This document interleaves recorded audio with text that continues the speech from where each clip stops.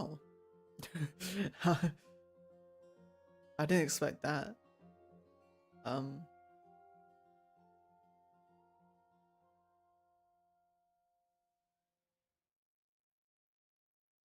Well, a new event just showed up. This wasn't here this morning. Okay. I was only planning to do this one. Ah, okay. Anyway.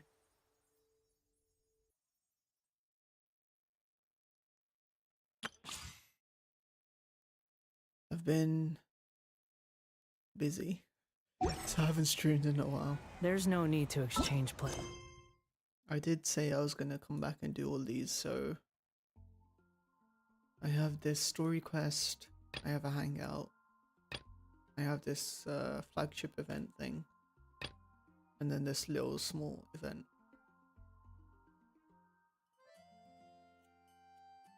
Let's do this one, this one, this one, and then we'll end off with the event. That should be fine, right? Please. Planning to get everything done today. I've been like absolutely busy. 110, is that enough?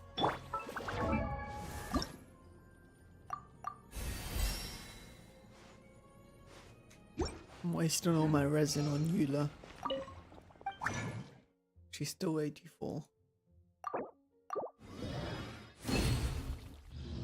It's probably not worth it to get her to 90, but I don't care. I'm gonna do it anyway. What am I doing? Let's go do these first.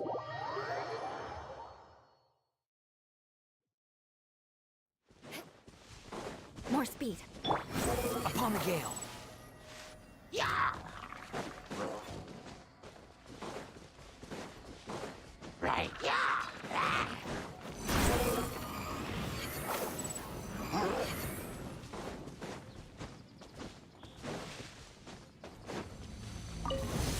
By royal decree, vengeance will be mine. Beg for mercy. The wind rises.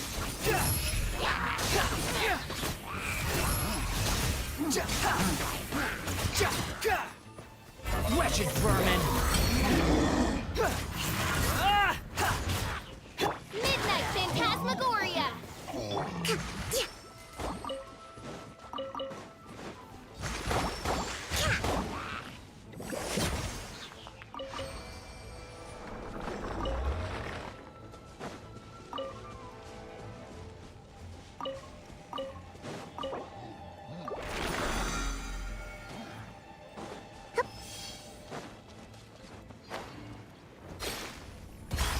Oz revealed by...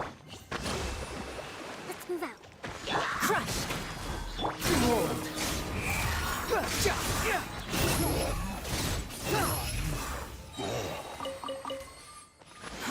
Too slow. The wind rises.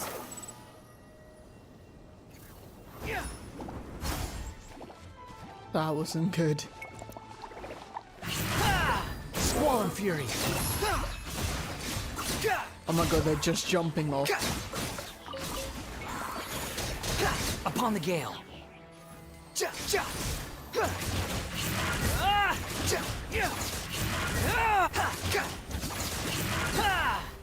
At least it saved me the effort of like having to climb up there again. Where's the next one? Yeah.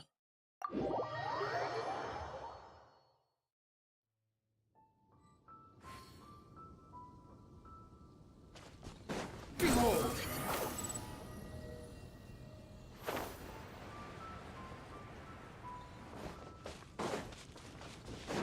Squall and fury.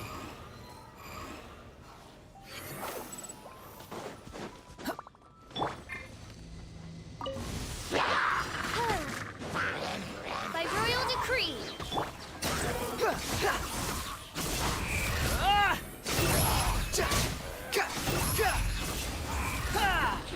As you wish, maid Fräulein. flood of frost. Shudder. Billowing surge. Allow me.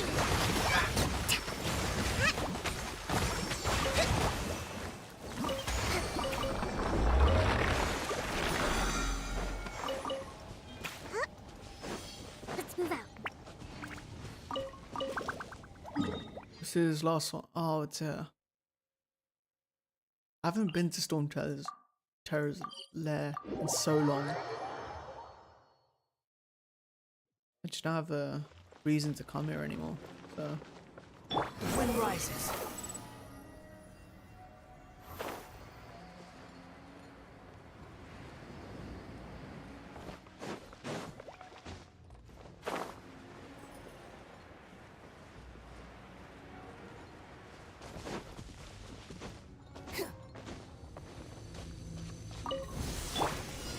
Oz, reveal! Squall and fury.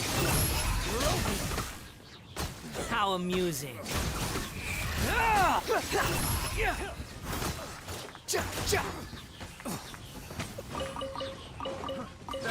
Following me. Midnight Phantasmagoria! Unsightly insects. Too slow.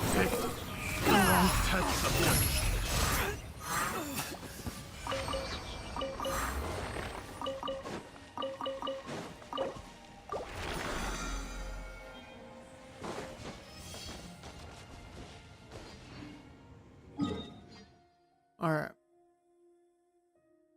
Where am I going?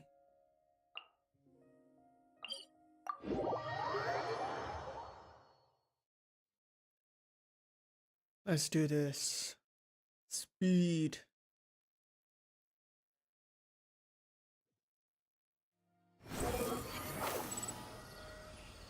%, that hangout's gonna take like 3 hours. I know it. Quick following. Behold.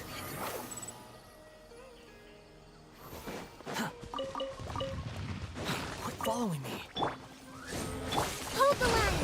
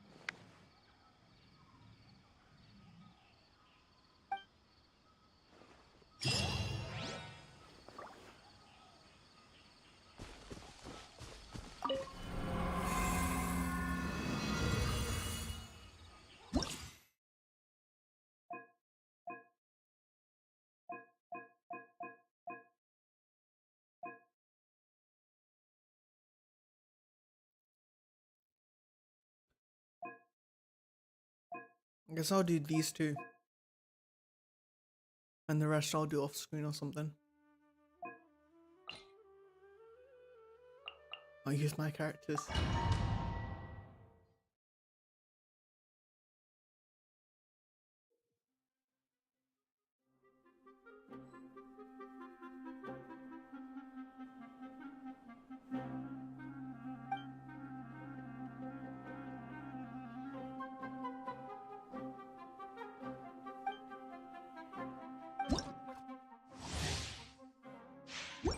I don't know, I'm just gonna attack them.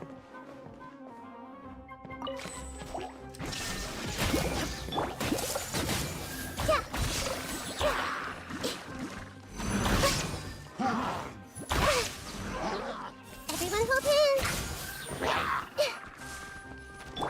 Now you shall perish. Ha, there is no escape.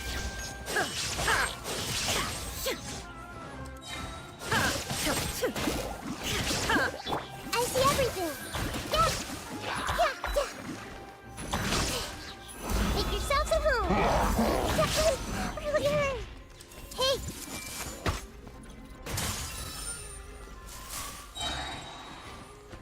Inazuma shines eternal.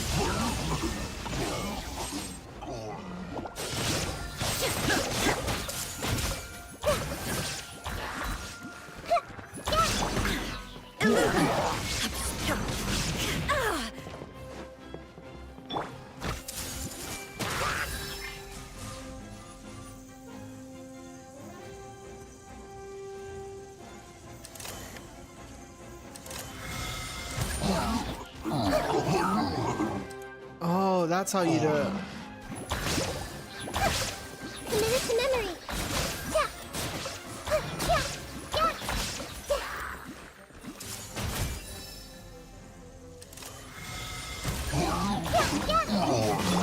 Torn to oblivion.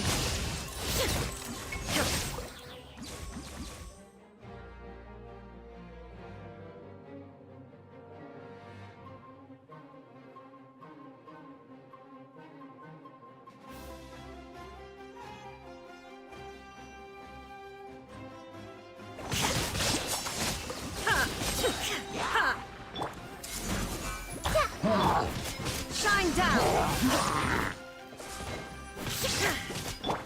Roll.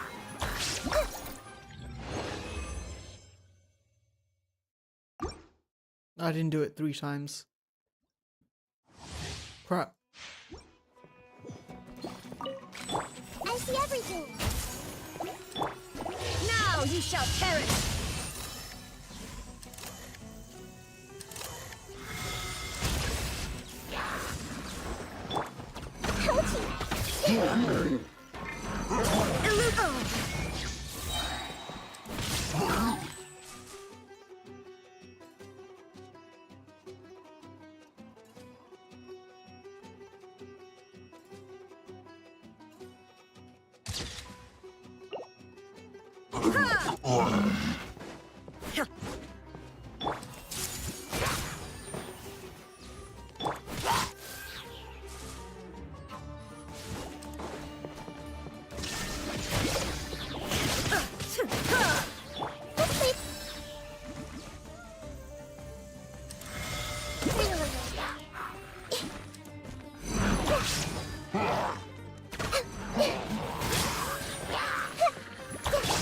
Torn to oblivion.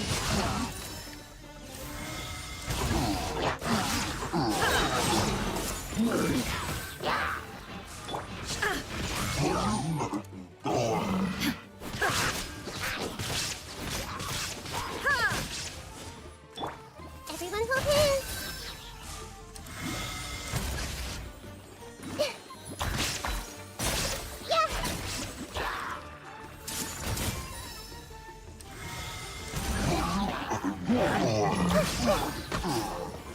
There is no escape.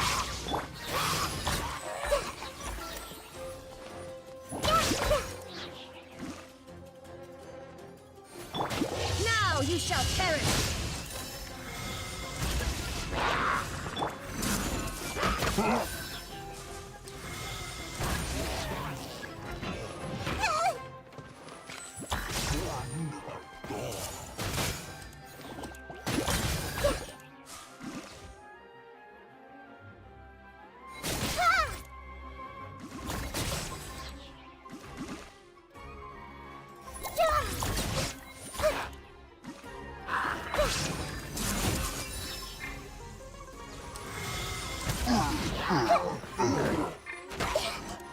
The Temple of Wisdom!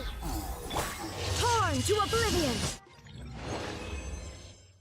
Cool.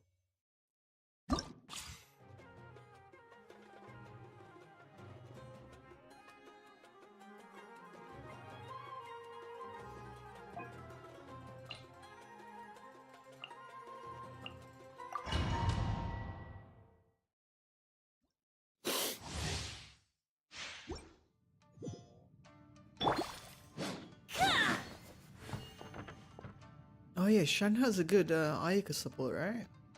I should get her next time she reruns.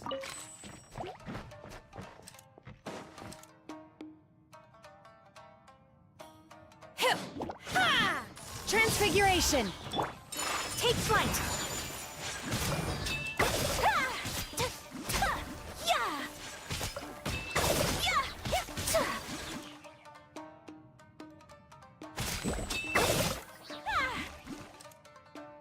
My apologies! Yeah! Obey!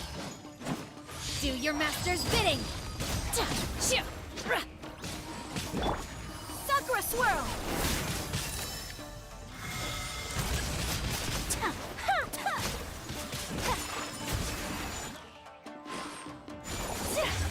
Unleash!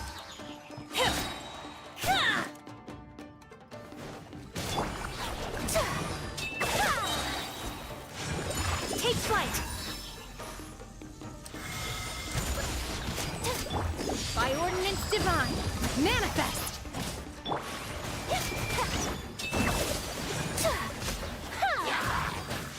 Kamisato art, Kometsu!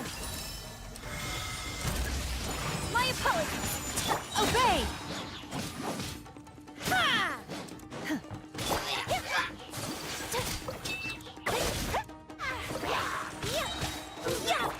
Cryo incarnate! My will embodied! Take flight!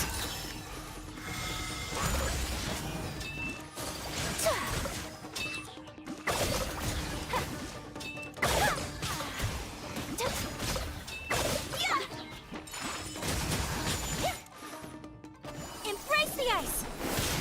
Unleash!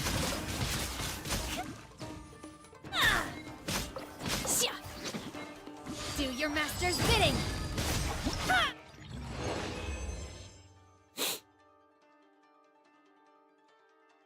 Cool. Is that it? Why is that?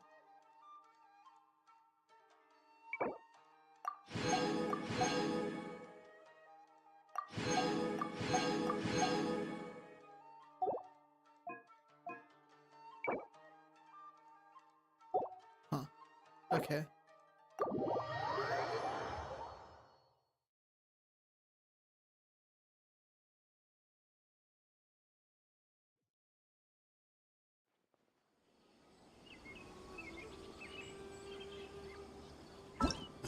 Alright, 20 minutes and we've done the mini event. Let's do the hangout, I guess. Let's go.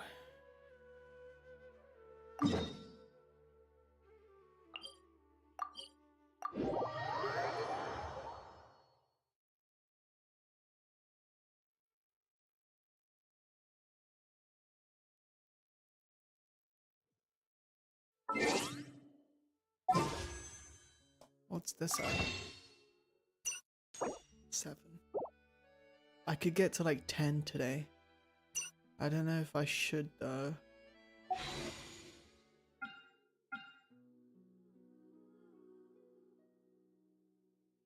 I could go till I get it. I'll think about it. Depends on how many I get today.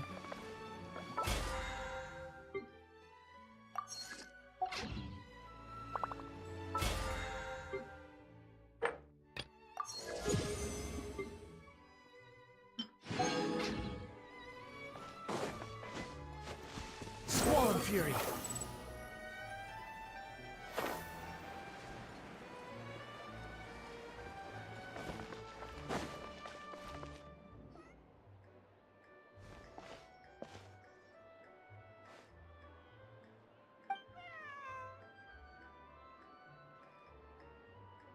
Yeah.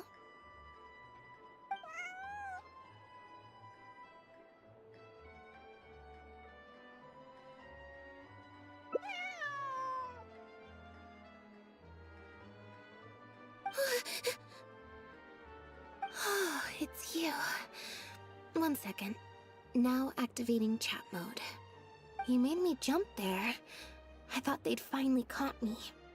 Objectively speaking, the trouble was entirely of my own making.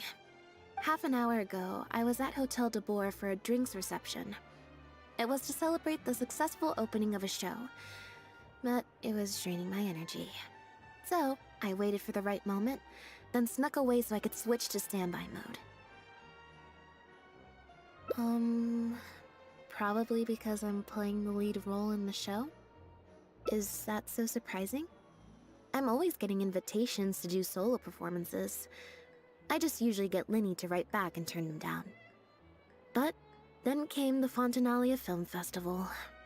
We took all the kids from the House of the Hearth out to see a film, and after it finished, they all started clamoring for me to try out acting for some reason. Even Linny was chanting along with them. Anyway, it just so happened that a director called Mariu had sent me an invitation right around then. I'll spare you the details, but basically, Yep, you nailed it. I'm playing the role of a puppet. In fact, the show's called The Lost Puppet, and it's a masked mime show. So, I don't have to do any facial expressions or say any lines. Literally just a series of physical movements. The director says it's a very avant-garde art form. Art is not comprehended by the mind, but felt in the heart. At least, that's what the director says.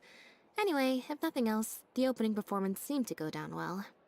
At the drinks reception, everyone was crowding around me, saying, "Triumphant character portrayal, faithful adaptation of the original work, unequivocally, quintessentially avant-garde," and stuff like that.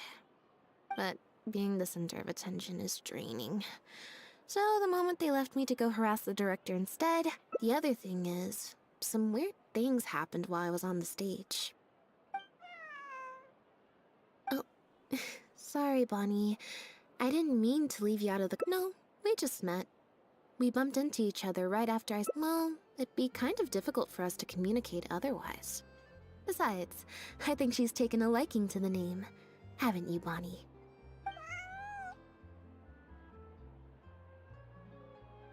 Yeah, that's right. Good kitty. We'll go find your owner soon. Nope. She's wearing a collar, and for the most part, she's pretty well groomed. If she is a stray, she hasn't been for long. Her stomach's been growling a lot. I guess she must have been missing for a few days now. As much as I'd love to hang out with her for a while longer, her owner's probably worried sick about her. Assuming she has an owner, that is. But the reception... I should probably show my face there again at some point, even if it's just to make excuses and leave again. Decision time. Well, I just find it exhausting, thinking through all the different ramifications of different choices and so on. That's more Linny's area than mine. So, unless it's something really important, I usually just leave the... It's fine. He got Fermine to make me a little something for just this situation. Poof! A phaetometer. It looks pretty over the top, I know, but it's essentially just a box of cards. He kept the design simple, so it'd be harder to break. The way it works is, I pick a card at random, then look at the number on the card. Well, for example, if the number on the card is 5 or higher, I help Bonnie find her owner. If it's less than 5, I go back to the reception. I just have to believe in the bond between me and my cards, and my fate will reveal itself to me in numerical form. At least, that's...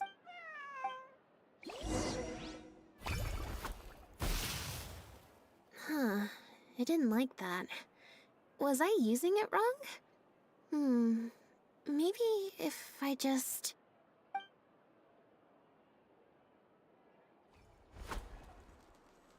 Clearly, there's some design flaws to iron out. I'll have to let Fremen... Let's see... Which card did I get? 4.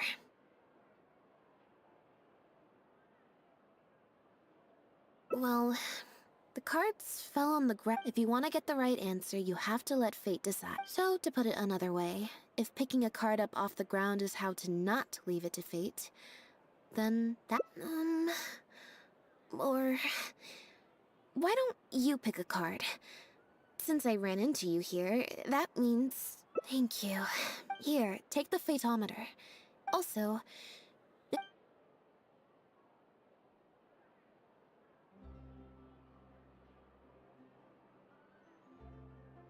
Huh?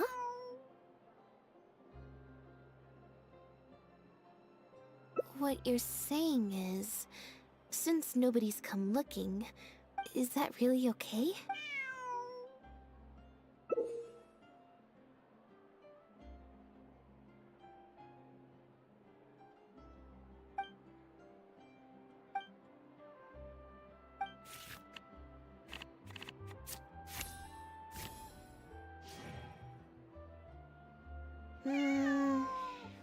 Maybe not. As much as I don't want to, I really should be getting back. Besides, if...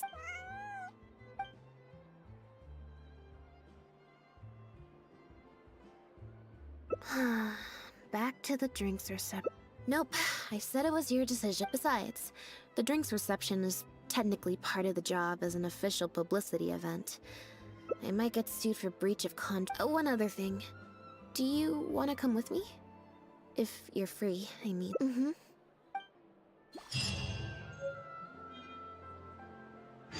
The wind rises.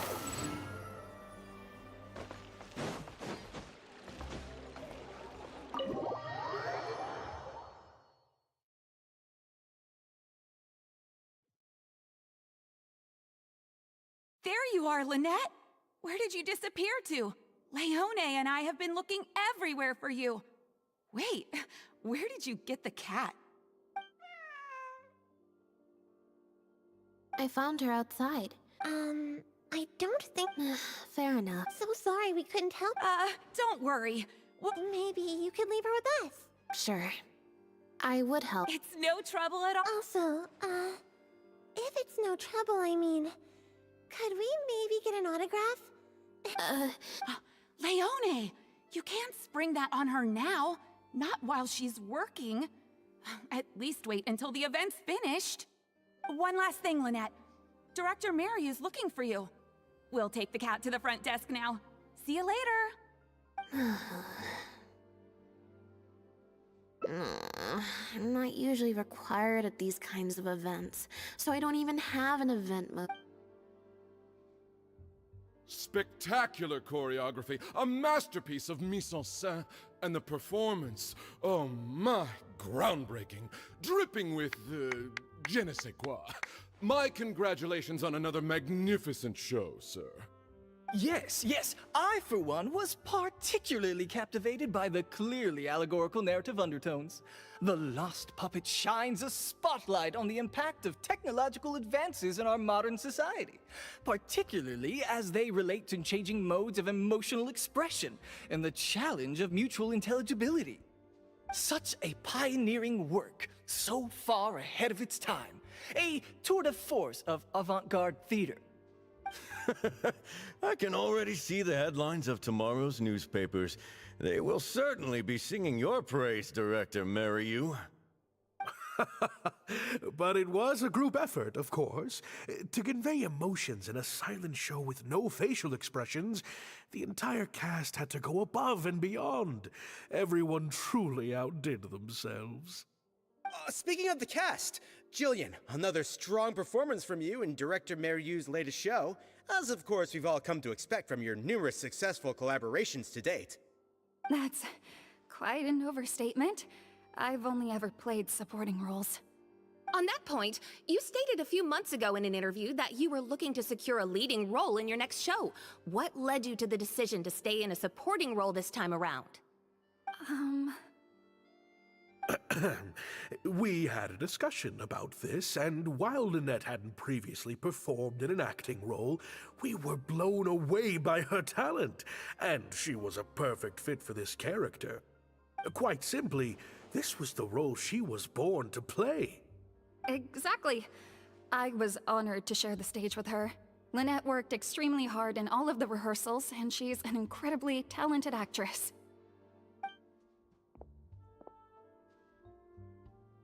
Oh, Lynette's back! Hey, Lynette, where have you been? Were you in standby mode? Some reports say you switched to that state to recharge after a show. Ah, method acting, of course. Such a compelling portrayal of a mechanical puppet could only be achieved by an actor who lives and breathes their role even while offstage. Those seemingly stilted movements were in fact an inspired portrayal of the character. The ostensibly bad acting, in reality, was the product of supreme acting skill. Oh, I went outside and there was this cat there, so I played with the cat for a bit. A cat? We've long heard that you are a kind soul, as well as an incredible actress. No wonder your debut performance has garnered such popularity. This show looks on track to break box office records for avant-garde theater. Lynette, any words for the fans? Not really, no. I believe Lynette is trying to say that the act of performance itself is the actor's true means of connecting with their fans. Oh, I see. I love this. Lynette, any comments? It's so Right, cliche exactly. of cliche But of don't you want the critics. fans to know how you're feeling right now after the hugely successful opening of your first ever show? That's true. I'm sure the fans would love to learn a bit more about you too. How interesting.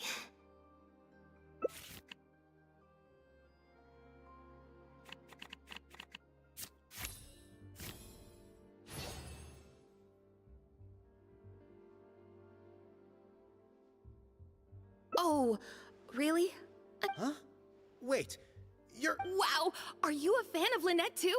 Do you have any comments on her first performance?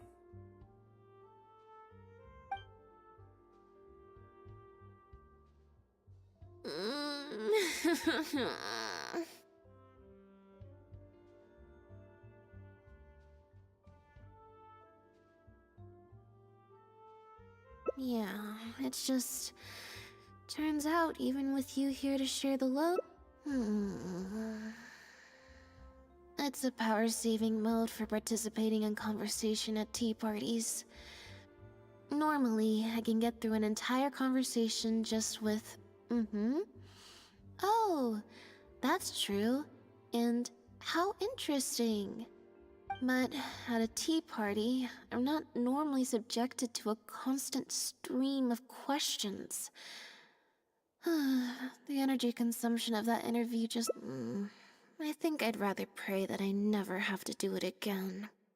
Lynette, Director Mariu would like you to join the group photo to commemorate the successful opening of the show.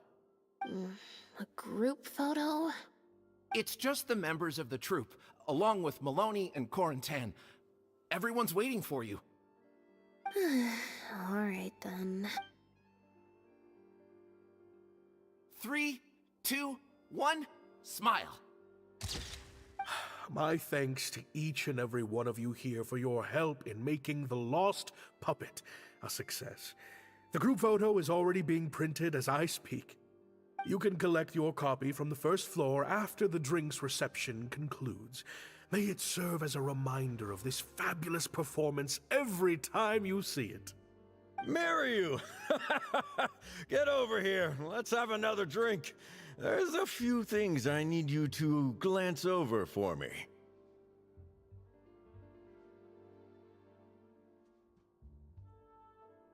I thought the group photo was the final hurdle. Well, at least there's no more people hounding me with questions. I just need to find somewhere to switch to standby mode. And the...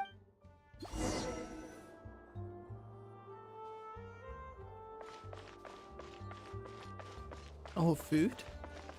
Let's see what this guy offers. No recipes? Oh, I already have them.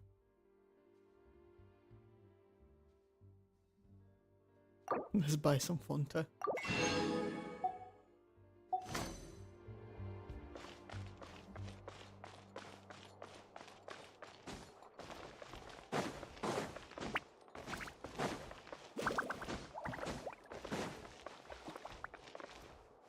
Hey, it's Farina.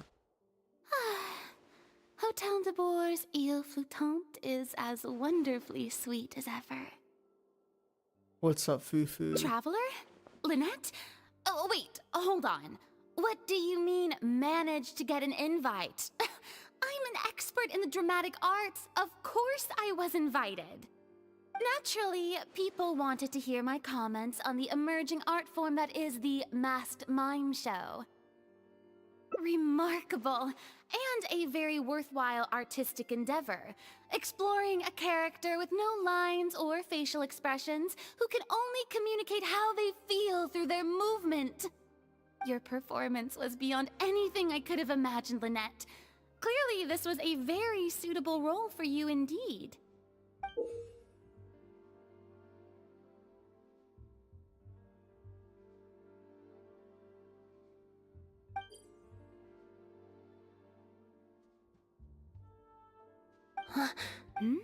Is some... No. Oh, basically, I think I'd give it a positive review overall. Just not as gushing as the crowd downstairs. So, you thought they were pretty over the top too? In fairness, it's normal to bring along some vocal supporters for publicity when a new show opens. But still, this was something else. Then again, I'm no specialist in avant-garde theater. Maybe I'm just not well acquainted with their review criteria. Or maybe it's because I came to the show with some preconceived expectations. I did happen to see the original draft of Mariu's script a while back. What original draft? Oh? He didn't show it to you? It must have been a few months ago. He came to me to get some advice from an experienced performer's perspective, and then asked if I could write a few reviews of his new play. I had a lot on my plate at the time, so I had to turn him down. I only skimmed a few sections, but they seemed quite different from the final version. I can't say I remember the plot, but I don't know. The protagonist just seemed more complex, I guess. Especially in the last two scenes. Still a mechanical puppet on the outside, of course, but she seemed to have more emotional depth on the inside. Emotional depth? Oh, I'm just thinking aloud here. Don't take it to heart. Besides, a script and a play are two very different beasts. There are so many fine details to consider when turning a story into a stage production. More than most people could imagine. Especially with a novel art form like a masked mime show. I'm sure Mariu had his reasons for the changes he made. Change of topic. I see you've escaped the crowds to seek refuge on the second floor. Fame can be overwhelming at first, can't it? Perhaps you'd benefit from hearing about the experiences of a veteran celebrity such as myself. No thanks, I'm good. Pretty sure this will be my first and last time in this situation. Hey, at least let me finish. I have top tips on dealing with belligerent reporters, slipping away to hunt down snacks during the intermission. Tell me everything. Tell me everything. First, take a seat, mon ami. We must partake of Hotel de Bour's fine desserts as we talk, lest... That was very educational. I expect most of the people downstairs have left by now. Time to grab my copy of the group photo and get home.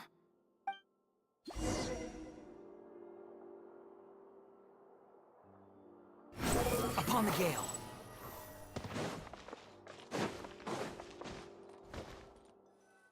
The photo must be in this envelope right here. It's finally over. Thank you for sticking around for so long. If it wasn't for you, I don't know how I would have standby moded my way through the last few hours.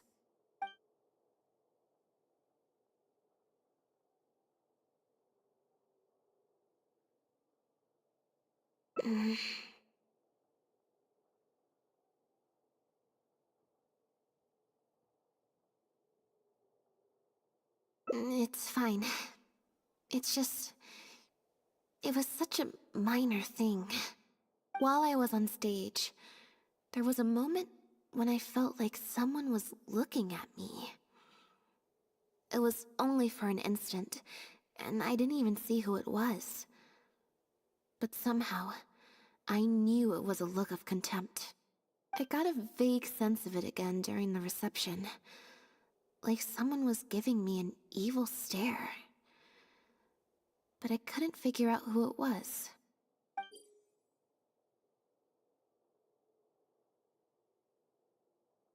Normally, I'm used to lurking in the shadows on the stage and spying on other people. So, it was strange. Or someone just took a disliking to me for no real reason. Sometimes you can like one person and dislike another for equally pointless reasons. Anyway, it was just a momentary stink eye, that's all. Okay, problem solved. I'm gonna take this envelope and go home now.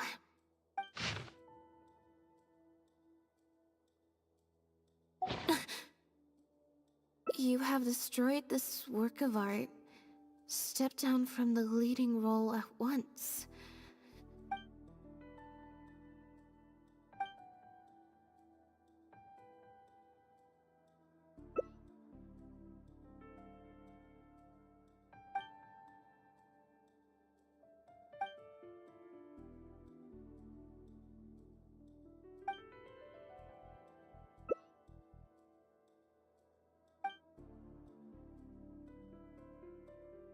I don't think we're gonna find any more clues here. Yes, let's. Whatever destroyed means, it could have something to do with the original I can't believe how well the whole Lynette's debut acting role thing worked out. Even the avant-garde box office is lapping it up. How could I ever have doubted I think the you? audio's a bit fucked If you there. hadn't stuck to your guns and kept sending It's going those loud and invitations, this quiet. opportunity would have passed us by. See? I told you. All the times she'd refused in the past Now were it's all the fine. more reason to keep inviting her, because it turns into a big talking point. Can you imagine if you'd gone with Jillian? You'd have been lucky to get half the ticket sales you've ended up with. True. Well, Jillian still needs to get a few more productions under her belt.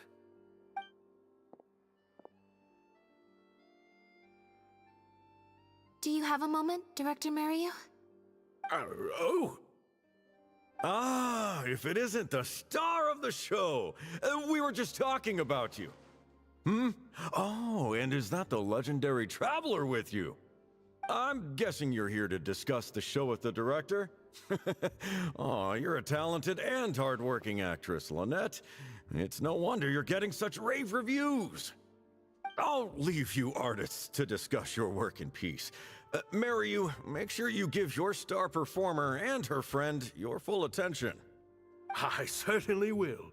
Lynette carries the fortunes of our entire troupe on her shoulders.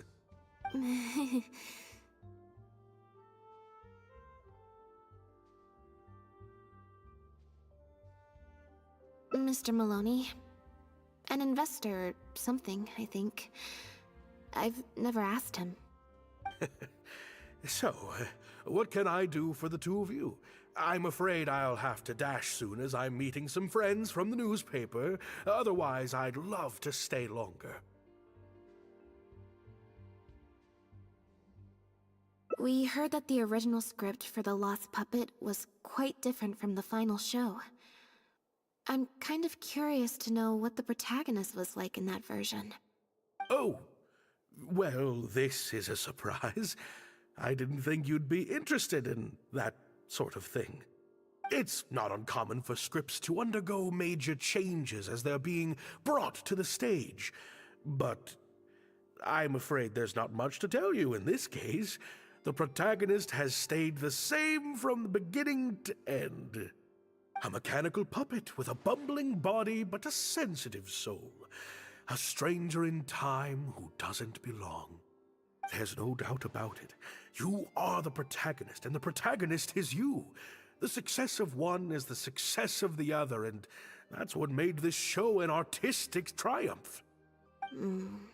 Sorry, you've lost me. Can you put it in plain words? All right, then. Delving deep in the search of core truths is the job of an artist, after all. You shouldn't give your attention to early drafts of the script, Lynette. All it would do is sow confusion where you already have clarity. The current script is the final version because it is the best version, and your performance best brings that script to life. Why, if it weren't for you, I doubt any audience would give our show the time of day. What letter? Oh my goodness!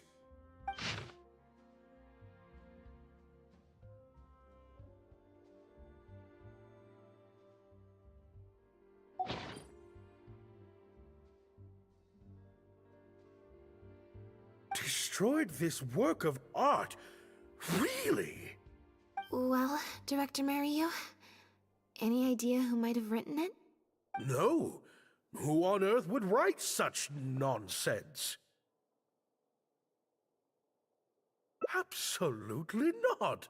Without Lynette, this show would be over. Everyone's hard work would go to waste. No, there's no way that this is someone from the troupe. Yeah, maybe Jillian could fill in for me for a while. What? No way. Out of the question.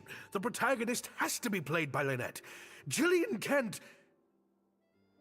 She's just not what the audience is looking for.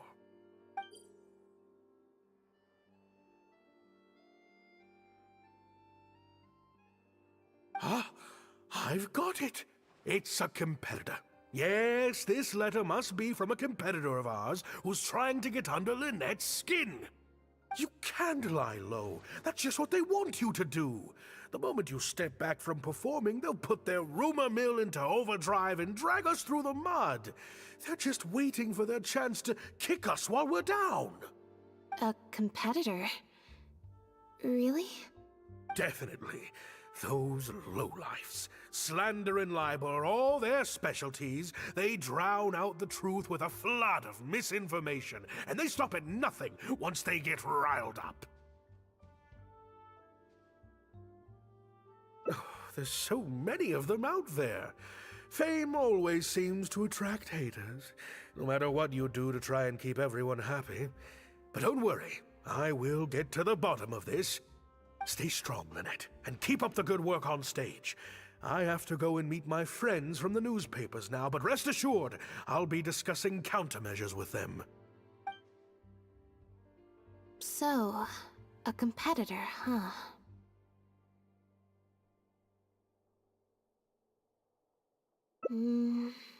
I kinda doubt it. We've dealt with those types before. Usually their goal is to steal our venue for their own show, or to cover up a scandal by planting a story to divert public attention. But at the moment, I don't think anyone's got a reason to do any of that stuff. Let alone pull a stunt like this. A threat letter is quite extreme. Besides, when I felt that evil stare, I'm pretty sure it was coming from somewhere backstage. So that rules out a lot of people. I'm actually more concerned about Maryu. When I mentioned Jillian, his reaction was pretty unusual. Especially since Maloney mentioned that the initial plan was to cast Jillian as the lead. Sounds like there was an original protagonist as well as an original script. I should probably go talk to her.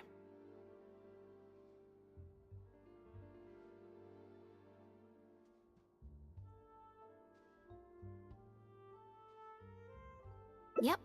She told me she lives in the Fleuve Sandra.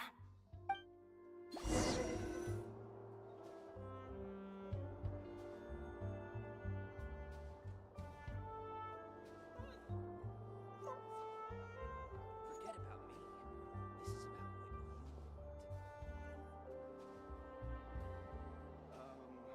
what you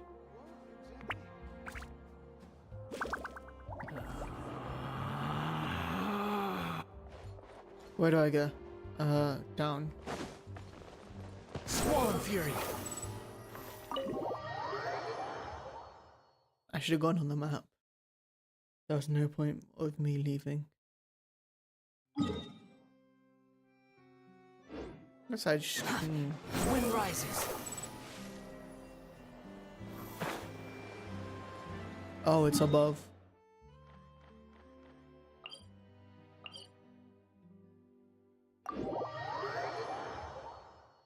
Oh no, it's below.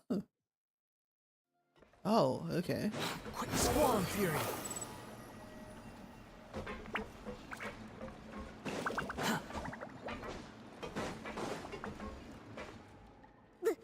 Lynette? What are you doing? You're not welcome here. I've been to the Fleuve Sandra plenty of times before. This is the first I'm hearing about me not- Things are different around here. You might be used to a crowd of bootlicking morons fawning over you wherever you go, but not down here. We know what you are. Bootlicking morons? I don't know. I've never met this kid before. Gina, stop that! Go home now! Jillian! No buts. How many times do I have to tell you? That had nothing to do with Lynette. If you don't leave right now, I swear I'll never invite you to one of my shows ever again! Jillian! Just because Lady Farina... I'm so sorry. Gina's always been a strong-willed child. That's why I never let her visit me at work.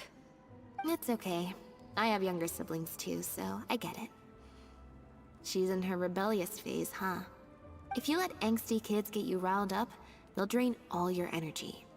So don't worry, I won't let it get to me. Well, this situation's a little different in this case, but still, thank you.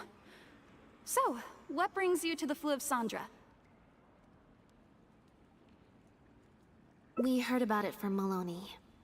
He said you were originally supposed to play the lead. Maloney, huh? Of course he couldn't keep his mouth shut. I'm sorry. I never mentioned it because Director Mariu was very clear that I mustn't let any of it affect you.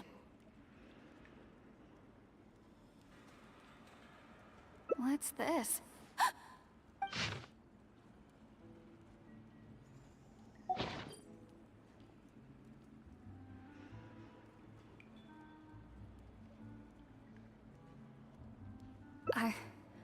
I don't know, who would do something like this? Don't be scared, Jillian. Just tell us what you know. Okay, I'll try. It's true. I've worked with Director Mariu many times before, but only in minor roles. The audiences and critics never had much to say about me. Nothing terrible, but nothing amazing either. A few months ago, Mariu started working on a new show, so I plucked up the courage to ask him if I could take the leading role. He was hesitant, but he agreed to let me try for the part. We did a few rehearsals, everything seemed to be going okay, but then... There's been a change of plan, Jillian. The leading role will now be played by Lynette. Lynette? But she always turns these things down, doesn't she? And that's why we cannot afford to waste this opportunity. Jillian, I understand how you must be feeling. But Maloney and myself have to do what's best for the production as a whole. Next time, the lead will be yours. I promise. I was incredibly disappointed at first. Without Lynette, how could we ever convince people to pay money to go and see a masked mime show? And if the show was a flop with me in the leading role, how would I answer to the then?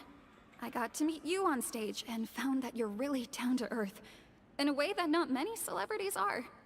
You were kind to everyone, and your performance wasn't bad. Whatever disappointment I had left at that point, I certainly wasn't about to take it out on you. By wasn't bad, you mean it wasn't great either. So, I'm guessing Maryu changed the script to simplify the protagonist, make her a dumbed-down version of the mechanical puppet that I could actually play. He did make some changes to the script, yes?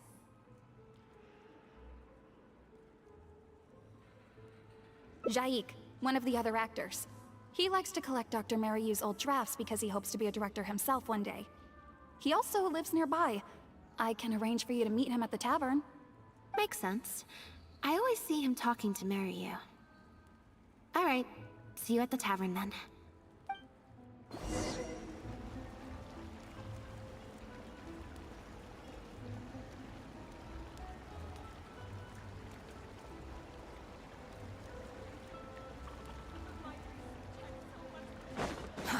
Too slow.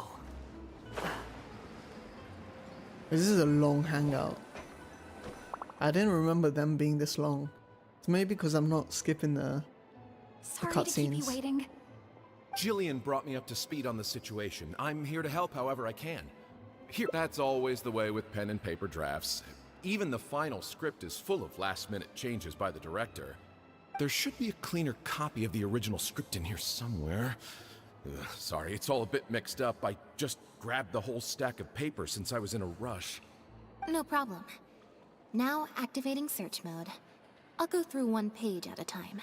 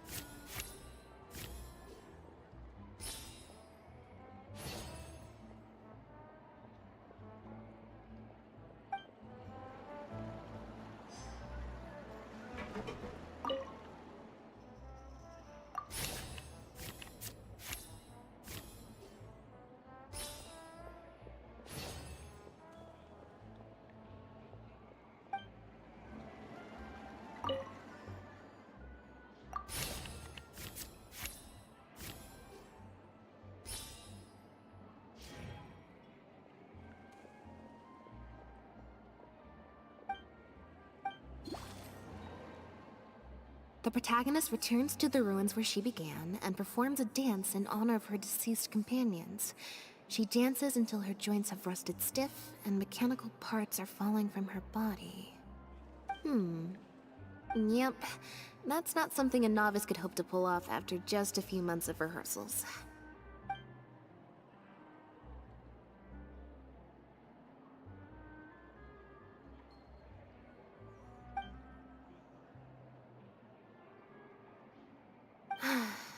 Frankly, I think that the original script is much better, and the original lead is the best fit.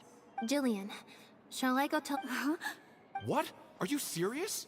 But the next show is at the Opera Epiclese. But not such a rare one for me, though, right? That's different. This isn't you as part of a magic duo. It's a... Fame and small, but if you play the lead, It'll never work. There's no way the set for Act 4 would need to change, as would all the marketing materials.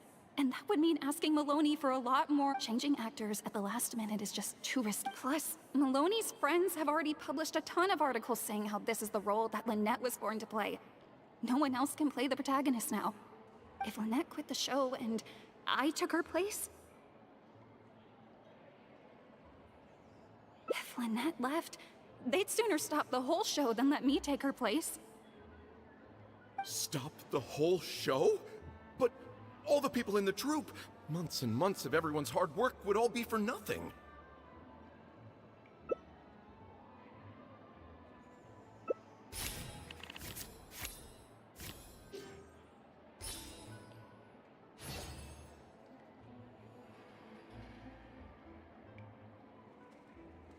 You do? What is it? That's a bold plan.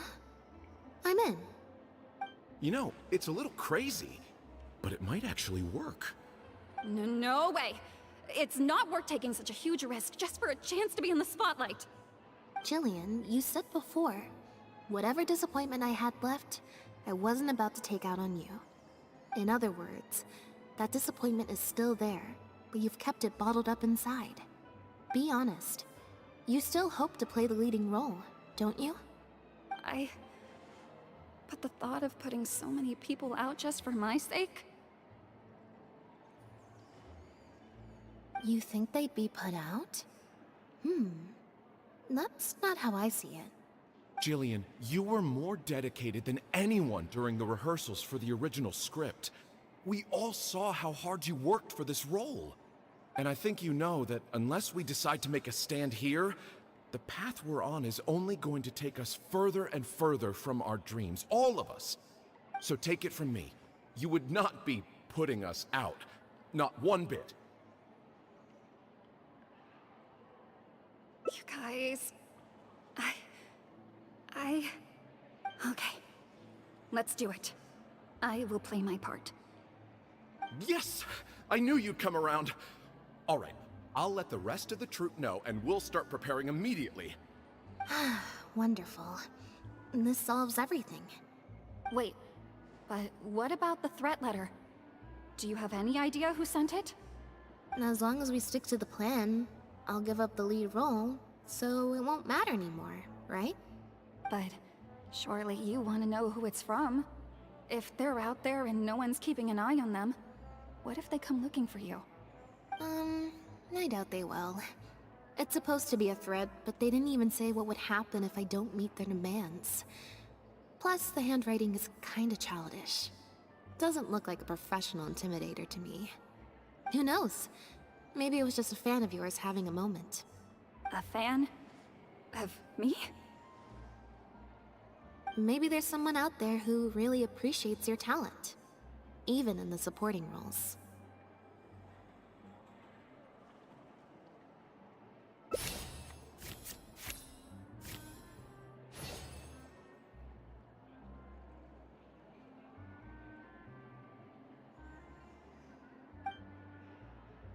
It's getting late. Come on.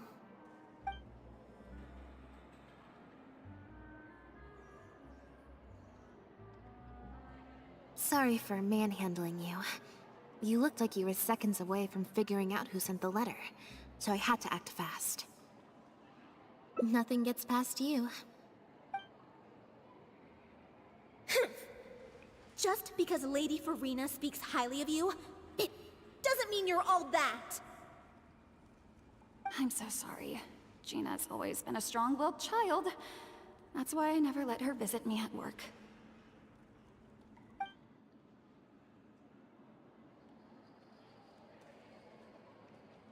I guess she must have snuck into the drinks reception and overheard our conversation with Farina. She idolizes Jillian, both as an older sister and an actress. And she watched as the dream role Jillian had been waiting to play for so long got snatched away from her by some amateur who's never acted before. To make matters worse, all the critics were hailing this amateur as a perfect fit for the role, and even Fontaine's former biggest star was praising her abilities.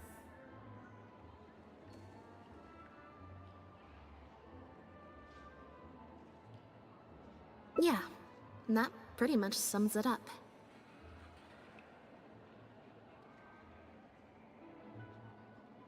Like I said, getting angry at angsty teenagers is draining. Besides, if it was my younger brother or sister and they found out I'd been treated unfairly or had an opportunity stolen from me, they'd definitely do something far worse.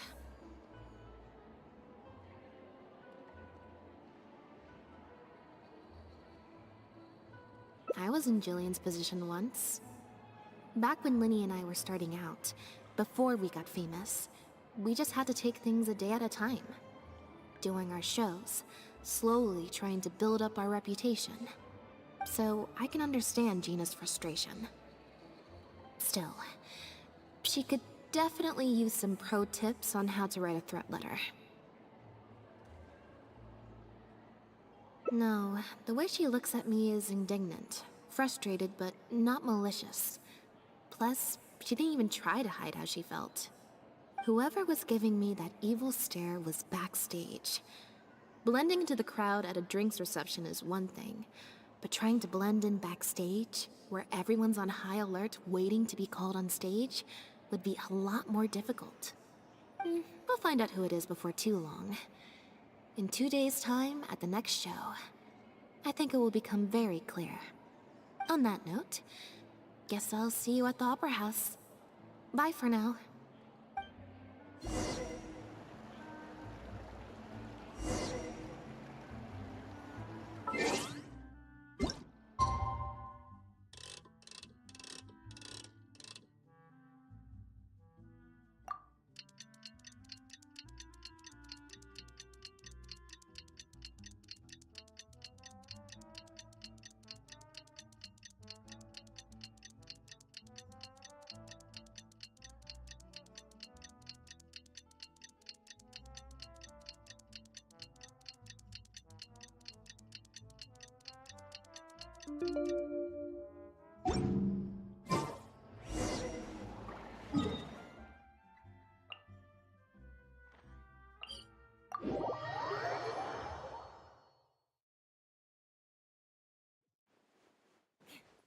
Behold!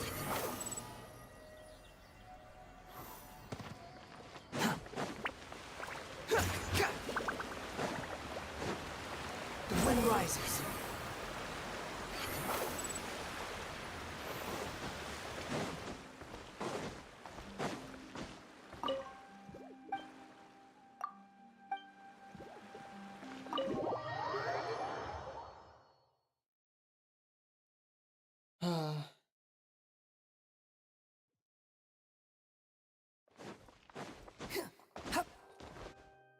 Oh, you're here!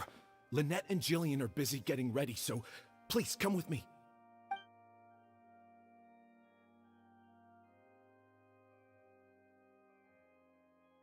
That puppet in the middle, is that Lynette?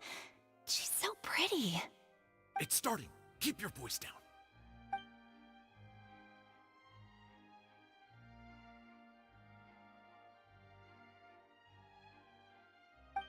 Wow, I thought it would be hard to follow, but in the end... Even though her face was expressionless and she didn't speak the whole time,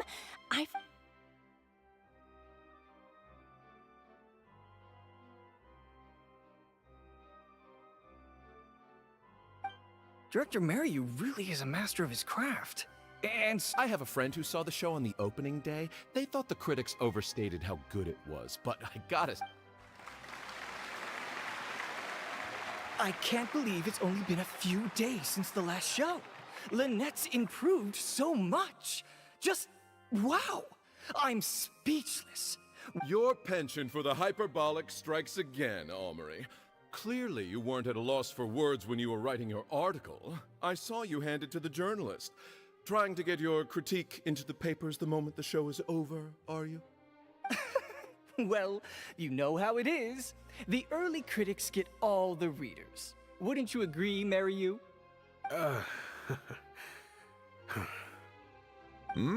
What's the matter? Cat got your tongue? The first half was a huge success.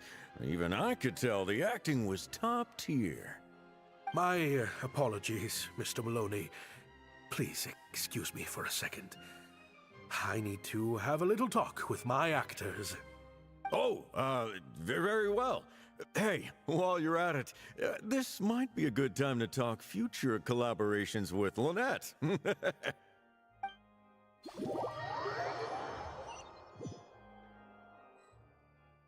Are you guys sure this is gonna work? What if Director Mariyu pushes back? We're already halfway there. We can't back out now.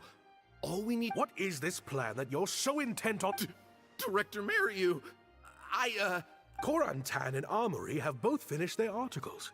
I went to greet them as a mere formality, but you seem to have availed yourselves of my absence during the first half to defy me. What have you— Was that really Lynette playing the lead role? Ta-da!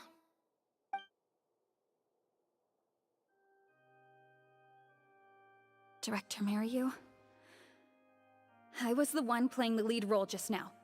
I switched costumes and masks with Jillian so that I could be the protagonist's companion.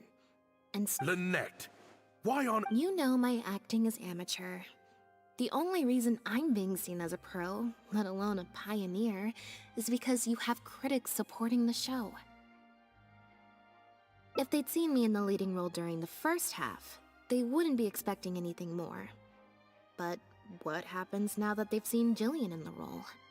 If you force me to play the lead in the second half, they'll be wondering, why is the actress suddenly giving such an underwhelming performance right at the climax of the whole story?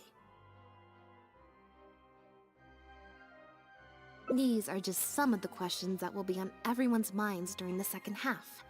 There's only one way for you to save your reputation. And that's to keep Jillian as the lead? Absolutely not. I'd sooner announce that we're having technical difficulties and need to stop. If I keep Jillian as the lead for the second half, what do you think will happen in the curtain call when she takes— What will your fans think? They're only here because of you. And what about all the critics who support you? If we get on the— There'd be tickets to refund, fines to pay for breach of contract. The whole troupe's hard work would go down the drain. You can't just take a job on a whim, then abandon your responsibility the moment you don't feel like doing it anymore. Director Mariyu, please. You're not being Actually, Jillian, he's half right. I did, but my responsibility here is making sure you get back the role that belongs to you. And I guess part of that responsibility lies with me. Sorry I'm a little late to the show. Work's been— Lenny? What do you want? Do you think you can snap your fingers and make all my problems magically disappear? That might be a little tricky, but— What's this? A draft complaint letter, my contract, your legal fees, reimbursement for the tickets, and an advance on the penalty fee for breach of contract. Mr. Mariyu, I'm stepping down from the leading role, regardless of whether you choose— If you do suffer unforeseen financial losses from this, you're free to seek damages as per the contract. And if you want to file a lawsuit, there's a draft here that you can use if you need it. What the— Of course.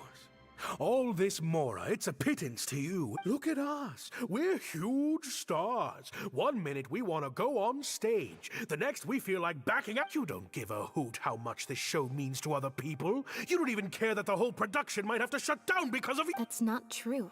I do care. And I'm under no illusion as to how much this show— Oh, brilliant deduction there. Of course it means a lot to me. This is my show. That's the only reason I asked you to— Really? Then why do your eyes tell a different story? Almost as if I've destroyed your work of art.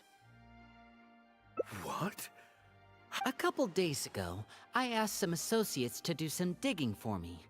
I was interested to know who else you invited to play the lead. Surprise, surprise. Turns out that all the other famous actresses you asked either had prior commitments or weren't a good fit for the role. They all turned you down. And I would have turned you down too, if not for You didn't send those invitations because you were looking for a better actress than Jillian, but because your investor wanted a big name in your show, right? Director Mariyu. To get Maloney on your side, you chose to make Jillian the understudy, and then look for an opportunity for her to take the lead. I bet you were torn at first, weren't you? Do you stick to the tried and tested formula? Choose Lynette, use her celebrity to get the critics on your side so that you and your investors can line your pockets? Or do you choose Jillian, so that you and your longtime collaborator can stage the show of your dreams? The original, unedited version of The Lost Puppet. Oh, You mentioned prior success and fame earlier, but you're a well-known director yourself, or maybe, deep down, none of your current achievements really count as success to you. Right now, you have an opportunity to send Jillian onto that stage and perform the second half as you always imagined I'm gonna it, fall asleep. faithful to your original script. Your work would be displayed for all of Fontaine to see in its true, perfect form. Did you say perfect? Or will you act now before Maloney and the critics can protest and make your dream come true on the stage? And Jillian's dream. In fact, the dreams of the whole troupe. The whole troupe? Director Mariyu? Actually, most of the money Lenny brought came from— We've worked with you for many years now. Your troupe has been here for you all the way from the empty theaters where we first performed to the opera. We watched as you slowly started down a path you used to despise. The path of powerful connections, drinks receptions, This is like backdoor deals with critics, and this reminds me collaborations of based on Nilu's. fame instead of talent. Was it Hangout or I think it was a story But quest. this is just a temporary measure. But it's just I all did talking. it for the good of the troupe. And besides, this is how the whole industry works. Everyone else is doing it. Yes, we know. Back when you started, you had to bite the bullet and do these things to keep the troupe afloat. But then what happened? You began to embrace these methods more and more, becoming so reliant on them that every show you put out is overhyped by the media, and every script you write is edited to suit some celebrity's needs. Surely you must have noticed what's happening. While we've been performing at bigger and bigger theaters with each show, the applause is getting quieter and quieter each night, and the criticism from people who've seen the show is growing. Maloney's friends are sycophants. They don't care if the audience is disappointed because the show doesn't live up to their glowing reviews. They praise the things they like and skirt around the things they don't. Look, I know everyone's using the same promotional tactics, but does that really make— Well, it's just a stopgap solution. Next time, huh? Yeah. Next time, you won't use your connections. Next time, you won't pay off the critics. Unfortunately, it doesn't work like that. If you make some money once, you'll want to do it again, then again. I won't turn my back on my dreams any longer. Me neither.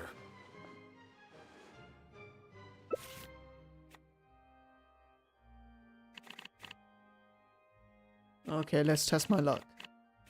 Let's see. Middle. It's a 4. That's like the worst card. I had dreams too.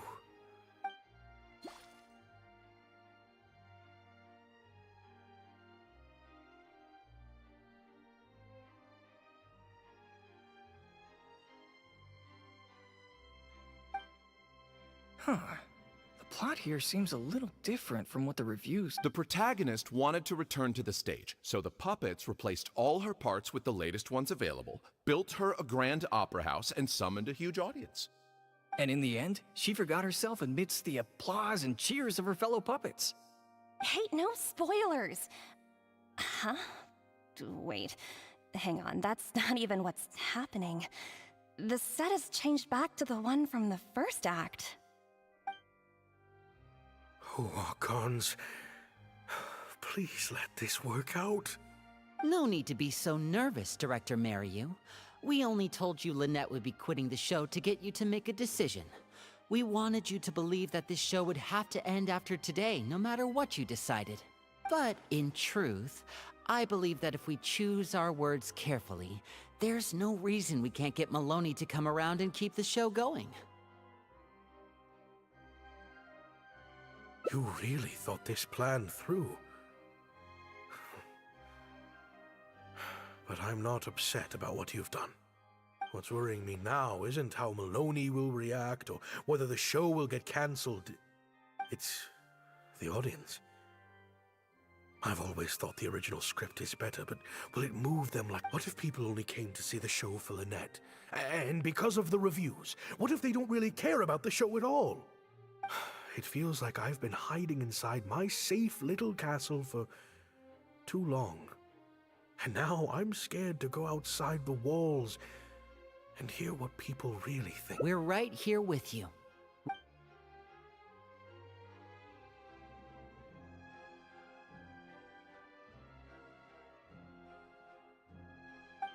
Wow. Okay, this ending is much better. I love how they brought back the set from Act 1 and gave it a whole new meaning. What a fantastic twist. Time for the curtain call. It's the moment of truth. Will the applause continue after I take off the mask? I could always leave my mask on. You would never know.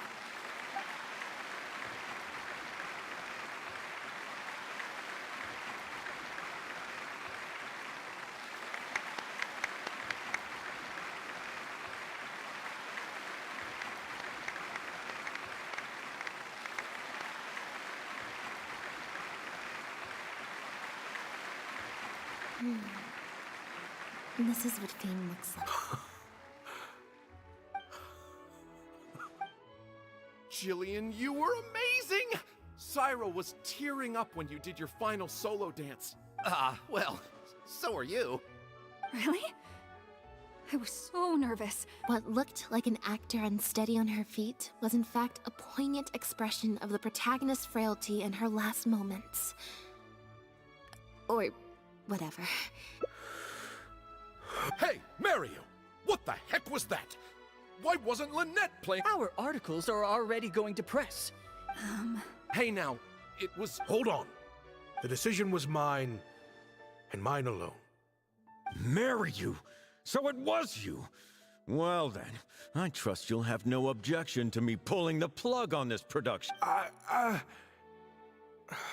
Director Mariu, Mr. Maloney, what on earth is going on?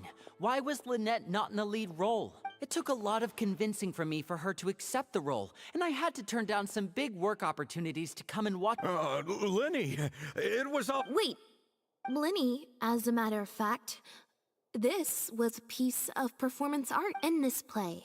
The masks and costumes served to obscure the differences between characters, and by extension, the difference between human and machine.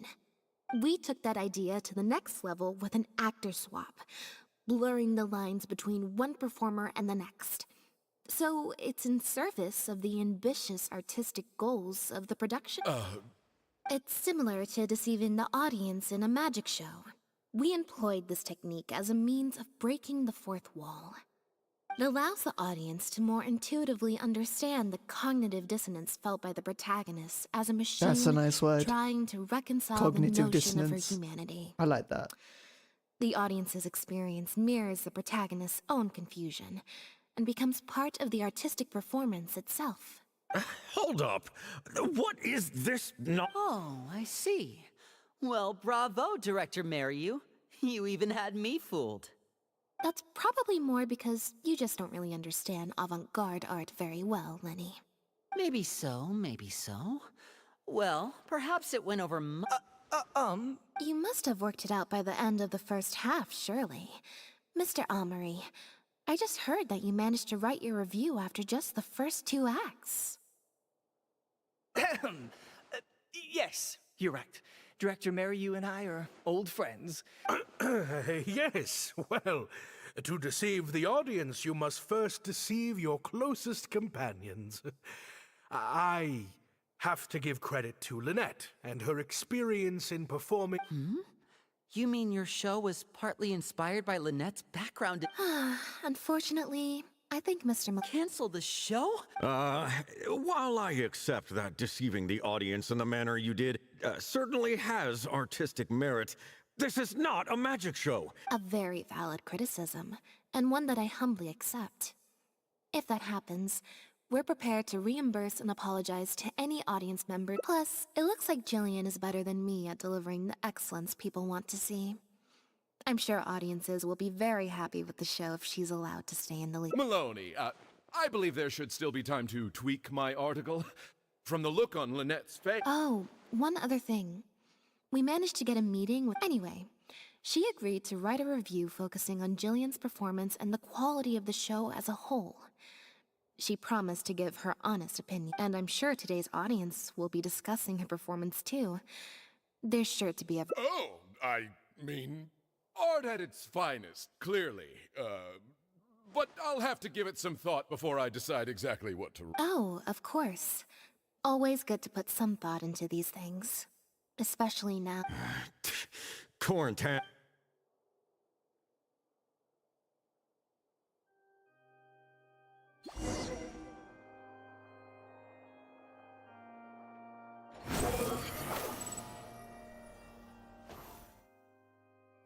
Thank you both so much.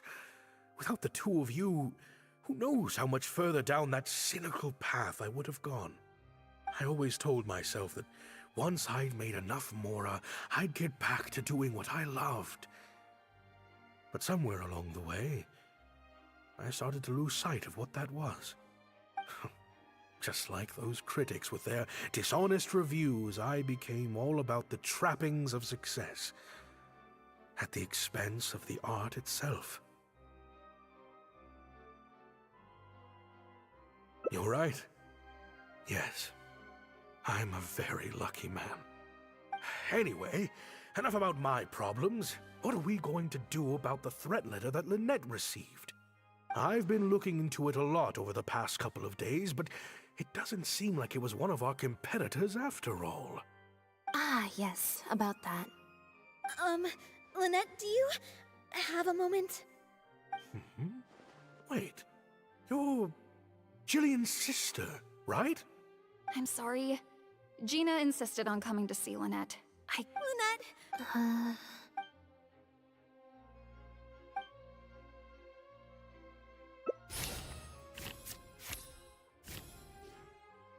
What? What's one? Yeah, me neither. Wait. Oh, do you mean when we ran into you at the Fleuve Cendre? As I recall, you were only trying to look out for your sister. It was just a few. Oh. Well, it sounds like Gina knows what she did was wrong. Owning up to your mistakes and committing to do better. I understand that feeling of wanting to stand, but next time, maybe consider a different tactic? Something you can pull off more effectively. Got it. Why do I feel like I'm missing something here? Hey, here you are. I was wondering where you'd all run off to. Great! Everyone's in one place. That makes this so much easier. What do you think? It's group photo time! We have to commemorate the debut. Okay, everyone, we all have pretty awkward Oh, am I really not a... Lynette, Traveler, come on! 3, 2, 1, smile!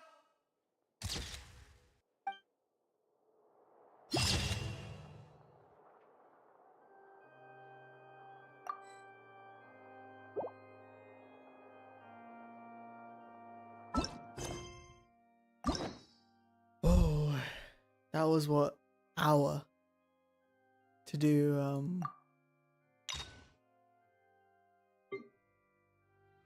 that was an hour to do one ending out of 5. That's wild. Alright, let's go here. You think? Thank you both so much. Let's skip the Without the two of you, who knows how much further down. I always told my... Just like those You're right. Anyway, enough about my I've been looking... Ah, yes. I'm sorry. Lynette! that letter? What? Gina? Director, it's time for... Oh, I think we came at a bad time. Lynette, Gina must have been worried sick about me. I'm sure even she wouldn't do something so stupid if she was in her right mind. Jillian, no! This is completely my fault, and I'm the one who should have to bear the consequences. I got the wrong end of the stick and completely misjudged. Well, since I haven't actually suffered any losses, seeking redress could be difficult. Maybe we could just... Really? After all, Gina wouldn't be the first person to ever misjudge me. In any case, I think we can all agree it was a misunderstanding. But still, I was wrong to write that letter. If that's... The crew could always use an extra hand. Plus, it'll give your older sister a chance to keep an eye on you. And thank you, Lynette.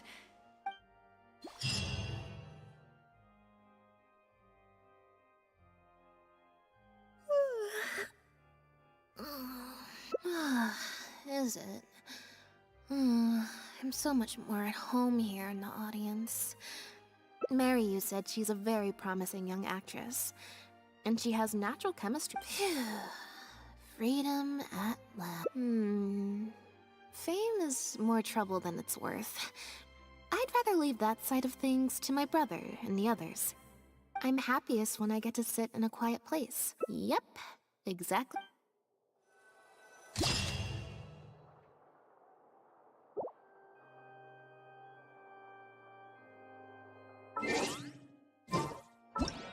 Alright, next one. Not that.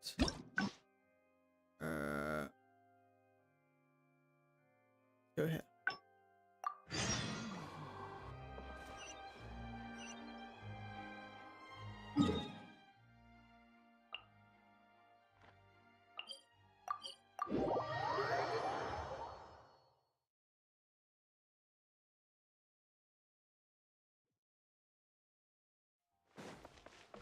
Squall Fury!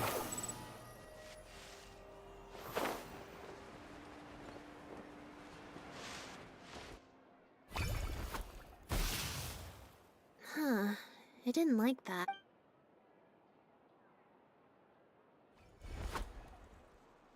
Clearly, there's some design flaws to... Let's see... 4. Well, if you want to get the... So, to put it another way... Or... Thank you. Here, take the photometer. Also...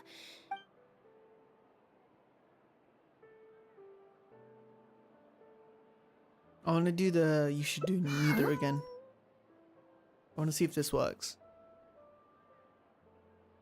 What you're saying is... So, is that really okay?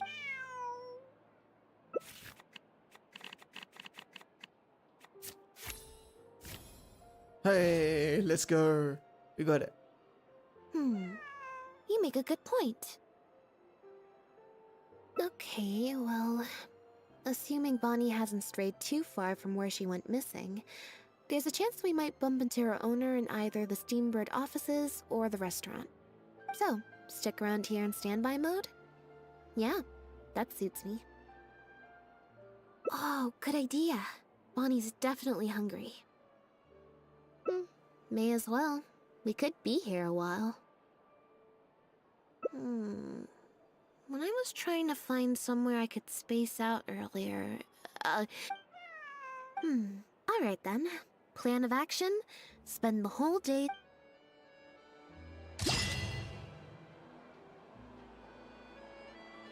That was a speed run. Okay. And I got the speed run achievement. Let's go. We're really speedrunning now.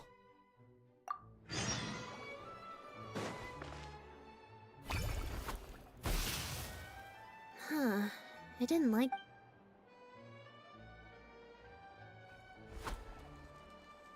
Clearly, there's some design flaws. Let's see... 4. Well, if you want to get the... So, to put it another way... Or... Thank you. Here, take also.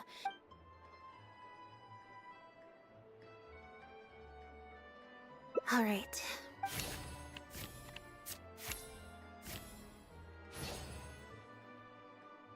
So, we're looking for Bonnie's. There's 20 cards in total, numbered 1. I should also mention, this time the cutoff was 5, but I just set that to where. To put it in perspective, I said I'd only do the show if I drew a 1. Fate can be pretty sneaky. I think I'll go to the Steambird and see about putting an...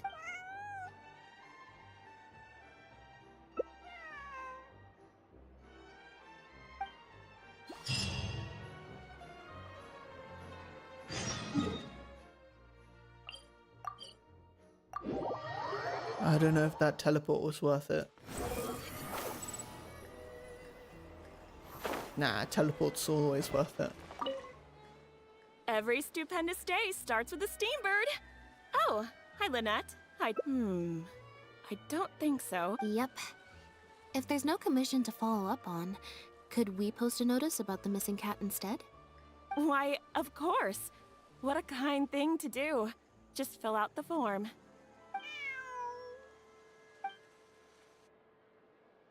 Well, we've registered you as missing. You can stay at my place until your owner finds you. Also, I just wanted to say, well, I should probably... If you've got some time, you should stop by my place tomorrow to see Bonnie. Alright.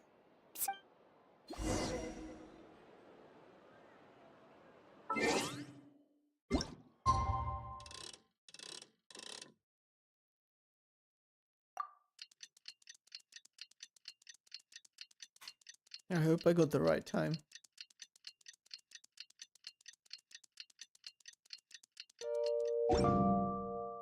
There's no need to exchange pleasantries.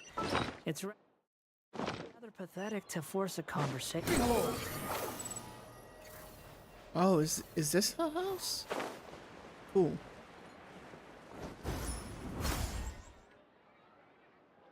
I believe this cat belongs to me. I already told you, this isn't your cat. Just take a breather, you two. Oh, you're here. As you can probably see... This is my friend's cat. He's preoccupied with some important... No. It's far more likely this cat escaped from the Humane Society. Bonnie? That's the name I've given.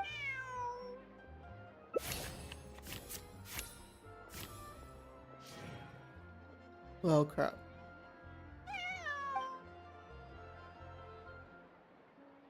Well, this complicates things. I told you before. Listen, I'm the director of the Humane Society, okay? We've got so many strays, dogs, cats, you name it.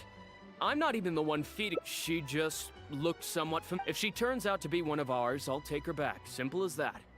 Even if that's not the case, the Humane Society could still take her. We're an organization that specializes in rescuing and sheltering stray animals. We've been in business for several decades now. The Humane Society. Huh. The name sounds familiar. I remember hearing good things. Near the one in the cartoon. Yes, that's the one. Anyway, if it's not too much trouble, could I... If it turns out I really am mistaken, I suppose that means the cat belongs to this lady here. She would be the only remaining... It belongs to my friend. Go on, Bonnie.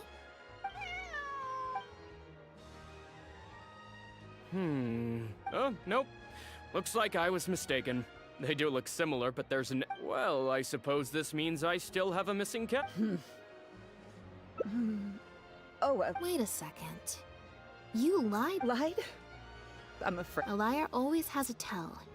The look in their eyes, their breathing pattern. What are you talking about? The way I see it, you're conflating baseless conjecture with fact. Normally, when someone is called out, their breathing speeds up as they begin to panic. But your breathing pattern hasn't changed one bit. If you're a bad guy, I'm sure you'll take off running the first chance you get. If you're... Intuition. Nothing. Intuition. You're right. I'm a member of the Guards. The name's Elodie. I'm currently investigating a cross-border smuggling case.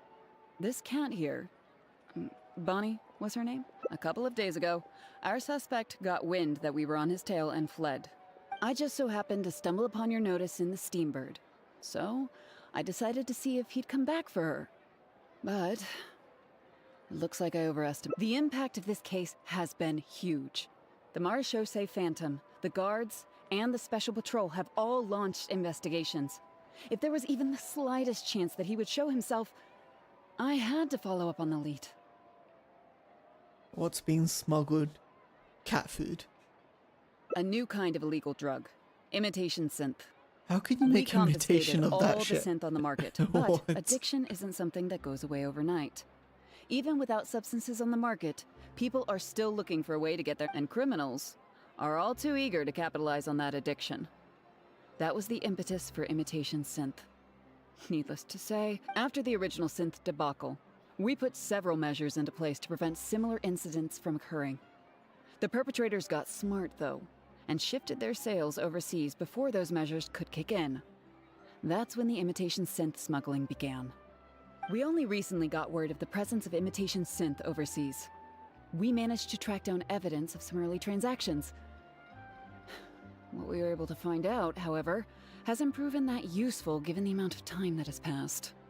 The Marechaussee Phantom launched an investigation to track down every person in Fontaine capable of producing a drug like that. That's how we learned about Bonnie's owner. He's a researcher at the Fontaine Research Institute. His name is Pierre.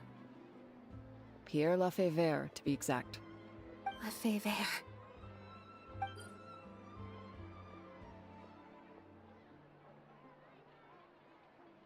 The Marechaussee Phantom found him in Poisson. In addition to the cat, he also had a pendant with him. At first, there wasn't much cause for suspicion.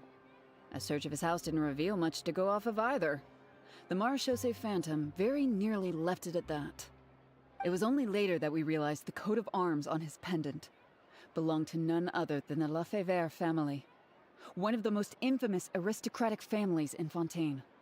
Obviously, this discovery prompted a further investigation into Pierre. At that point, however, we discovered that he'd already fled. That's not possible, actually. The Lefebvre family has been gone for a long time. Exactly. Many years ago, several important members of the family, including the patriarch, were murdered by an assassin of unknown origin. From that point on, family's power and influence took quite the hit. The family is engaged in all manner of crimes. As you can imagine, there's no shortage of people waiting in the wings to take their revenge. And with the family severely weakened, they were able to do just that. Most of the remaining family members succumbed to sickness or hunger. The ones that survived are currently living out their days under a new identity. Pierre is one of those very survivors. He's been hiding away in the Fontaine Research Institute all these years. His true identity unbeknownst to all. Until now, that is.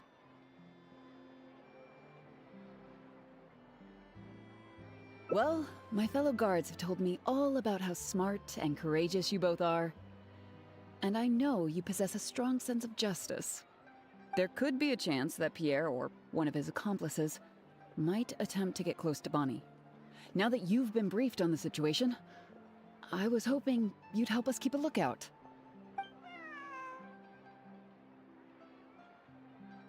If I take Bonnie back to the guards with me, there's no way Pierre will try and come for her. Not even the most daring of criminals would attempt something like that.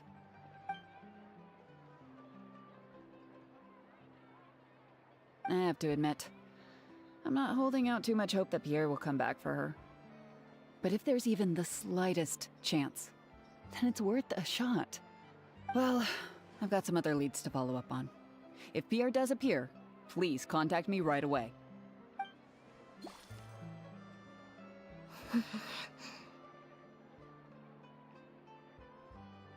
It's nothing. It's just the head of the Lefebvre family. It was at a dinner party. Someone tricked me into boarding the Lefebvre family carriage. But before anything worse could happen, Father intervened. Yep. Father was the one who orchestrated the fall of the Lefevre family. That's what led Lenny and I to join the House of the Hearth. After all these years. I never thought I'd hear the Lefevre. Don't worry about me. I wasn't feeling sorry for myself. I was just thinking about Lenny. He's been acting strange recently. He avoids me for days on thinking about it now. It's almost like the one I drew from that deck of cards was part of his plan all along. He must have asked Fremine to help him out. In any case, I know he's hiding something from me. He's really pulled out all the stops this time.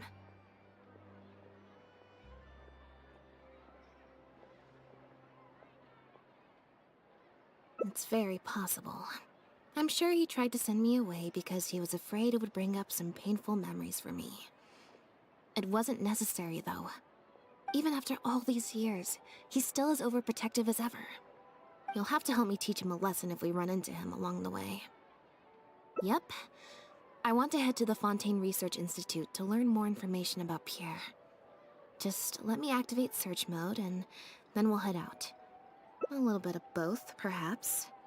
For the most part, though, I just have the sense that something's not right. Something isn't adding up about Pierre's story. I'm just not sure what.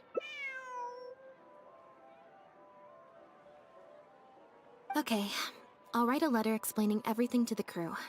Once that's done, we can head out.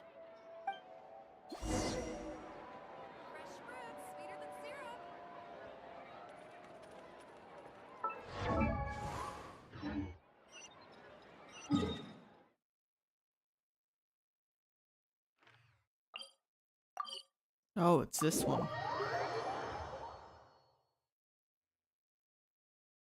I haven't been in a while. Oh, Chevreuse. Lynette, you're, not at You can drop the act, brother. In fact, I don't think either of us will have a need for acting anytime soon. You should know better than to try. And that's why I tried to distract you with the masked mime show. But I guess you're just too good. Care to introduce us to your new assistant? This is Officer Chevreuse, captain of the Special Security and Surveillance Patrol. You may have met her already.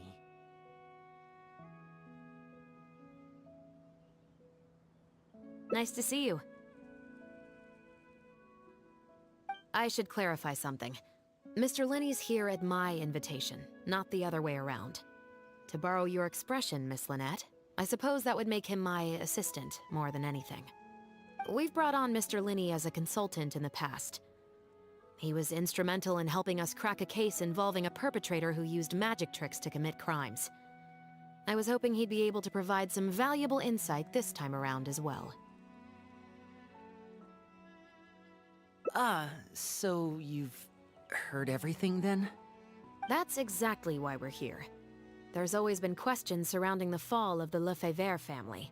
Some people even believe the House of the Hearth was involved. Whoever was behind it all was extremely cautious. They didn't leave a shred of evidence.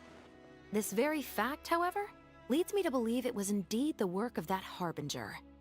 I took a look at the entrance and exit records of all the carriages that night. Let's just say it wasn't hard to deduce that there's ill will between you two. Don't worry, I don't have any evidence to that effect, and I certainly don't plan on going to bat for such a despicable family. Plus, you were victims back then more than anything. I sought Mr. Lenny's help with the smuggling case. Nothing more. The way I look at it, it's a collaboration between us as people, not the organizations we represent. Besides, by working together, we can expose the truth as quickly as possible. You can hardly say that's at odds with the justice my organization strives for. Not at all. I was planning to invite you from the very beginning, Miss Lynette. It's just that my assistant here raised some objections. Lenny, I'm not the same person I was. That little girl who did nothing but cower in the corner in fear. She doesn't need saving anymore. I'm sorry, Lynette. You're right. Oh, and the next time you want to distract me, you should try a different approach. Who's this? It's a bit complicated. Well, if there are no objections, then I suppose the only thing left to say is... It appears the Lefebvre family was very particular in their use of insignias and emblems. The family would use different emblems to mark differences in status, blood relation, and the like. In fact, the insignia that was discovered on the pendant was used to represent an illegitimate child. It's highly likely. That very They really status called might him have a been what bastard. allowed him to emerge from the fall of his family relatively unscathed. It would also explain my why he was God. able to assume a new identity as a researcher with relative ease. We discovered something interesting, though. After talking to some of his co-workers, it appears he pretty much works at the Institute in name only. He's practically been cast out. Apparently, Pierre was once addicted to synth. He tried to use the resources at the Institute to create a substance with a similar effect. He claimed it was just for research purposes, but the Institute revoked his access to the relevant materials regardless. He was placed on disciplinary leave, but it seems the Institute ran into some trouble along the way. Could have been a lack of personnel or a timing issue. In any case, they had to table their formal investigation into Pierre. Unfortunately, that also included reporting any relevant information to the higher authorities. As for his family background, it appears none of his co-workers at the Institute were aware of that information. All they could tell us was that he was quite the recluse. Other than the pendant, we didn't find anything else of note at his residence in Poisson. Based on the samples of imitation synth we've been able to analyze, it appears the substance leaves behind strong traces wherever it's produced or stored. Those traces might not be obvious to the casual observer, but they're not something our guard poodles would miss. Pierre's home, though, came up completely clean. We didn't find any records indicating possible involvement in overseas transactions either. So, the Marechaussee Phantom didn't view him as a major suspect at first. Maybe he had a separate, dedicated area where he made the imitation synth. Well, his neighbors did say he was often gone for long stretches of time. You would think with him out and about so much, people would have spotted him around Poisson, but residents said they barely ever saw him in town. If his reclusive nature was just a matter of keeping a low profile, I guess it would make sense for him to have a secret base to carry out his business. After he disappeared, the guards conducted a thorough search of Poisson, but they'd... Poisson. You know Hotel de Boer, where I first found Bonnie? To get there from Poisson, you have to cross a stretch of ocean. It's not somewhere a cat could just wander off on its own. A cat? Bonnie is Pierre's cat. Oh, that's right! When the Marechaussee Wait. Phantom first tracked him down, I remember there being something about a cat in their report. So this is her? From what we've learned about Pierre's habits, he doesn't seem What like the if type to Pierre venture out turned without into a purpose. cat? So what you're saying, Lynette, is that Bonnie couldn't have gone missing in Poisson. Exactly. Bonnie might even... Wait, you think the cat can lead us there? But she's not trained like one of If our it guard turns out like poodles. I just How is said, she supposed to understand what we want her to do? it will be insane.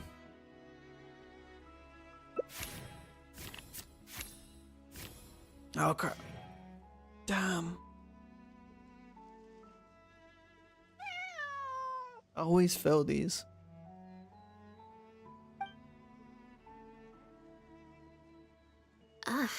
Guess she's a little skittish around strangers. Meow.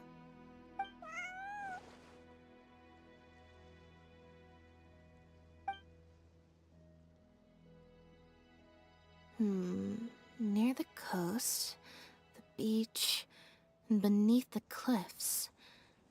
The place we're looking for is most likely north of the Court of Fontaine. Well, I've certainly never taken a witness statement like this before.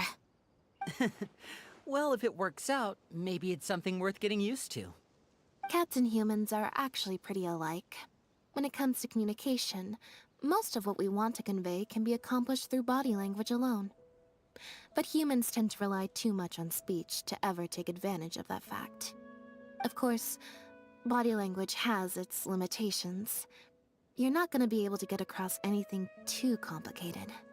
The important thing is that we now have a lead. Let's try and find a place that matches the clues Bonnie gave us.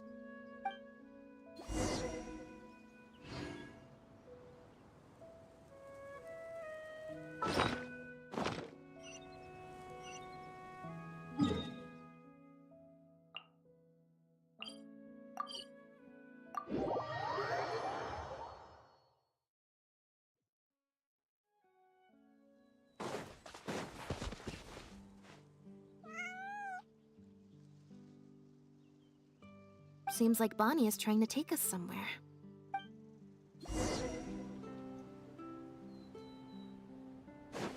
Quit following me.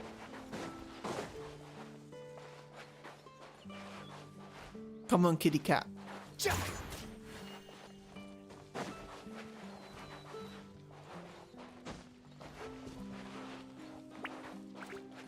Garden X ahead. Look out! Vengeance will be mine! Wretched vermin! The wind rises.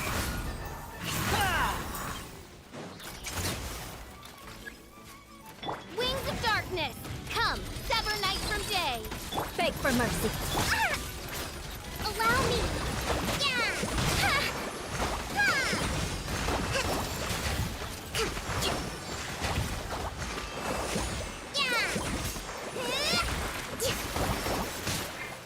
Squall fury.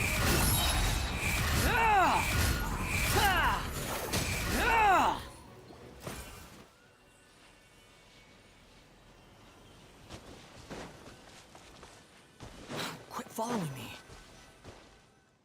Wow, Lynette, you found this place so easily. If I thought there was any chance you'd say yes, I'd recruit you into the Special Patrol here and now, no questions asked. Sounds familiar. I pretty much receive letters daily from people trying to poach her from me. Let's just focus on our search. There's a lot to investigate.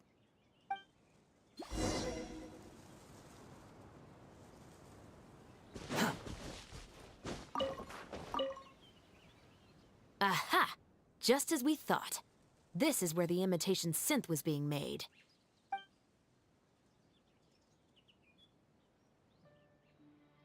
Looks like he's got more than just imitation synths stashed around here. In addition to the raw materials needed to synthesize the substance itself, there's a large quantity of cleaning agents and a few drugs I haven't been able to identify. These cleaning agents are likely used to dispel traces of the substance, like its smell. The Special Patrol did some digging into imitation synth. Our records indicate that it's very difficult for ordinary people to detect traces left behind by the stuff. I'm sure that was the case for Pierre as well. It must have taken a considerable amount of time and skill to ensure all those traces get washed away. But what are these other drugs for?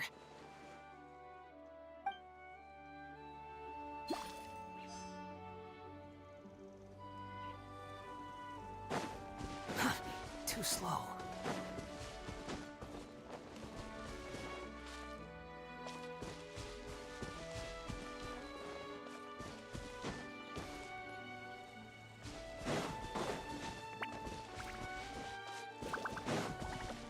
Quit following me. Too slow. The material these bags are made of, it's quite rare.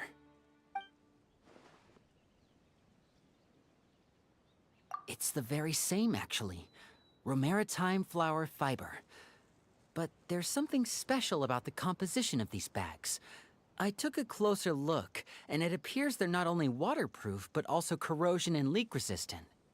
Even the strings look specially designed to keep the bags closed nice and tight. I came across some bags made of the same material just now, but they were much smaller and thinner. From the look of them, they seemed far less durable as well. Very similar, actually. Normally, it would be easy for a guard poodle to sniff out the imitation synth, but if it was sealed away in a bag like that, it might be possible to elude detection for some time. But what could these big bags be for then? If the goal is to keep the imitation synth hidden and sealed away, these bags seem a bit too conspicuous.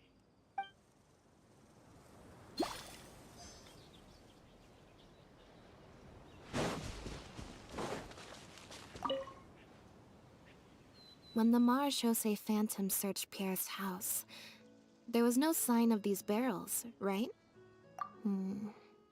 You're right. That doesn't seem like his...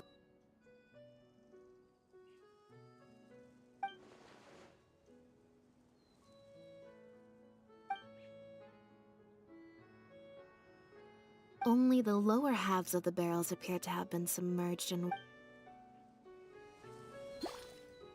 Based on the various ingredients we've found, this appears to be where Pierre was cooking up his imitation synth. It looks like he used a special cleaning agent to get rid of any residual the traces man of the cook. substance on his person before he left. That was cringe. That's how he was able to get past the guard poodles. It's just drugs. Let the man cook, man. Let him cook. So then he transferred the imitation synth into small sealed bags and took it somewhere else for the drop-off. No. I don't believe our suspect is the kind of person who'd go around carrying incriminating evidence with him. That would potentially create too many eyewitnesses. The cleaning agent and the sealed bags might get past the guard poodles, but if a member of the public or even a guard on patrol happened to see him during the drop-off, a quick search would reveal everything. That's still a very risky operation. The barrels we found were wet around the base, but the top half was dry. As if they'd been standing upright in the water.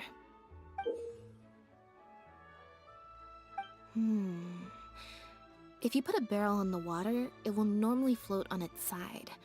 Unless it's heavily loaded, in which case it'll sink.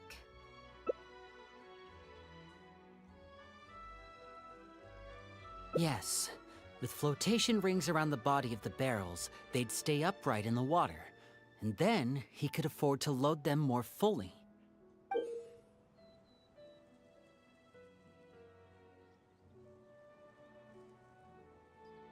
You think he used floating barrels? I suppose if he acted at night, when there are very few other boats around and visibility is low, it's a valid theory. We can't rule it out. But then, wouldn't the barrels be carried off by the waves or the currents? How would the person doing the pickup know where to look?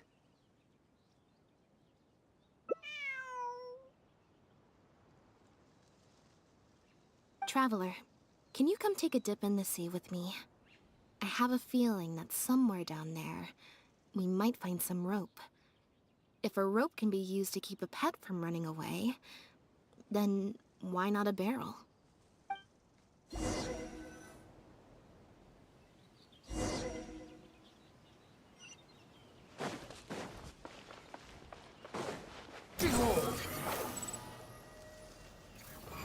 Swimming time. Let's go. Swimming like a boss. Diving like a boss. The wreckage of a small boat? This isn't the place.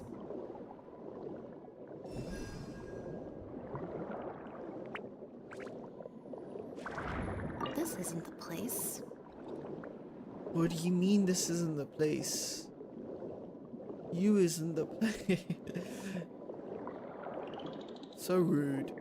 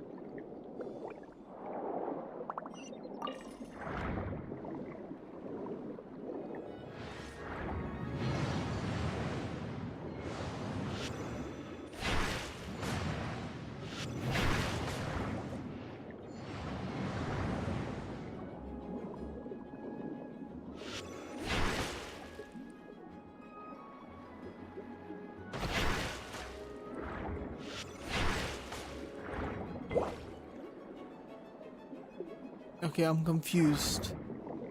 Where am I meant to be looking?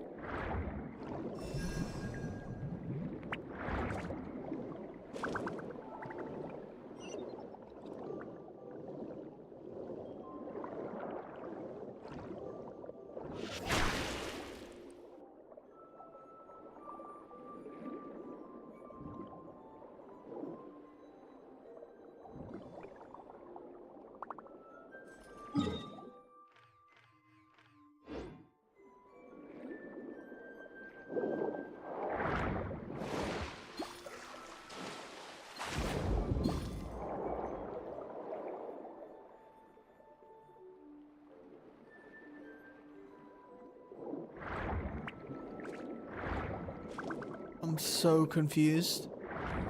Like, really? I is so confused. Bro.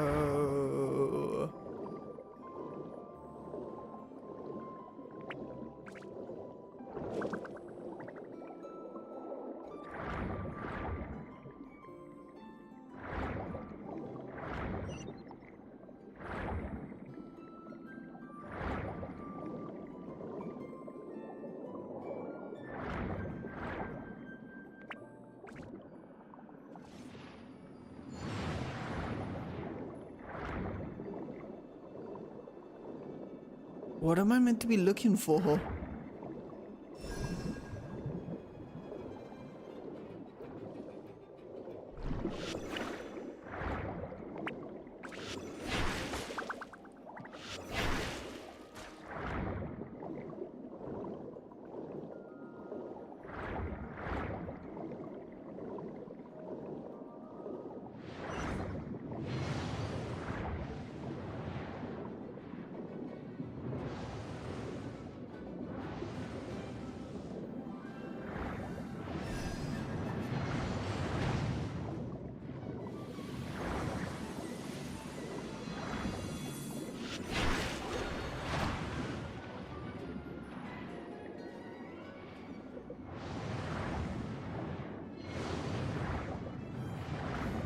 Maybe I'm meant to like kill these guys.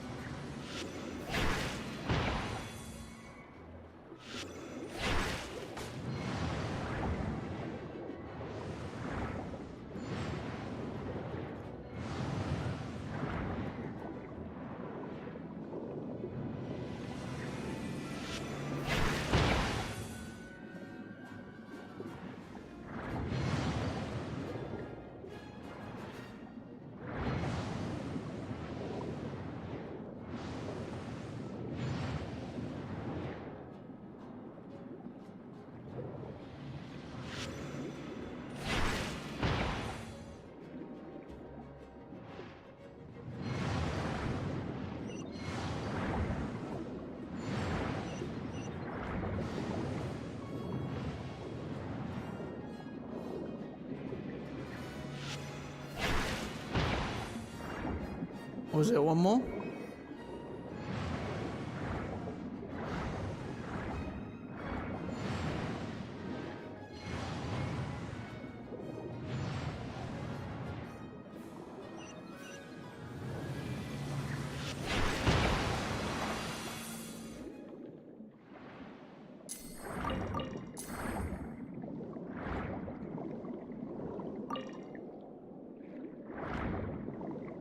Okay, I did that. Now where is it? I'm so confused.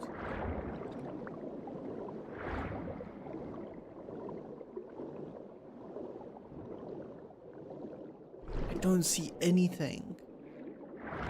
Unless it's like somewhere here.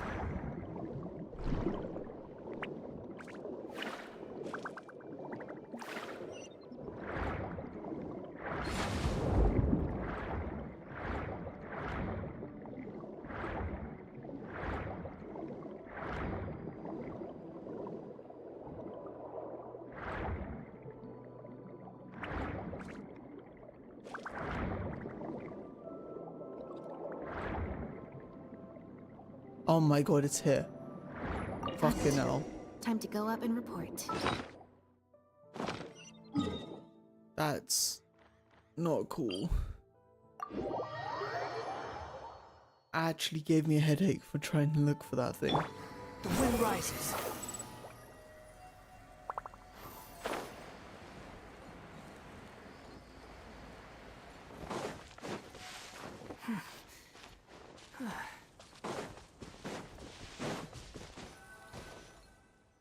As expected, we found a few pieces of rope and some anchoring stones underwater.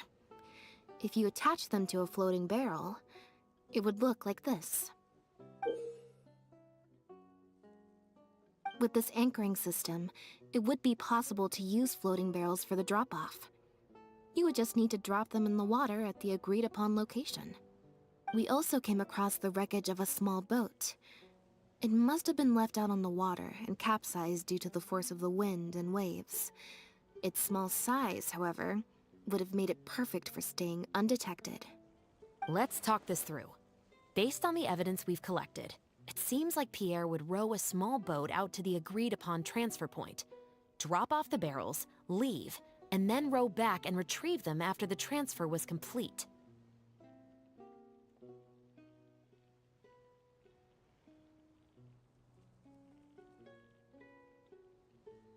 It could be that he was trying to avoid meeting up with his associate face to face, as one of the— It seems like Pierre deliberately chose the floating barrel method so that the goods could be dropped off and picked up at separate times. That way, the two parties wouldn't have to meet each other. Well, if that's the case, they must not have a very close working relationship. Let's not jump to any conclusions just yet. Assumptions can be detrimental to solving a case. It's possible they were just trying to keep a low profile. Two boats sailing to the same location at once could be too conspicuous. The most important thing is that we can now confirm Pierre wasn't acting alone. The floating barrel drop-off system is proof enough of that. Let's say for now that he was only in charge of producing the imitation synth. That would mean there has to be at least one other person involved in the operation, likely in charge of transporting the goods across the border. Since we've determined that the goods were transported by boat, maybe we can track down some travel logs or something. We can certainly check the various ports for that information. It's absolutely. Before Pierre disappeared, unfortunately, we were never able to— You're right. Whatever vessel was used for the pickup, the person responsible for smuggling the substance out of Fontaine would have had to use a larger vessel for the actual transport.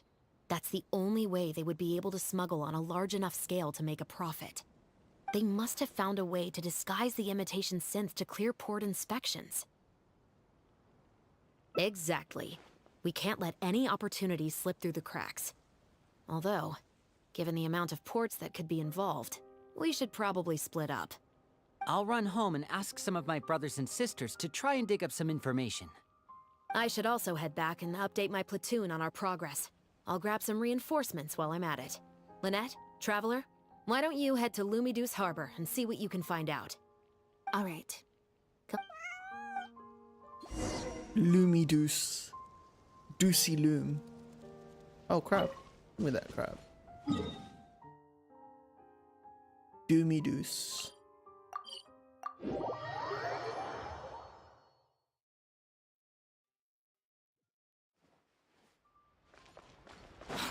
Behold!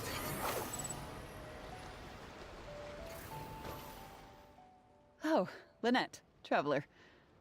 And Bonnie, too. What brings you up? Did something happen? Oh. I see. Thank you for everything you're doing for the people of Fontaine.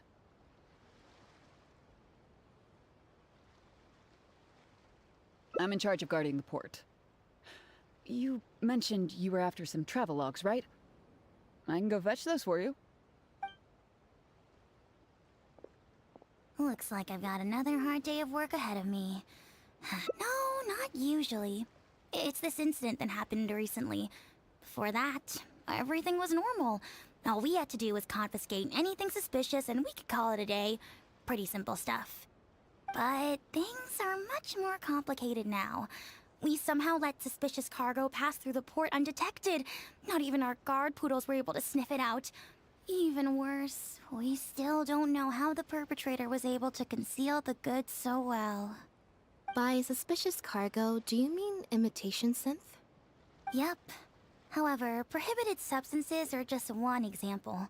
We confiscate all sorts of contraband during the course of our inspection. So what happens to the goods you confiscate? Oh, we keep them in a storage locker. If they turn out to be something particularly dubious, we'll turn them over to the Maison Orderly. If the goods are only slightly suspicious but could otherwise be harmless, like raw materials that could potentially be used to create contraband, we return them to the ship they were confiscated from, instead of letting them pass through the port. Sorry for the wait. These are the travel logs for all the recent activity at the port. Oh, you brought... Actually, he followed... Huh.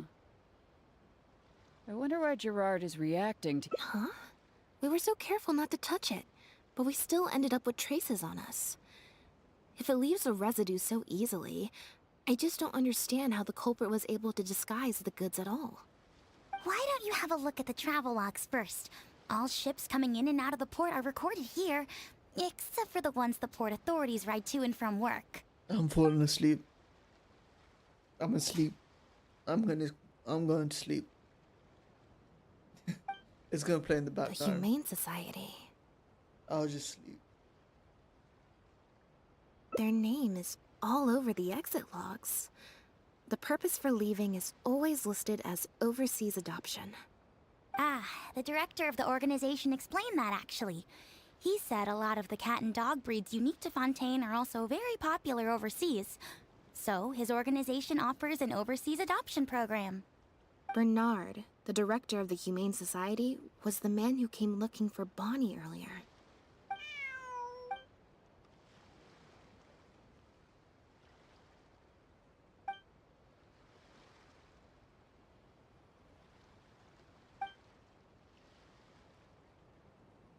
Have you figured it out too? When Bernard asked to take a closer look at Bonnie, he was actually checking whether there was any imitation synth in her stomach.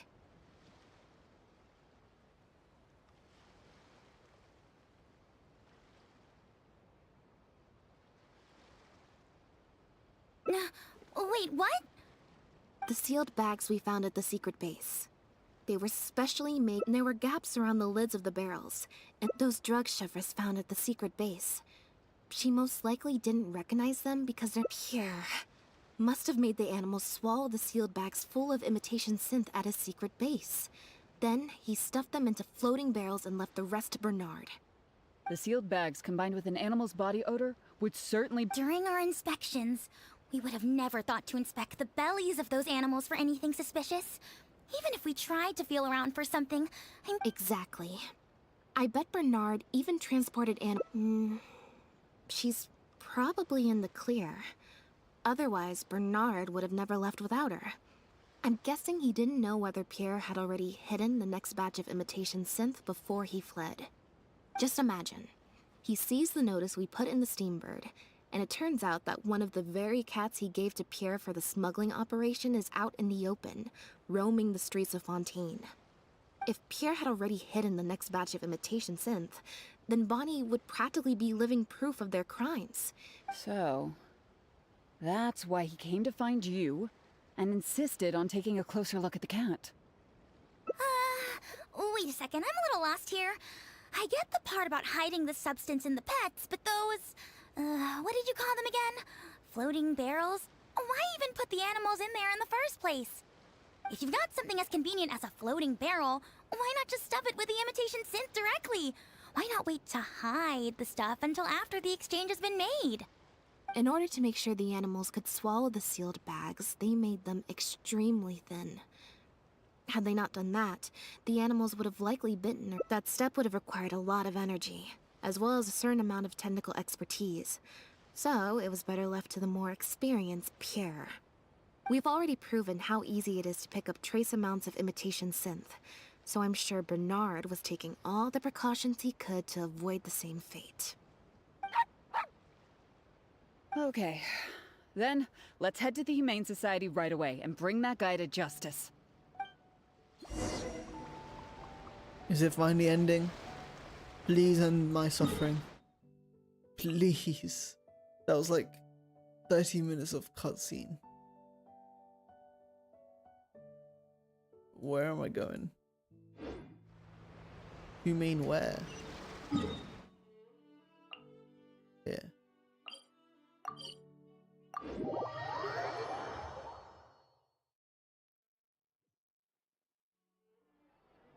Swan Fury! The headquarters of the Humane Society should be somewhere around here. Bernard could show up any moment now. Ah, you're the people from earlier. Wait, you're from the guards?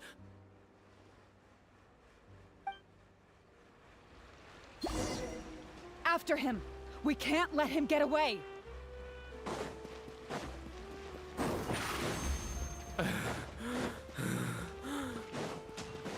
Stay here, Bernard. Give it up, Bernard. Mercy, have mercy. I'll talk. I'll tell you everything I know.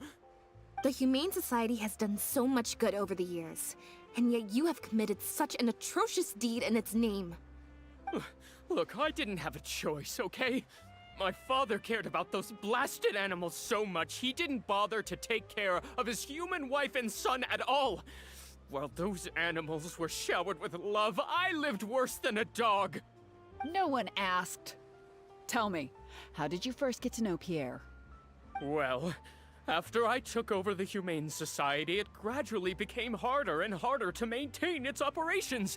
Until one day, someone suddenly passed me a letter. It said that I could stand to get a large sum of money as long as I helped them to transport some animals abroad. It was only after a few such transports that I finally understood what I was really transporting.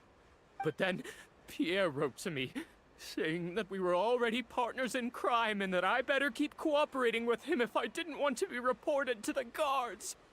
I would order wooden barrels and flotation devices according to his instructions, and then load the sleeping animals onto a boat. Once I sailed to the location he provided, I would dump everything together into the sea.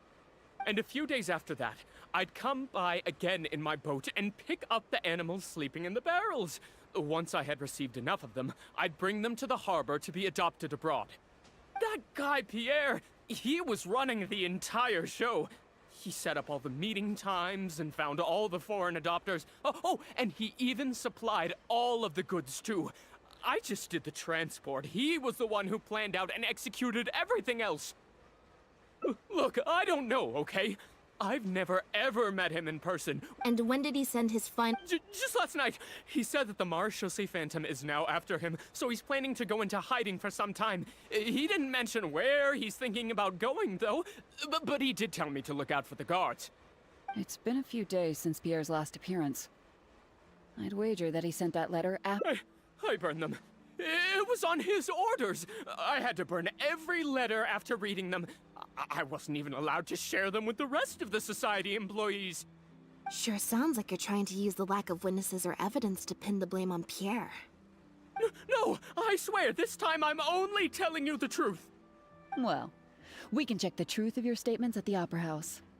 I hope you know what'll be coming for you if I were to find any discrepancy between the evidence and the testimony you just gave. I know, I swear I was just telling the truth. My thanks to you both.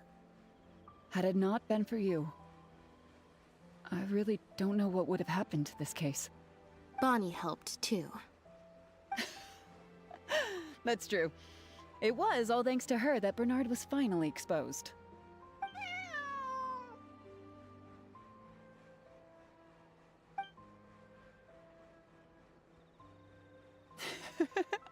And it looks like she's grown quite fond of you two as well. Then I'll leave you be. Just let me know if you find any other new leads.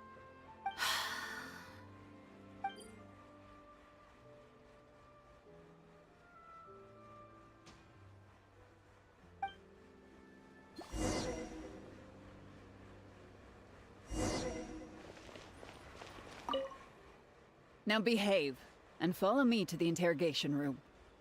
Ow! That hurt. Ow!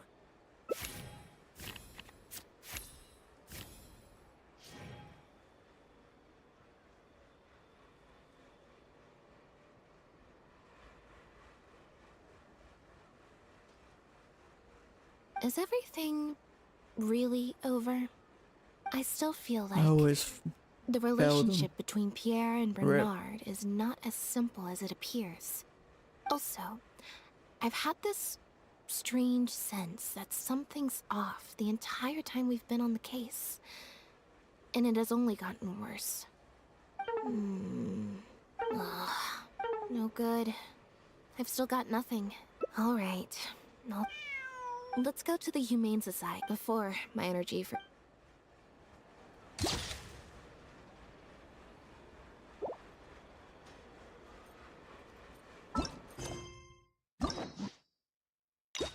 I still think the cat is the guy we're after. I don't know his name because I tapped out the story like an hour ago.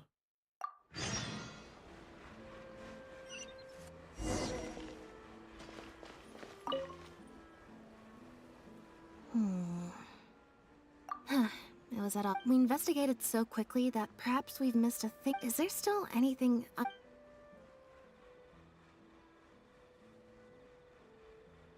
The Marechaussee Phantom found Bonnie and the Lefebvre pen.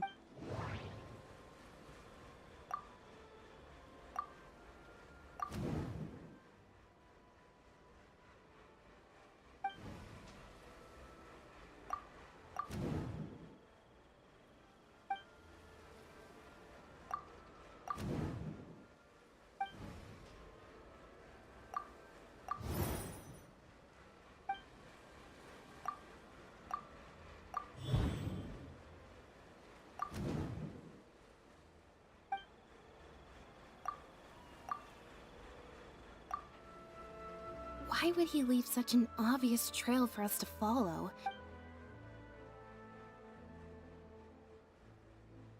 Well, we've discovered...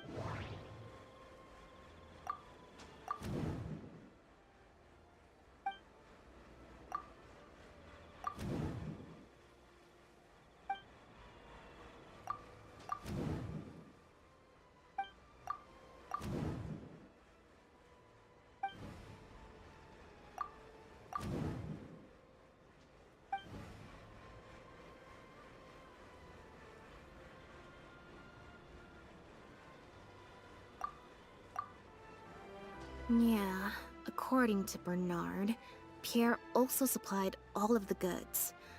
But if the Marechaussee Phantom's records are correct, Pierre should have lost all access to the materials required to create the imitation synth. And the Institute has also not reported any theft of their stocks. Bernard claims to have received a letter last night from Pierre.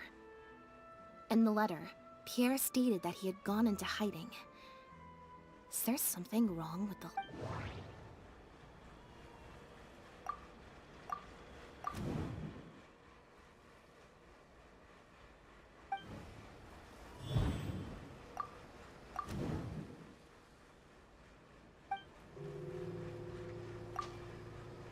If Bonnie had imitation synth in her body, then she was a liability that had to be recovered at all costs.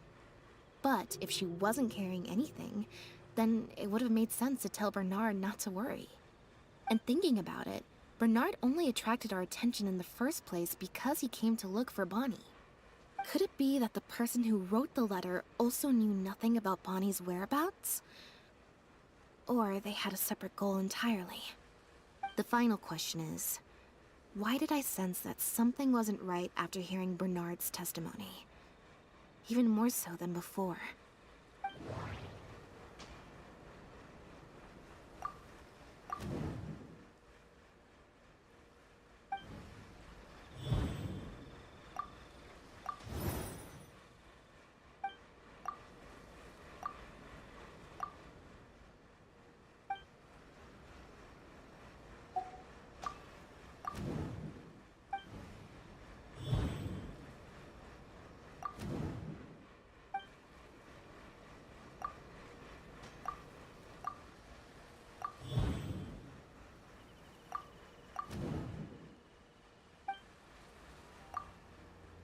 Deductive mode deactivated.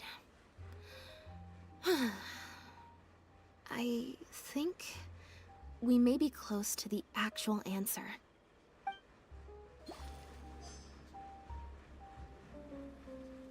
More speed. Now behave, and follow me to the interrogation room. Ow! That hurt. Ow!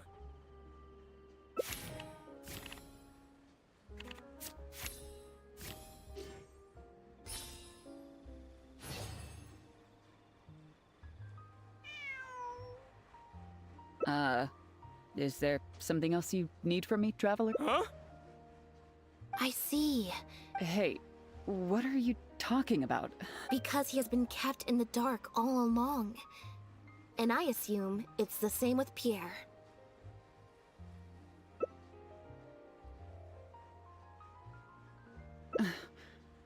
That never quite added up for me. Why did Pierre feel compelled to return to his home with Bonnie independent and make them— Both of these things are in stark contrast. He probably received the following instructions right unbeknownst to him. However, the third person who wrote that letter to him had long decided to sacrifice him and Bernard to save themselves. What? You can't be— If you focus only on Bernard's testimony, it's easy to believe that only Bernard and Pierre were working together. The case appeared extremely simple. Bernard did the trafficking, Pierre the imitation synth production, drugging, and stuffing. Wait. But that doesn't make any sense. Yep, which is why the third person, once they had instructed Pierre to expose himself, the third person wrote to Pierre again, suggesting that everything had been taken care of, and he should take Bonnie and see— Of course, Pierre's disappearance at such a sensitive time immediately made him a prime. All the third person would have to do from that point on would be to lead the Phantom to investigate the Humane Society. And— Wait, so you're saying that the letter I received Chevra said that assumptions can be detrimental to solving a case. They suggested that Pierre's disappearance was an attempt to escape the judgment of the law, and that Pierre was a scion of the Lefebvre family. But if the disappearance is truly just a cover-up for a murder, then couldn't the true scion have been an illegitimate daughter, rather— Huh? Haven't you taken this joke a bit too far? You're right. You deliberately fed us lies, but even you could not control every last detail of your plan. There was getting the Marechaussee Phantom to notice Pierre was only the first part of your plan. Had they failed to take notice of the and you couldn't predict what they might possibly find, if given enough time. This, of course, was the main weak. As someone accustomed to acting from behind the scenes, you didn't want to take the risk of personally proposing a raid on the Humane Society. Once the Phantom expanded their search, it wouldn't be long until the Phantom would figure out exactly how— It was probably during your ambush of Pierre. You didn't even have the time to check if she had already—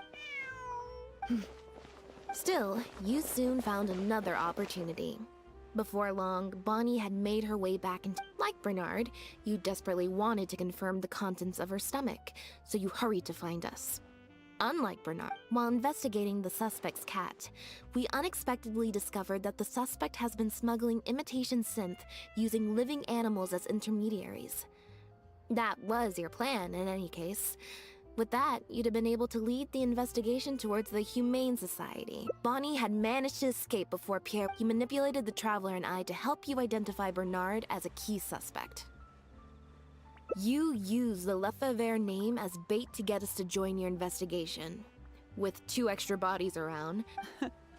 So, what you're saying is, I went to all— Of course, you did far more than that.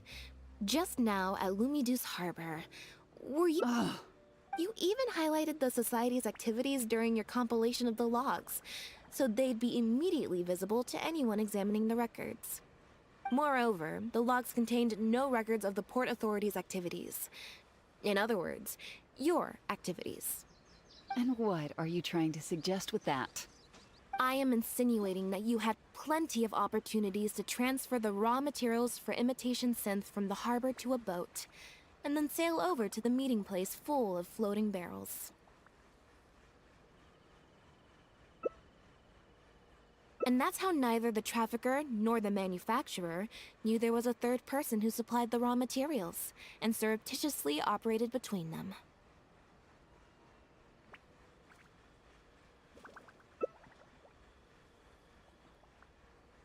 Pierre manufactured imitation synth using the raw materials you provided, stuffed the animals, and placed the animals back into the barrels.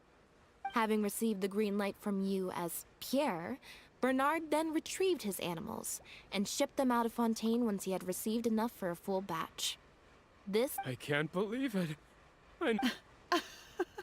So what do you think she's going to say next? But do you have any evidence? It appears that it's quite easy to predict what you'll think or say. Then if we— You know very well that this case will not end until Pierre is found.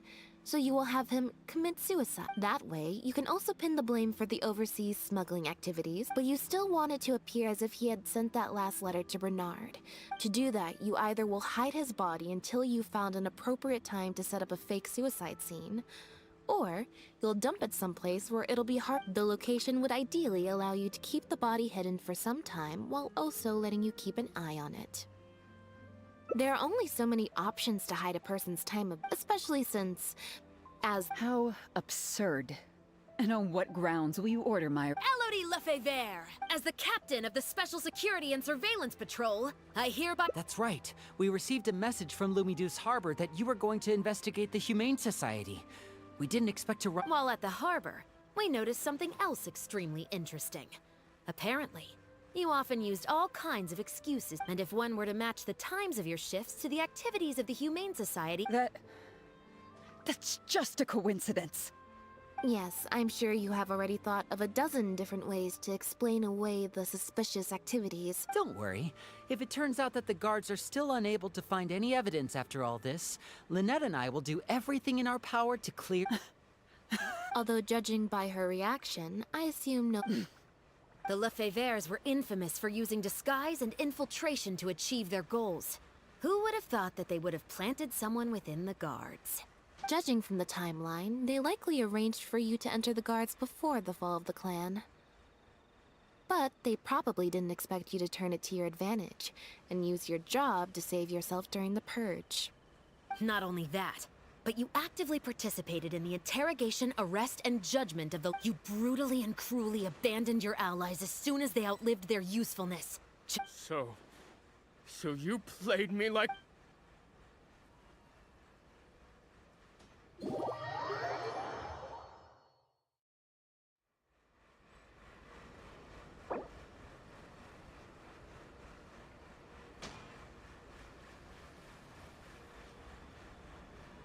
Oh, that's sad. I can't do this. I swear, if I have to go back and do it all again, I'm gonna be pissed.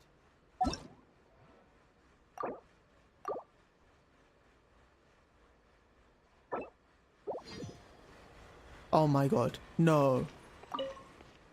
Now behave. That Fuck. hurt.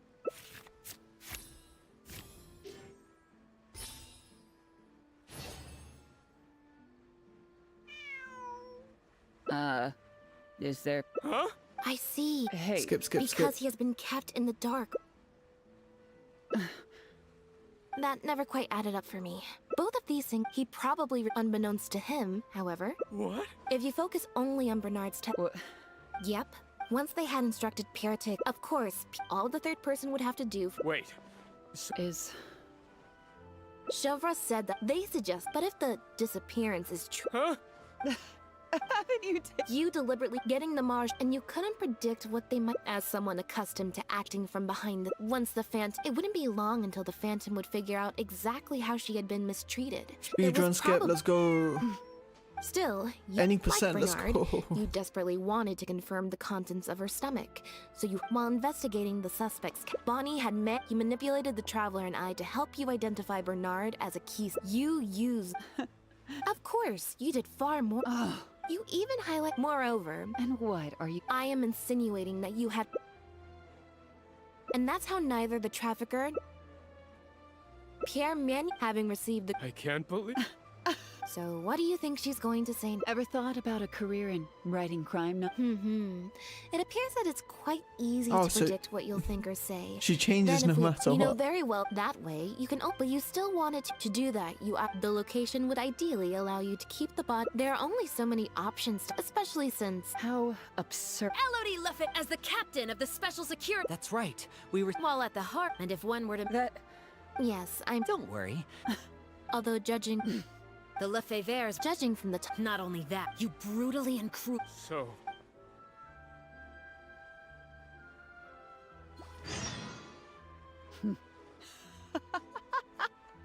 They were worthless scum. All of them. Not just Bernard and I lost all my chances of a normal life just because I had to live in constant fear of them while they were alive. And even once they were gone. Do you know anything? I don't, and neither do I care. Are you? Elodie, you're the only one still living under the. That's enough. Keep your hands where I can see them and do not resist arrest. If you have more to say, save it for the. What a joke. What a joke! Hey! Don't come any. What's that? Know what this is? Whether they're cats, dogs, or just unlucky human employees. They'll all be. Surely, you bunch of goody two-shoes won't let that happen, right?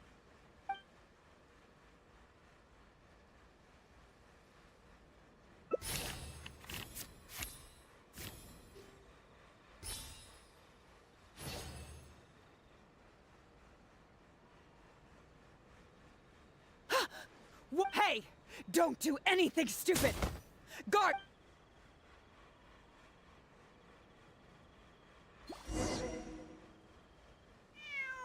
Phew. So I was right. This is it. Guess that's probably why she suddenly flipped and knocked out Bernard. He probably knew that there were no explosives at the Society. Well, given that she never even showed her face to Bernard and Pierre, I had my doubts that. Thank you for your help, everyone. If statements, I still need to go back.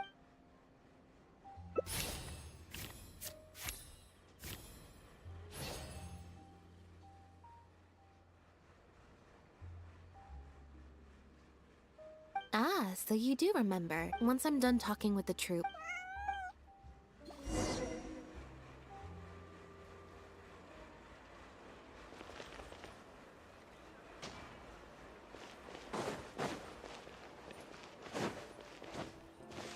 the wind rises.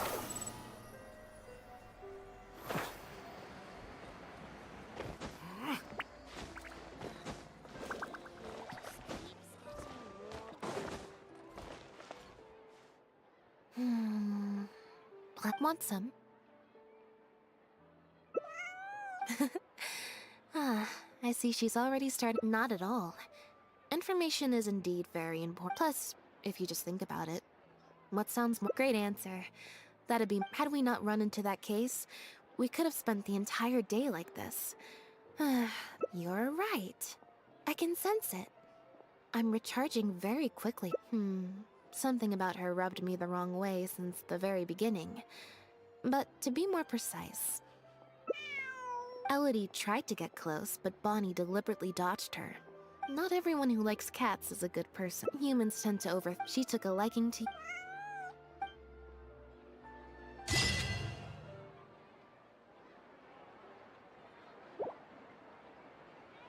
Did we ever find out what happened to Pierre?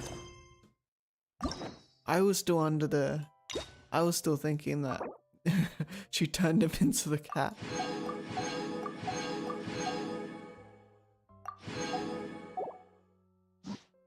Guess that didn't happen.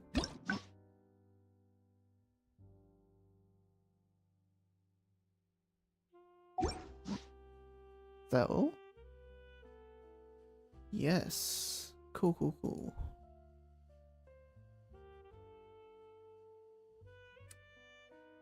Alright. Next, let's do the story quest.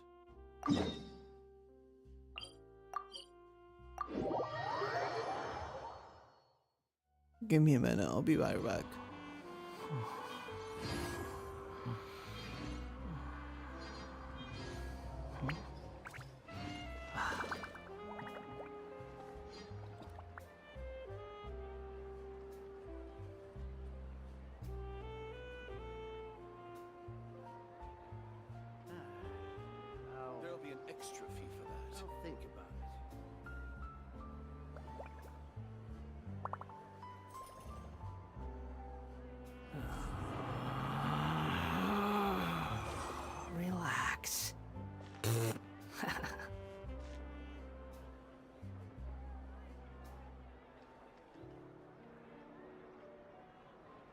There'll be an extra fee for that.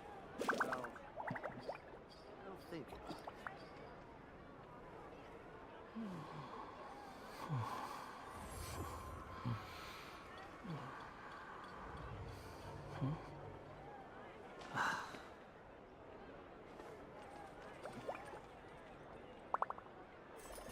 There'll be an extra fee for that.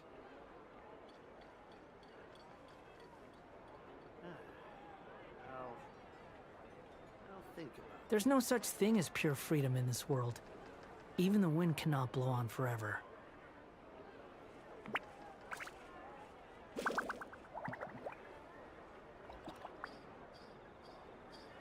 There'll be an extra fee for that.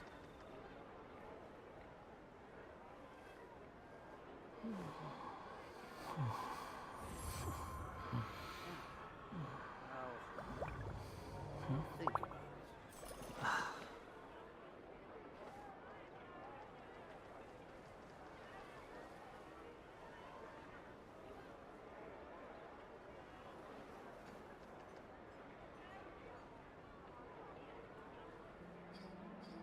There'll be an extra fee for that.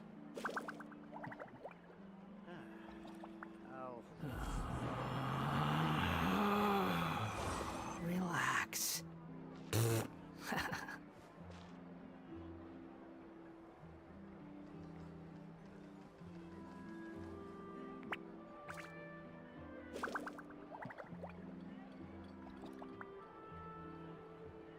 There'll be an extra fee for that. I'll think about it.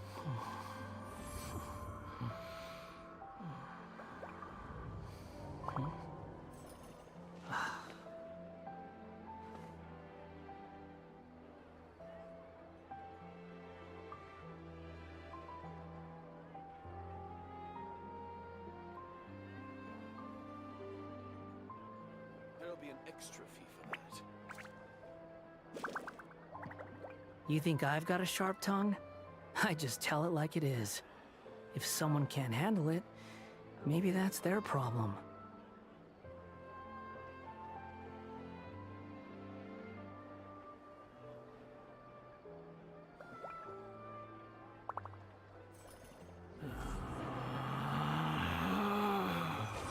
Relax.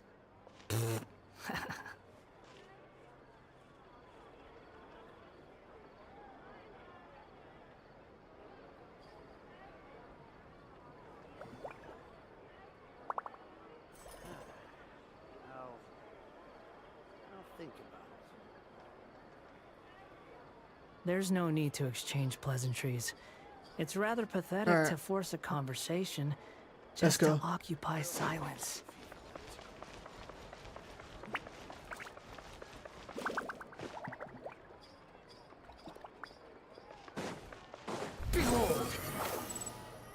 It seems like there's another event going on at the Court of Fontaine! Look at that! Roads! Is this really okay?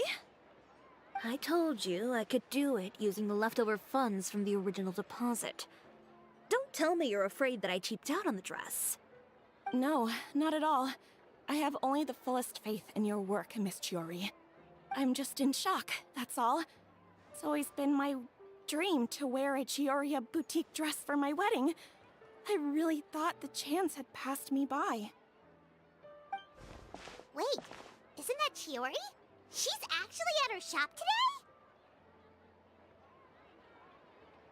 Oh, you've got a point there. Well, once she's done with her customer, we can go and ask her. I'm a woman of my word. If I say I can do something, then it'll be done. The first rule of business is to always keep your promises. Now, remember to not fold the gown, or store it under direct sunlight. I'd recommend only taking it out on the day of the wedding. But from the look on your face, I can tell that may be a little difficult for you. Oh, I'll try my best. Once he sees me in this, his jaw is gonna drop straight to the floor. Chiori, you're actually at your shop today! Is that really so shocking? It is mine, after all. Anything you're looking for today? A custom design, or Perhaps some ready-to-wear outfits for kids? Hey, Paimon's not a kid! Oh. That. Well, if news of the event has reached your ears, I suppose the Fontaine Apparel Association's advertising efforts have paid off. Are there any fun and popular activities that we can take part in? Ugh, Fashion Week isn't what I'd call fun. But it certainly always attracts a crowd. It's a fashion extravaganza that only takes place once a year, after all. Will you be showing off some of your designs, too? Of course.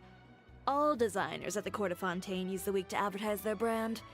If you're lucky, you could even land a large amount of orders as soon as the main show ends. Come to think of it, it was also at a previous Fashion Week that our label first took off. Aren't you pretty much an established name now? People will still buy your clothes even if you don't participate this year, right? Yeah, that's not quite how it works. While many people buy clothes for fit and style, the fashion industry also strongly values a label's artistic vision and creative direction. Why would anyone patronize a label that hasn't even bothered to put out any new designs for the year? In the end, fashion is just a representation of the spirit of the times. People support your brand because they support the vision it represents. Huh. Okay, so maybe fashion's more complicated than Paimon thought. All that complicated stuff aside, you're saying we'll be able to see new Chioria designs at the show? Absolutely. The designs have already been finalized. I'm just waiting for the fabrics to arrive. Ooh, are you using materials you can't get in Fontaine? Well, I still have a certain partiality to Inazuma-made fabrics. The textures are pleasant to the touch, and their familiarity gives me a sense of security. Oh, Paimon gets it! It's that feeling of home. Ugh, something like that. Yes. We're a long way from Inazuma, though. Aren't you concerned that your shipment might get lost or stolen along the way? No need to worry. I've already taken steps to ensure that it'll arrive safely. I've entrusted the job to Komani Express's most reliable courier. Excuse me. No, it's... Coming through! Jerry, your shipment's here. I know it's quite late, so I'm really sorry. Deep breaths, Kirara, then start again.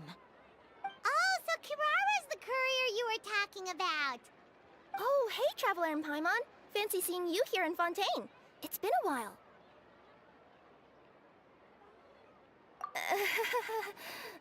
Maybe next time. Considering how late this delivery is, I'm not sure this is the time to play cards. Plus, I know this shipment is really important to Chiori, so I should probably make sure everything's in order. Wait a second. This is the second time that you've seen me flub a delivery job now, isn't it? Oh, you somehow always happen to catch me off my game, huh? So, what was the holdup? Sailing delays, bad weather? Huh? No, nothing like that. I just ran into a bit of trouble, that's all. Bandits, then? Or treasure hoarders? A few run-ins on the road aren't usually enough to give you any trouble.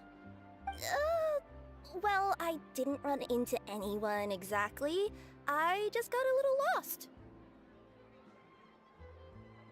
Keeping you honest as always, I see.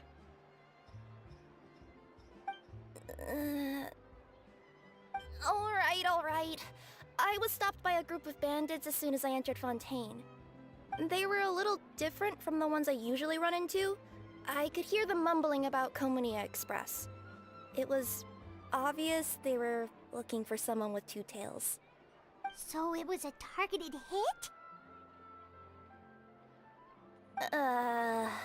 I got the sense that they were actually targeting Chiori's goods. My fabric shipment? Yeah, they said that I could go as long as I left the goods with them. Otherwise, they'd stuff me into my delivery box and toss me into the sea to drown. Oh, are you okay, Kirara? Oh, I'm good. I'm still a yokai after all. I turned them over to the guards.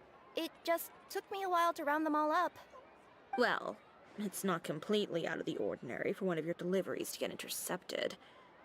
But it still doesn't make sense how you knew it was my goods they were after. You've got other deliveries to make in Fontaine, don't you? Is there something else that you're keeping from me? Huh? Well... Perhaps I need to reconsider how many stars to give you in my review. 0 You always stars. know how to get me, Chiori.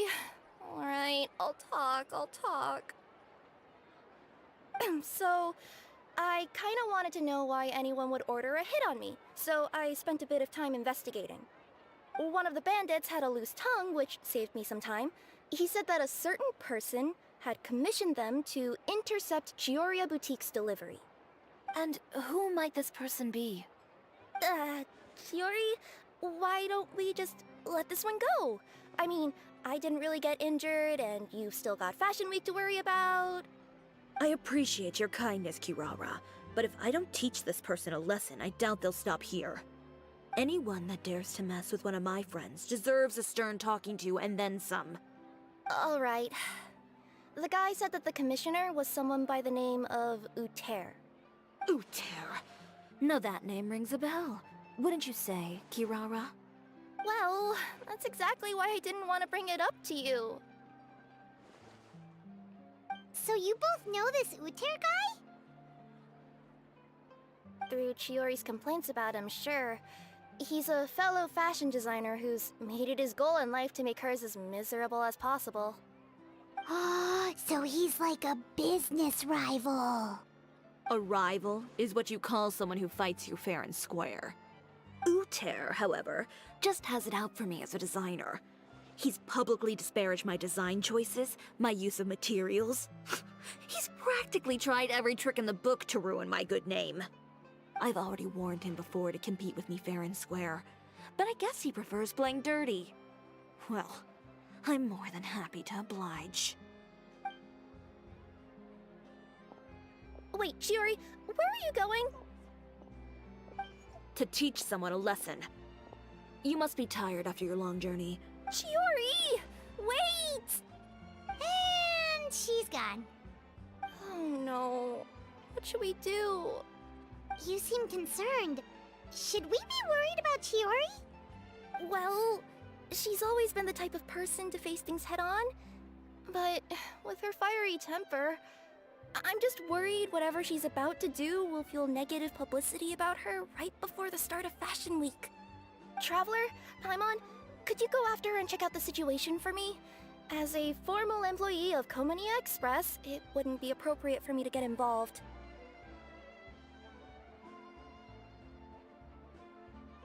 Yeah, we'll take good care of Chiori. To be honest, I'm more worried about that Uter guy's safety.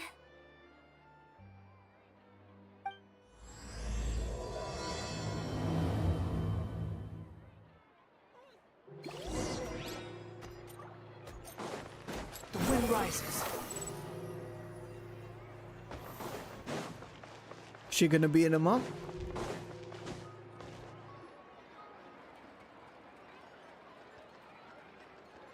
Any chance you're on the clock, officer? Nothing good ever comes out of you addressing me like that. Oh? And I see the Traveler and Paimon are here too. Chevras, we meet again.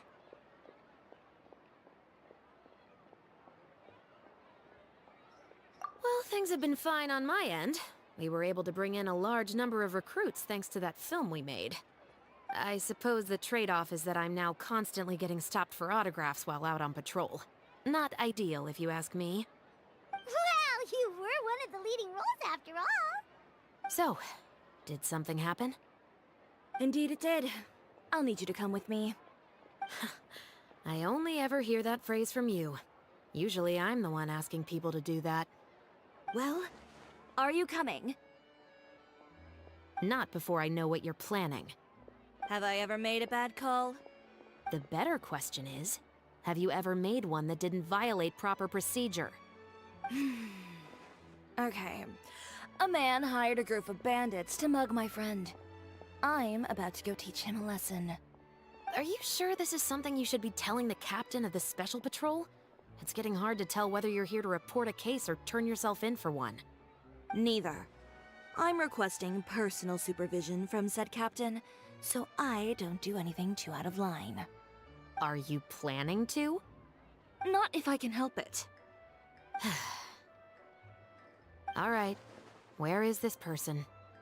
Follow me.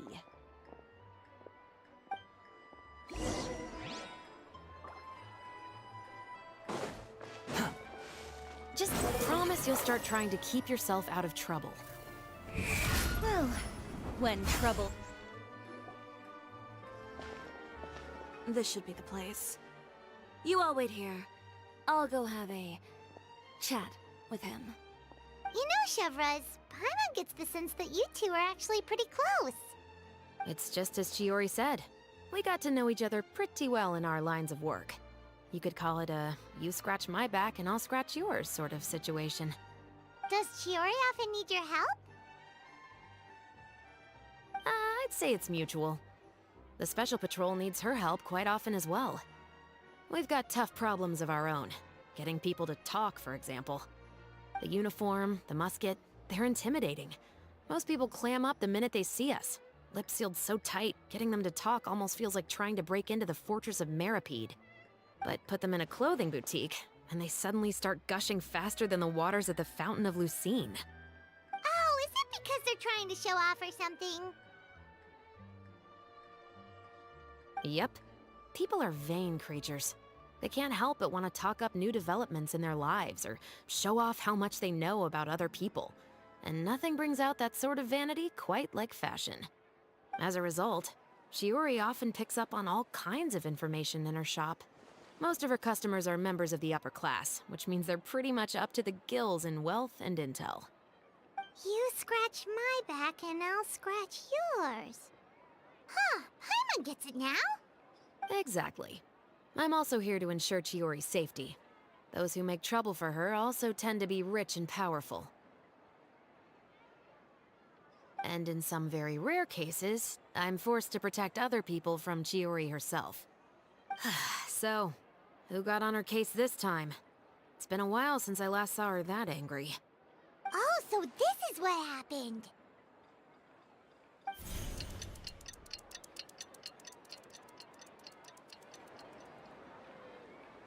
Huh? Uter, you say? You've heard of him? Yep. He's made trouble for Chiori several times already. He's fond of pretty much every dirty trick in the book. I heard that even the Maison Gardiennage issued him a warning due to his behavior. So he's back at it, huh? His funeral, I guess. Whoa, what's this about a funeral all of a sudden? I just meant that Uter's done for. Now bring it in, you two. Get right up close. Sure, but why? Because this is probably going to turn into one of those very rare cases I just talked about.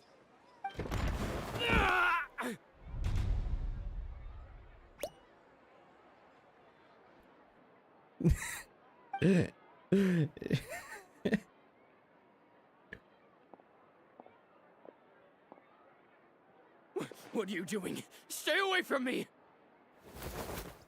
Has anyone ever taught you the definition of stupidity? Huh?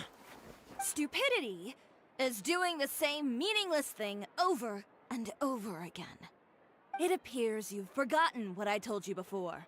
So, allow me to refresh your memory.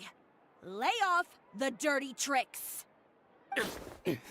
Oh, and if you dare lay your hands on my friend again, you can expect a far less pleasant landing next time. Ahem. Chiori? Officer, an assault's in progress! Please, officer, you've got to do something! Of course. I'll do my utmost to investigate the situation. Unfortunately, I was chatting with this traveler and seemed to have missed what happened. Not to worry, though. If you'd allow me to search the scene, I'm sure I'll be able to collect some useful evidence. You don't mind, do you? There's nothing in there that would implicate you in any illegal activity, I would hope. Forget it. It wasn't that big of a deal. Ms. Chiori, I must also ask you to refrain from engaging in such disorderly conduct in the future, especially out in the open like this. Apologies, officer. I guess you could say I'm just used to tossing out any trash I come across on the street. You... Is there anything else either of you have to say for yourselves? That's all from me. I sincerely hope that... We'll see about that. Whoa!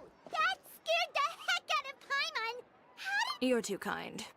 Now's not the time to be accepting compliments. What happened to not doing anything too out of line? Oh, not if I could help it, is what I said. And I think I kept to that. I started with a verbal warning, but he displayed neither shame nor remorse. If anything, he kept running his mouth with insults and threats. Insults and threats so bad that he deserved to be tossed out like a sack of trash? Believe it or not, they were that bad. He deserved to get knocked down a peg. It's the only way to get him to stop. You could have reported him to the guards. Oh, I will. But it'll take some time for them to gather evidence. And he denied. I don't want anything else to happen during Fontaine Fashion Week. On top of that, if Kirara is going to continue delivering goods for me, the least I can do is guarantee her safety. Oh, that reminds me. There is another favor I'd like to ask of you today. What a shame. I believe you've already used up your favor quota for the day. Have I? Well, it's a good thing I was planning on taking an advance on tomorrow's quota then. Don't you think you're maxed out on advances already? I always pay you back in information, don't I? It's just like you said. You scratch my back?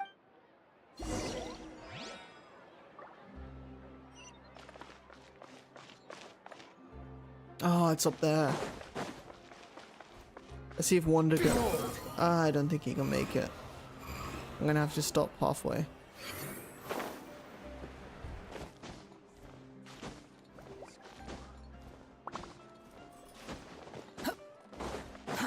The wind rises. We're back.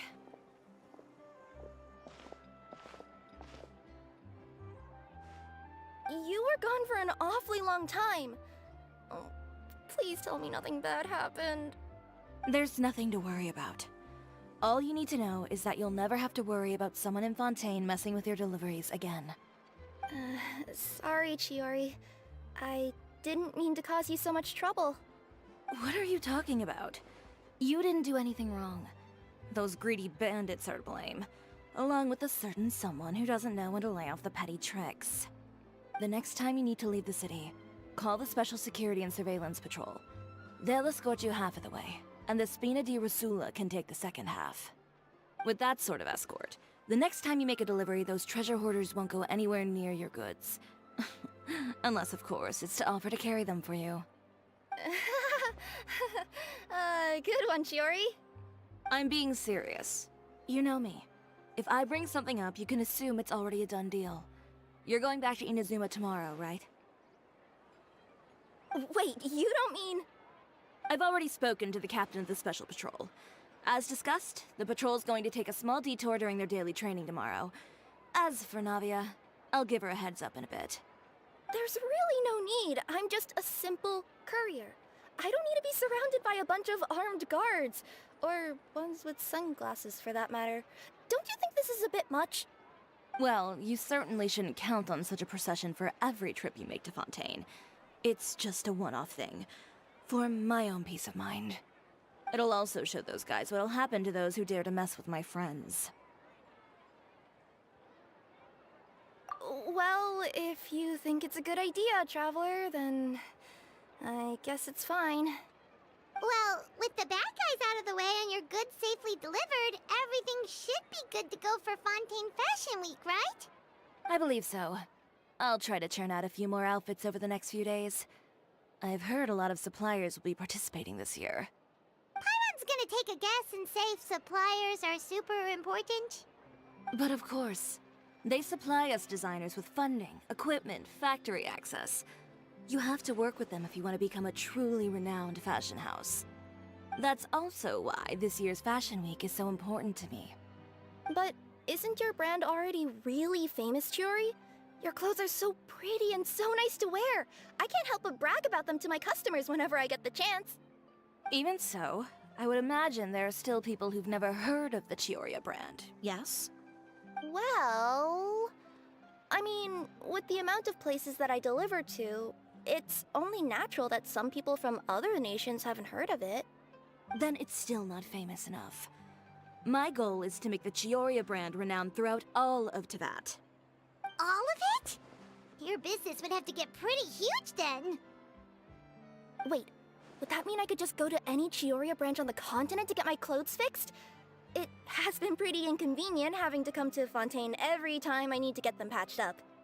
Alternatively, of course, you could just be a bit more careful with them.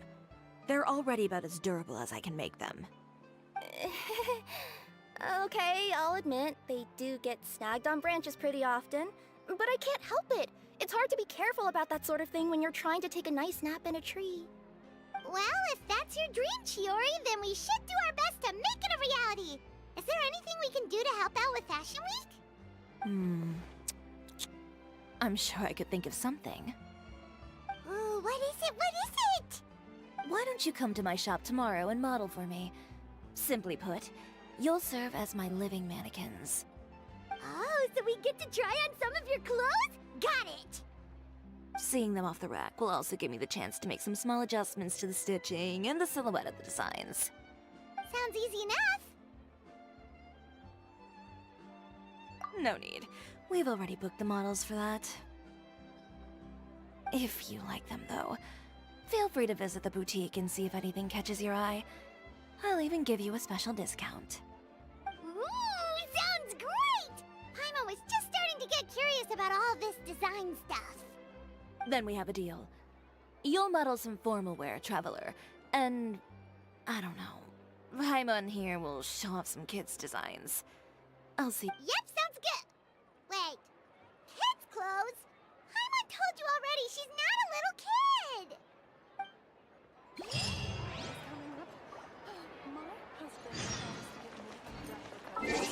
Next morning. 6.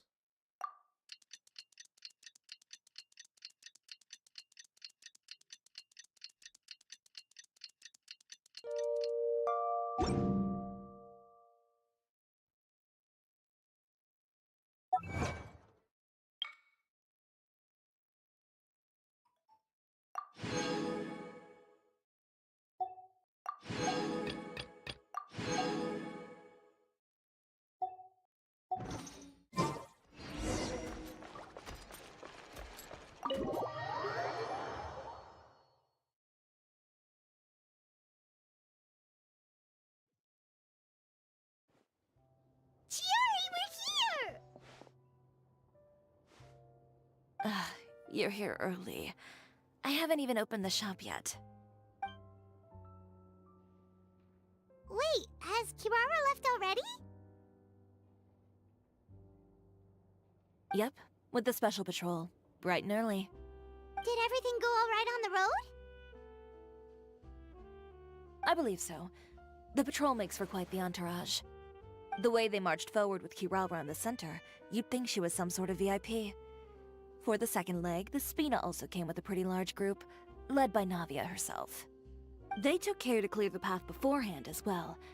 Kirara won't so much as step on a single stray rock on her journey. I even heard that Navia decided out of the blue to make a batch of macarons as a going-away gift for Kirara. An excellent souvenir to remember Fontaine by, I'd say. Sounds like Navia really got into it. My thoughts exactly. She even lamented the fact that she didn't have time to prepare something even fancier. I'm pretty sure she can't wait for another escort opportunity to come her way. You know, now that you mention Navia, Paimon thinks the two of you are actually pretty similar. You say what you mean, and when you have an idea, you really hit the ground running. I suppose that's why we're such good friends. Navia has a certain resilience about her. It's part of who she is. No matter what comes her way, she never bows down in the face of adversity. That sort of determination and courage is something I really admire. That same spirit is the true vision of my brand. When she first mentioned commissioning an outfit from my boutique, well, I'm sure you can imagine my excitement. It's like finding the perfect brand ambassador, huh? Indeed. Customers pay attention not just to the clothes, but also to the figures in society who wear said clothes. People like to copy the styles of those they look up to. Huh. And here Paimon thought all that mattered was for the clothes to look cute. Fashion is about more than just looks, my dear. Especially if you've got your sights set on a market the size of Teyvat. Well, would you look at the time? Oh yeah. Come on, let's get down to business. We're here to model. Indeed. Give me a moment while I go retrieve some fabrics and sample outfits. Why don't you help me set up the shop displays in the meantime? Set them up? How exactly? Just carefully organize the ready-to-wear clothes with an eye toward their types and styles. This way, we can guarantee that the customers will see something different every day. Whoa, there sure is a lot that goes into running a store. Well then, I'll leave the displays to you.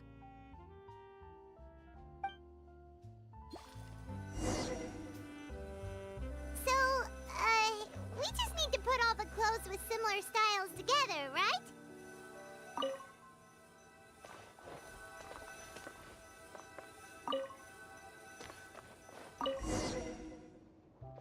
I messed up on purpose. Let's see what she says.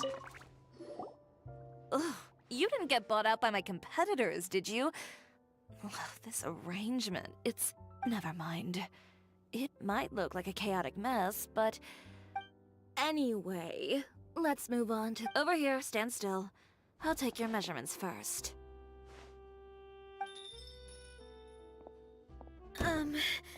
Excuse me, Miss Chiori. Oh, good morning, Leanne. How have you been recently? Not too bad. Your gown will be ready next week, so there's no need to worry about missing the ball. Or did you come here today because you'd like to make a new request, perhaps? Oh, no. Nothing like that, Miss Chiori.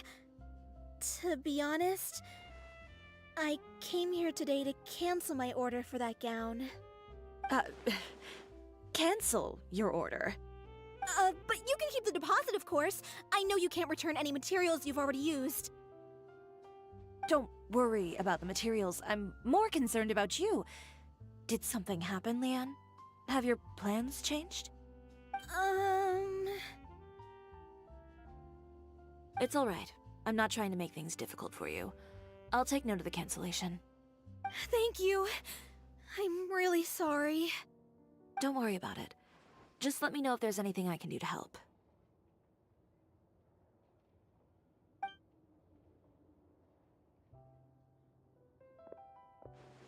Is it just Paimon, or was she acting a bit strange just now? Wonder why she wouldn't tell us why she was canceling her order. It's not a big deal. These things happen every once in a while. A family emergency, an important payday falling through, a lover's quarrel, no one to take you to the ball. I've pretty much heard it all. Judging from the look on her face, something's keeping her from revealing the truth to us. It's best not to pry. Well, guess this means you'll have more time to work on Fashion Week, right? That's true. Come, let's pick up where we left off. Is Miss Chiori in? I am. How can I help you? I'd like to return this item. Oh, could I ask why? It's just, not to my liking. You said I could get a refund if I wasn't satisfied, so that's why I'm here. Is there something about it that didn't meet your expectations? Are the sleeves too short, or is the color too dark? I can always make those adjustments for you. No need. You don't have to concern yourself with that. I'd just like that refund, please. And I'd be happy to process that for you. If you could just tell me the cause of your dissatisfaction. Is Chiori here?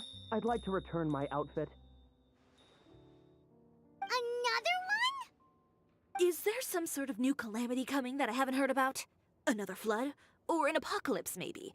What does the prophecy say this time? You'll be spared if you get rid of all your clothes? Surely the entire population of Fontaine didn't convene and pick this one day to come and return my clothes. What is going on? What kind of rags are you trying to sell us, huh? The way I see it, this shop is nothing more than a black market front run by a bunch of dirty criminals. Please calm down, sir. What is he talking about? Haven't you heard? Chioria Boutique has been exposed for having close ties with criminals. It's all over the papers. And just who is it that dares to throw that accusation around? Well, you tell us. The fabrics you've got here, they're all sourced from underground factories, aren't they?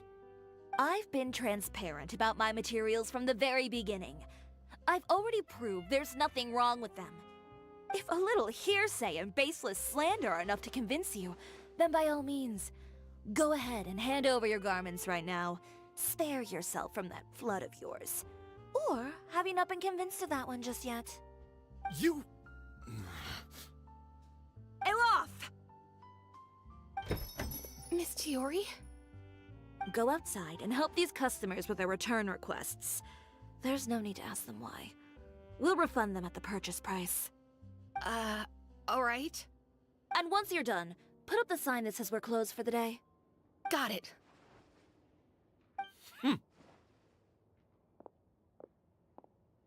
Chiori.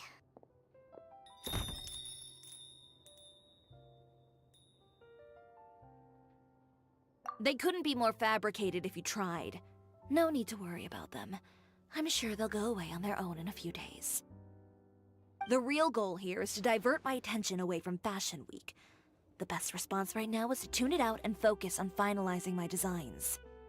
If you say so, but Paimon still can't help but worry. The best way to respond to public skepticism is to let your work speak for itself. There will be no doubt about the quality of my work once my new designs are released. The public just has to see it for themselves. Miss Chiori, bad news!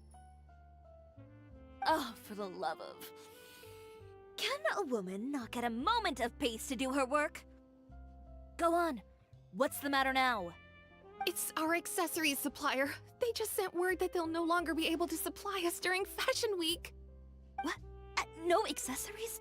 Not even the ones we pre-ordered? Yes, that's what their messenger said. And what about the models we asked them to book for us? I think they'll probably pull out as well. Even the suppliers believe those nasty rumors? Is the messenger still here? No, they've already left. So, no accessories means no brooches, no bow ties, things like that? Not just that. It means no gems, ribbons, gold thread, all the elements that lend life and soul to my designs.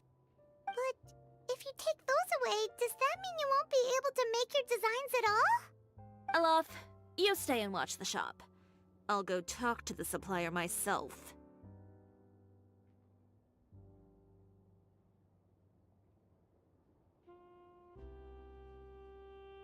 Yeah, and we can vouch for you too. We'll make sure your supplier knows there's nothing wrong with your clothes.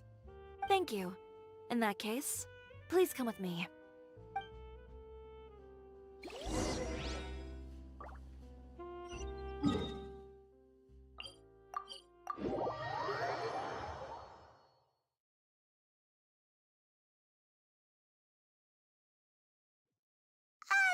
By the way, we really are just going to talk, right? Of course.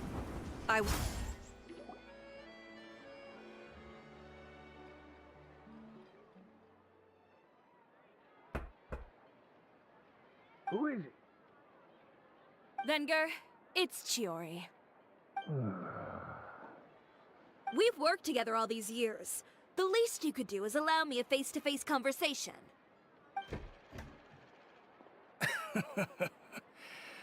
Straightforward as always, I see. You know, there are certain conventions people usually follow if they want to seek someone's company. Sending a messenger, for example.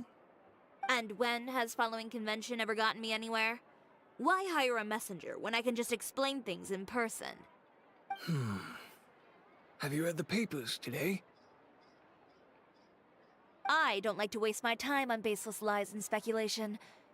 Maybe that's something you should consider as well. You're right. I only subscribe to the Steambird. And most days I never even read the others. So, these rumors. The Steambird was the one that published them? No, not at all. They were in some second-rate fashion tabloids. Well then, there you go. Those sort of headlines become old news faster than you can read them. Surely a bit of tabloid drama isn't worth cutting off my supply. You would think that. But this time is different. Someone paid off the tabloids to publish the same article at once. They even went so far as to leave a copy in front of every house. That's how I first learned of the rumors. Every house? That means someone must have been planning this for a very long time. It seems your rival really pulled out all the stops this time, Shiori. The article was even published alongside a photo of you. What sort of photo? A photo of you beating up someone on the street yesterday. Yesterday? Wait, that means... Uter again. Here, I've got a copy. See for yourselves.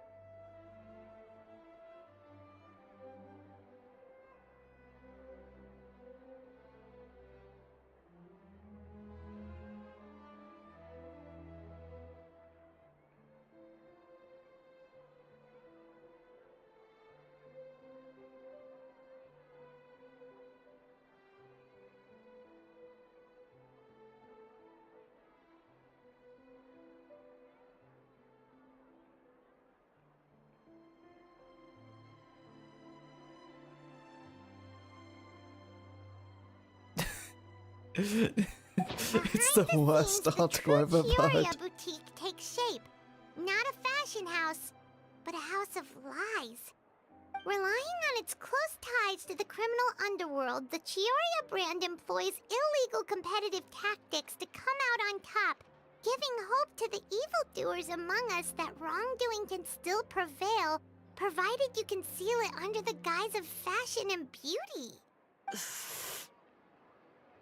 I don't know what happened, and I don't want to comment on things that I didn't see with my own eyes.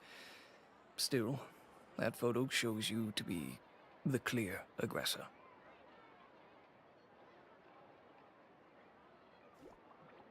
Yeah, he was the one who started it, that little... I appreciate you standing up for me, Paimon, but it can't be helped now. That's right. The court of public opinion has already made up its mind. Still, I've got to give your rival high marks for effort. They even dug up the fact that my father once served time in the fortress of Meripede. But that was so long ago. In the world of fashion, your past is like a piece of clothing stained with mud. Once tainted, it can never be washed clean. They claim that most of your clientele are criminals and that those who buy your clothes are just like you.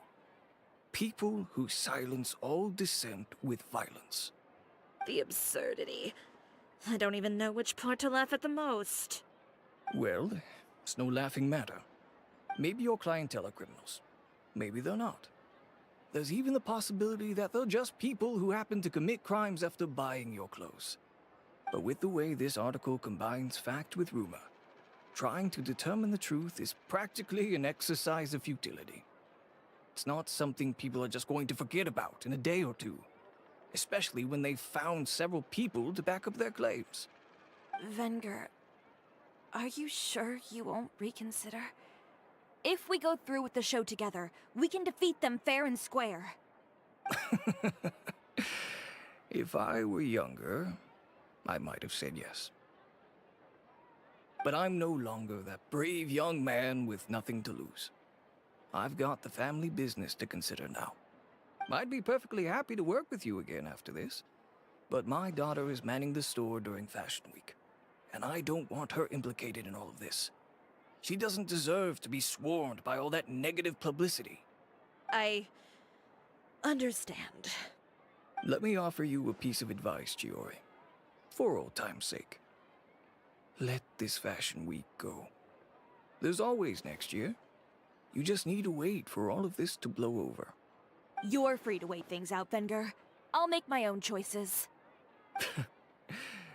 Have you ever thought maybe that attitude of yours is what's gotten you into all this trouble? Have you ever thought maybe this attitude of mine is precisely what paved the way for my success? Well, fair enough. Then I suppose all there's left to say is best of luck. As for the models, none of them wanted to be implicated in all of this either. Understood. Take care.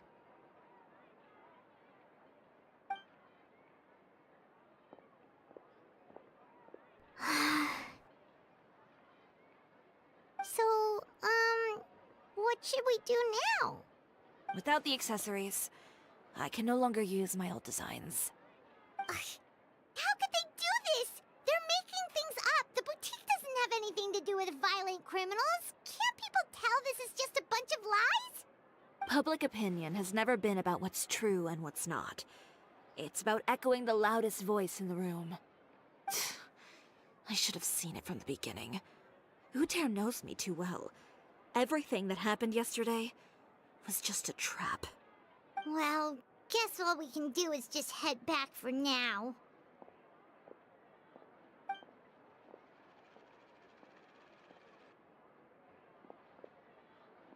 Traveler! Paimon!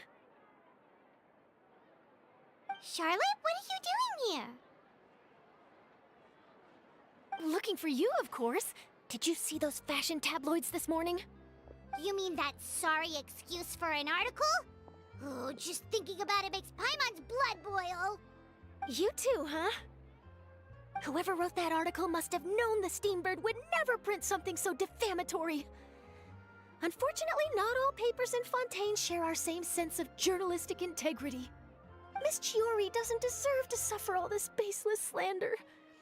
I was just about to find some people to interview so that I can write an article to refute all those claims.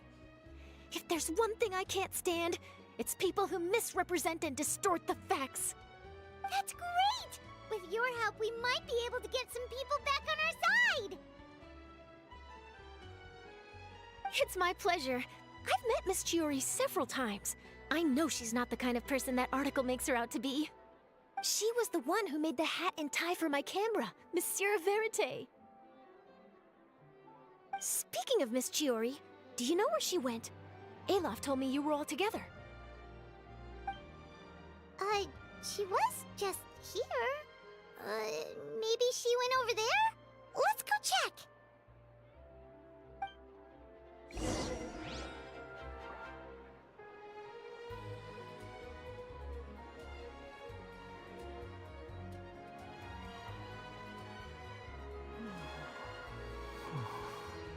If you ask me, I think Chiori Boutique is done for. I mean, what did they expect?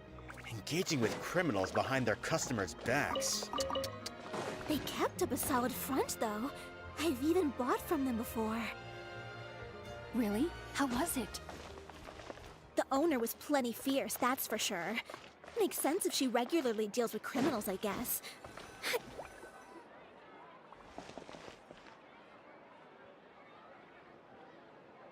Oh no, we've lost her! Did you hear what all those people were saying? Paimon can't believe they bought all that nonsense! Miss Chiori doesn't often appear in public or give a lot of interviews, so the general public hasn't had a chance to really get to know her. It's also true that her way of dealing with things can be a little extreme sometimes. It's easy to use that to mislead people who don't know anything else about her.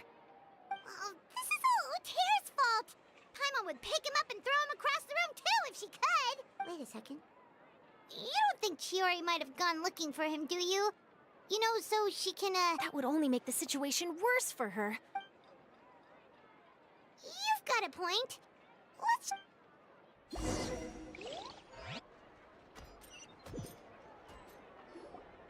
Elaf, we're back! Oh, who's this? Ah, this is Miss Letitia. She's also here to see Miss Chiori. Oh, you were the one who came to collect the wedding dress yesterday, right? Wait, please don't say you're returning that dress too. Oh, no, not at all. I'm just here to thank her. In fact, if there's anything I can do to help her out, I'd be more than willing. Ah, so you've come across that article as well.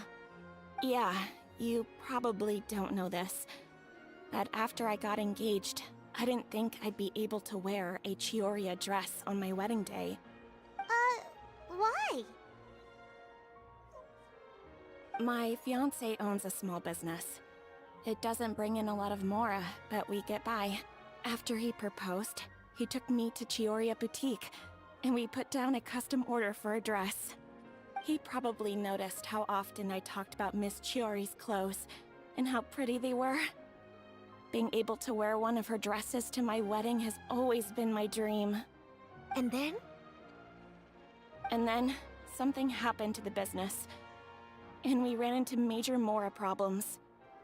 We were able to scrounge up enough to pay off our debts, but it left us without the funds to pay for the dress.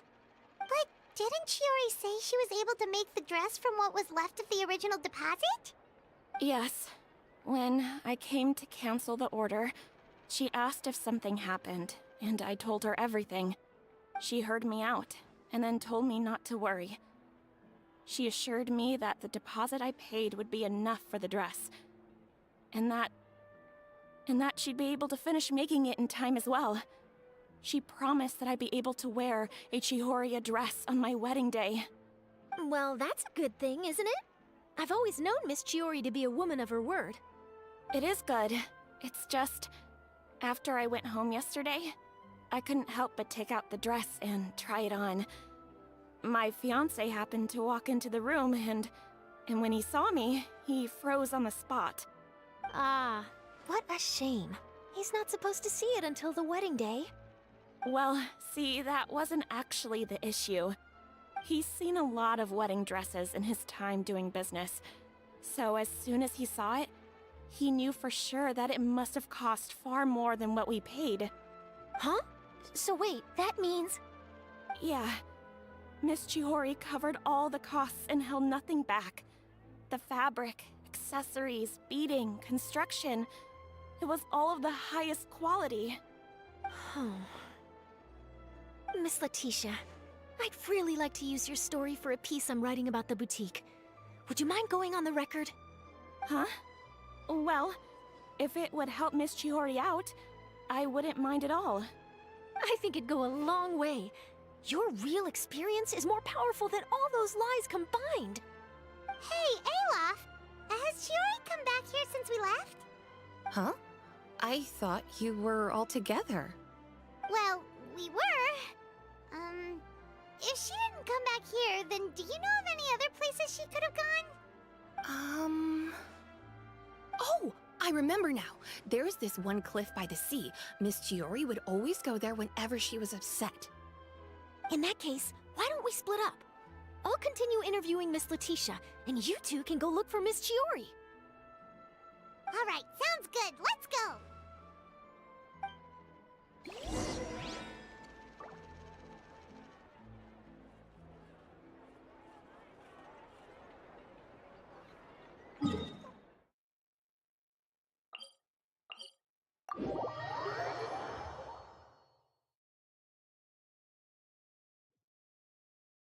There's no such thing as pure freedom.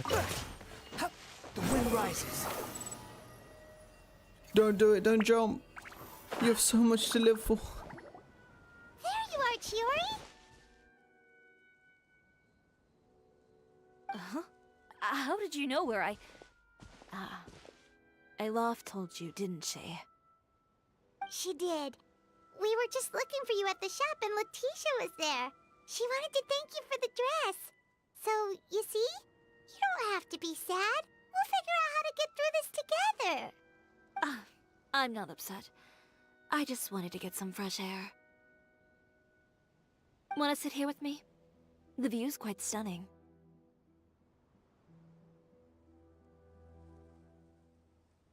Don't worry.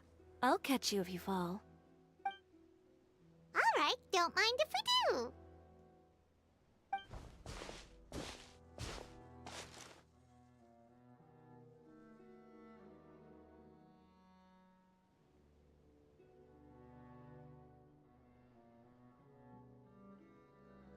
Well, how does it feel?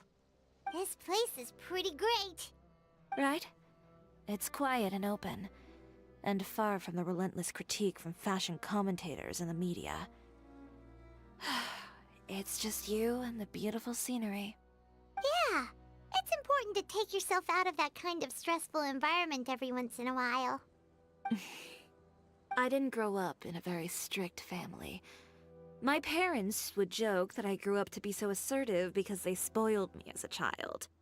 I would get together with the other children to climb trees and explore caves.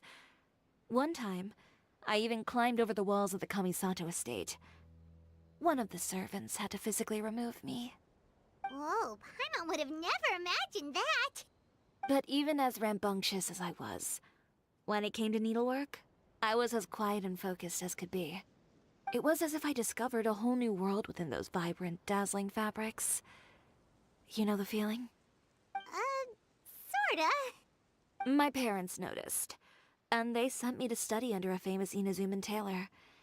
It wasn't long before I had driven away pretty much every master tailor on the archipelago. You could say I really tried their patience. You were that misbehaved? I wasn't misbehaved, exactly. I just often had strange ideas when it came to fashion. Ones that weren't in line with traditional ways of doing things.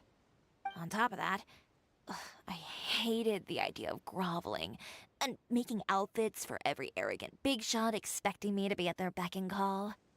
Anyway, a few incidents later, I soon found myself without a master. Worse, not one shop was willing to hire me. Not even to do grunt work. No wonder you left Inazuma. I was angry and frustrated. So, before I left, I swore to all those masters that my brand would one day become renowned all over Teyvat. Well, that's a great dream to strive towards. After that, I came all the way to the court of Fontaine, a city often referred to as the capital of arts and fashion. I had a lot of fun starting out.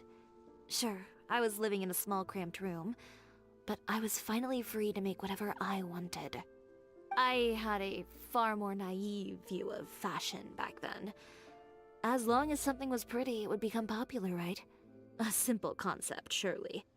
Of course, as I spent more and more time in the industry, I learned nothing was ever that simple. Least of all, fashion. Oh, you mean Letitia? Yeah, she did mention that dream. I'll be honest with you. That's the first time I ever heard something like that from one of my customers. Who would have thought? Even as I continue to pursue my dream, my work has also become someone else's.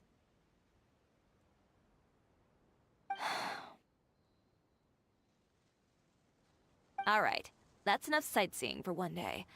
Time to come up with a way out of this mess. Ooh, looks like you've got your game face back. Back? It was never gone to begin with. I did say I wasn't upset, didn't I? Paimon thinks we should look for evidence that Uter wrote that article, and that he hired those treasure hoarders to attack Kirara. Charlotte's already working on an article to address all those nasty rumors so we can publish all our findings in the Steambird once we're done. I don't like duking it out in the press. But if Charlotte's thrown her hat in the ring, I won't stop her either. I know where Uter's clothing factory is located. it might be a good place to start looking for some evidence. Sounds good. We'll come with. As for Fashion Week, well, there's always next year, right? So there's no need to be too upset. Huh? When did this become an either-or situation? Find incriminating evidence or participate in Fashion Week. I'm doing both. But your accessories! Didn't you say your designs were unusable without them? Well, it's true that I haven't quite figured out what to do about that, but to tell you the truth, even here in Fontaine, every time I see the sea, I can't help but remember Inazuma, and the vow I made in front of those masters. Thinking about all that, I just can't bear to take even one step back. The sea. What did you just say, Chiori? The sea. Seashells, coral.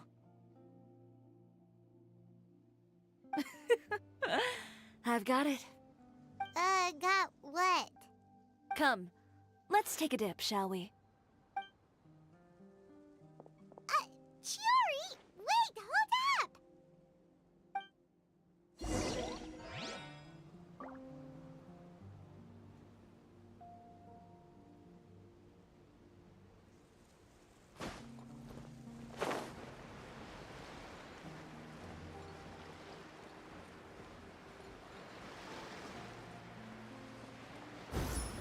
Chiori, why did you just jump into the sea all of a sudden? Paimon, what do you think is the most beautiful thing in the sea? A Lumitoile? Or a pearl, maybe?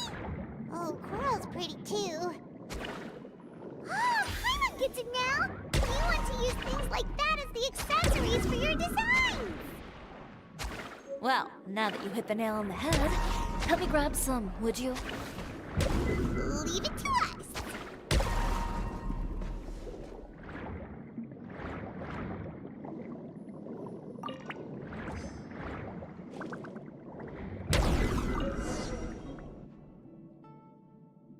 These should be enough, right?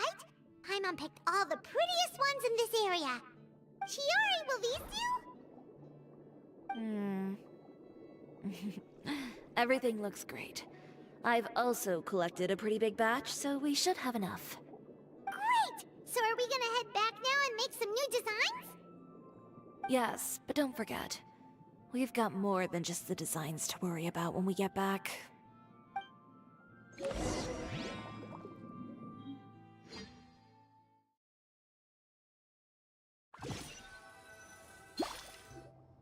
Okay, we've got the materials for the accessories. Next, we'll need to use what we have on hand to create some new outfits. You mean we have to start from scratch? Will there be enough time?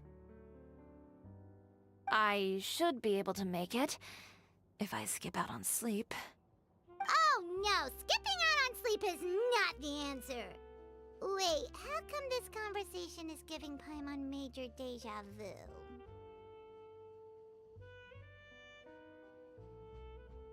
Ganyu? Who's that? A friend of ours who does way too much overtime.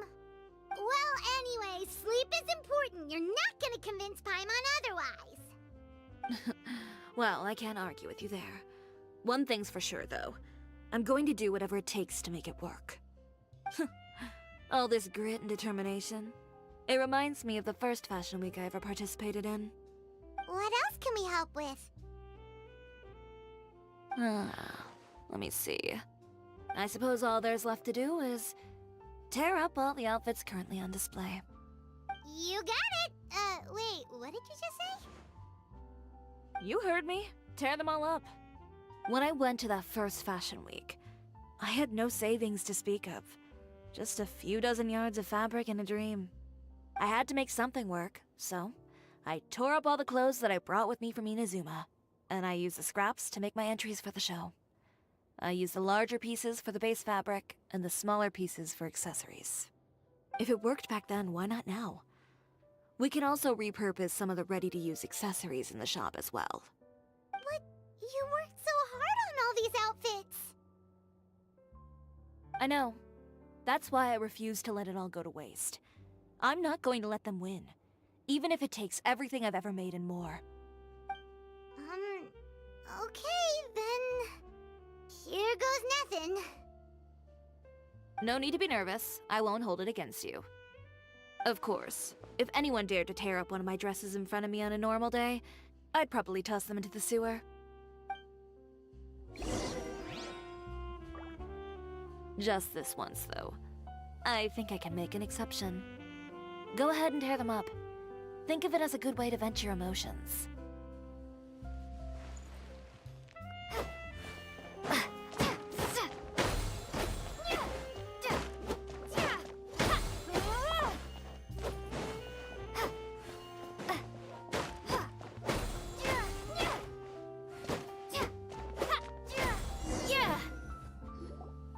Good job.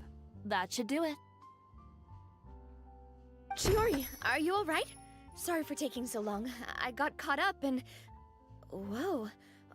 What happened to your shop? Who did this? Those monsters. Slandering you in the papers wasn't enough for them, was it? They even sent people to wreck your shop. Give me their names. Since they're all too eager to tear up other people's clothes, I think it's about time the Spina di Rosula return the favor. Maybe you should calm down a bit first, 'cause you see,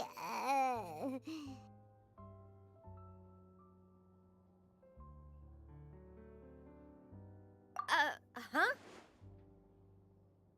Ugh, what is this, a soap opera? I was the one who asked the traveler to tear up the outfits. We need all the fabric and accessories we can get. Oh, so that's what happened. I guess I got a bit ahead of myself just now. Back to what you were doing, everyone. You can all just pretend like I didn't say anything. Nadia sure is scary when she's angry. If there's one thing I can't stand, it's a false accusation. No one's gonna orchestrate some conspiracy to take down one of my friends and get away with it. You and Chiori are really close. Of course. Everyone knows that Chiori makes the most gorgeous outfits in town. All of the Spina di Rosula's formal wear is custom tailored here. Now, if only you'd give me the contract for your uniforms as well. As if you'd enjoy designing something as boring and formulaic as a uniform. That's why I didn't ask you in the first place, silly. Plus, with how much your intel has helped us out in the past, to the Spina, you're more of an intelligence agency than a fashion boutique. If I had it my way, it would be the other way around. Anyway, we both know why I'm here. Tell me, how can the Spina be of service to you? If it's not too much trouble, can I borrow some skilled hands to help with some simple sewing work? I'll need all the help I can get if I'm going to finish these outfits over the next few days. Oh, no problem. I've got a few of those guys all ready to go. I just knew you wouldn't be intimidated into withdrawing from this year's show. When are you going to get started? I can help with sewing too. Actually, there's something else I'd like to ask of you. Ask away. I'm all ears. Oh, and Traveler and Paimon, could you help me pass word to Linny and Lynette? I'll need their help as well.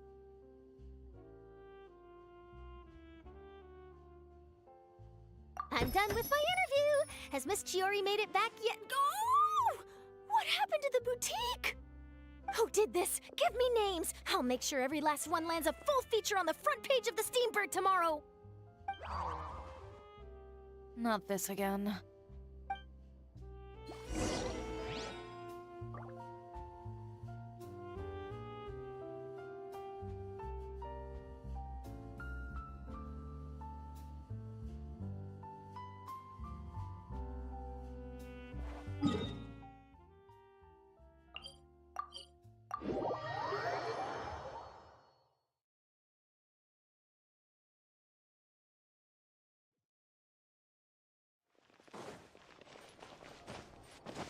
Back to their house.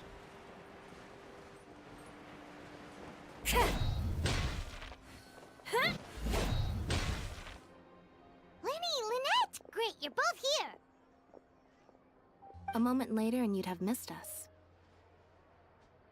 We read the article in the papers. We were just about to go find Miss Chiori. She helped design a number of our costumes in the past and even sponsored one of our performances. The time has come, it seems, for us to return the favor. Oh, perfect! She was the one who sent us! In that case, I assume that there's something we can do to help. Just say the word and we'll take care of it. Okay, so it's like this. Is that all we'll need to do? Should be a piece of cake for the two of us. Paimon's glad to hear it!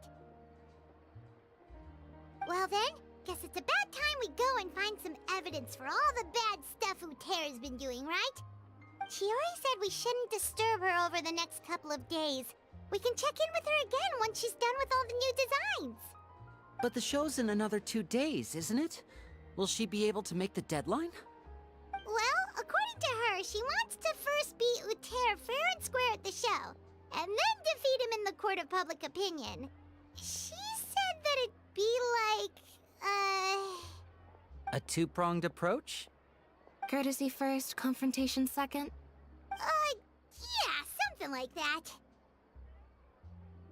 Understood. Then we'll have faith in her decision. We'll go make some preparations. See you at the venue in 2 days. All right, we're counting on you.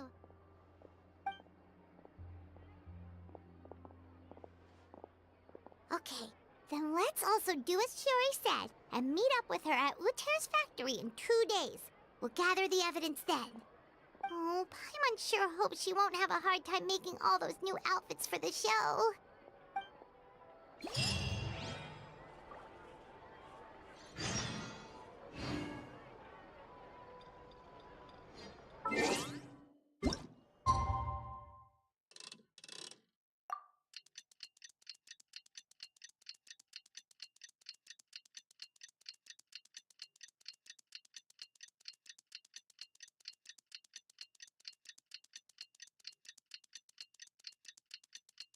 Why is this going slower?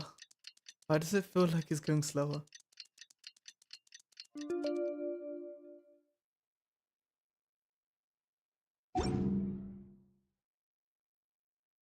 You want to learn some Favonia's blade work? Alright then, I'll teach you.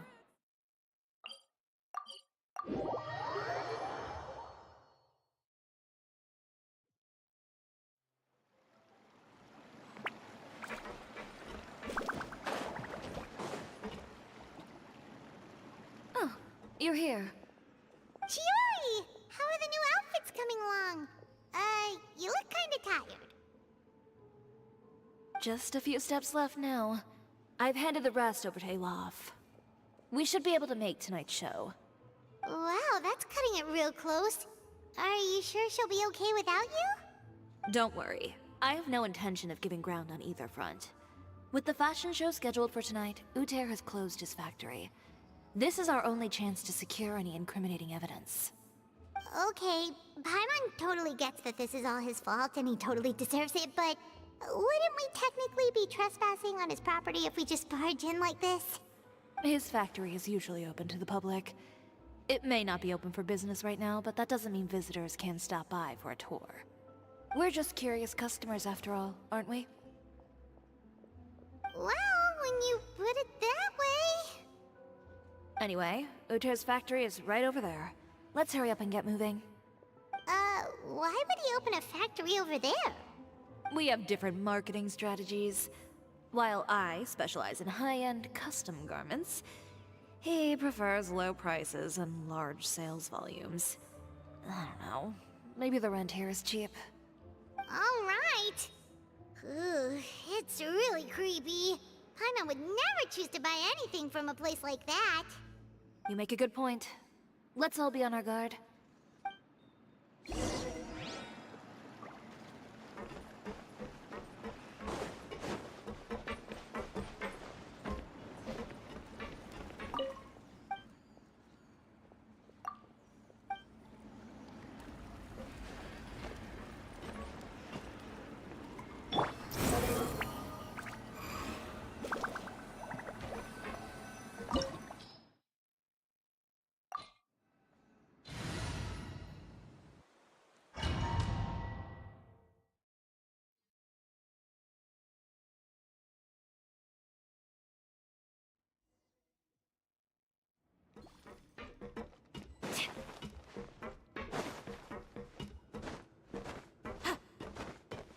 Are we gonna beat him up in his own shop?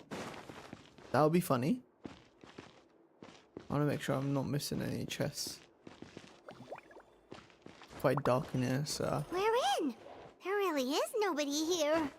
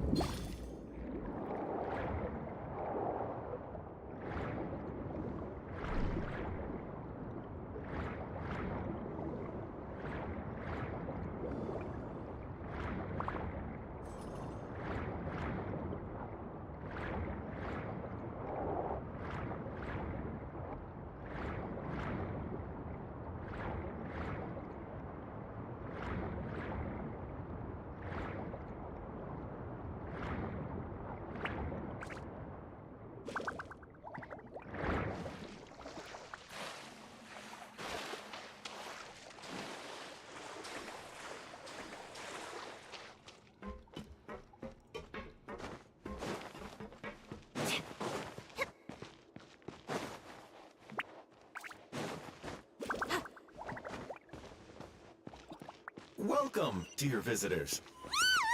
Oh, Paimon nearly fell out of the air. What hit that thing? A mechanical guide. They usually use a recorded tape to give you a tour of the factory. Please follow me, dear guests.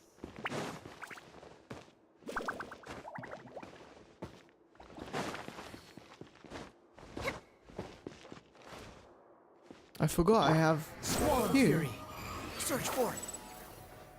I can explore around if I want to.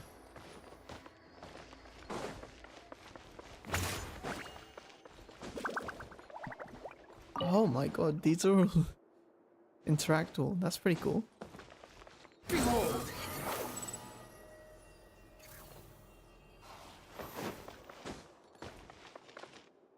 Can I not go up there? Rip. Come on then.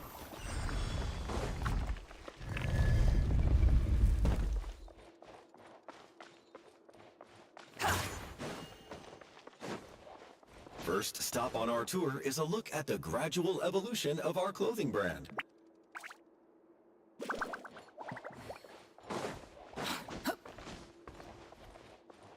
After that, we welcome you to peruse our most popular styles. Huh. Uter seems to be doing pretty well for himself, doesn't he? Why would he feel the need to bother you when he could just focus on improving his own brand? This is the studio where our designs are made. Please, take a look.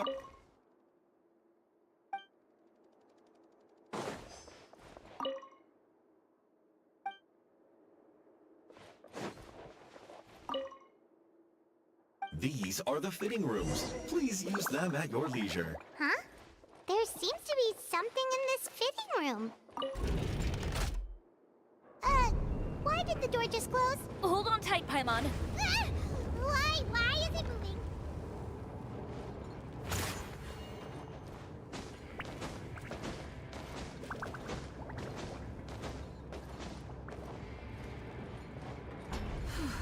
It seems to have stopped. Where did this thing take us? It seems like we're someplace deeper inside the factory.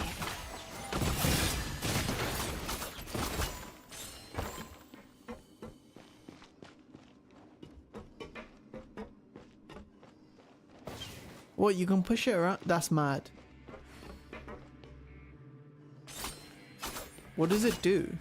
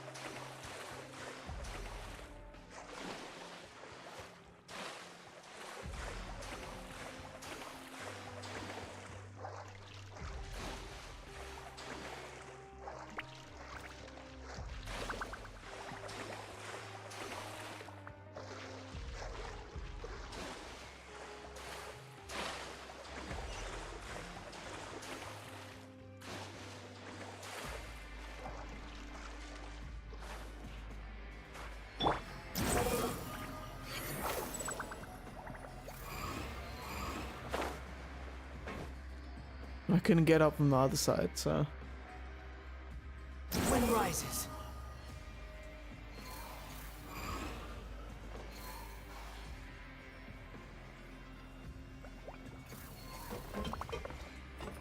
Ah.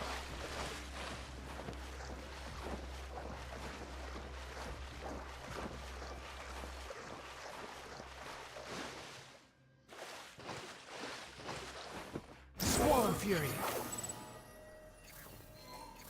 Look out! There are guards here!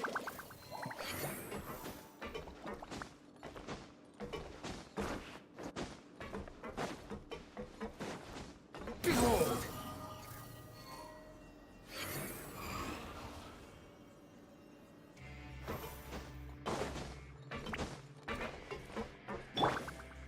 Let's go sniper style. Headshot. Body shot. Oh crap, I missed. I suck at sniper.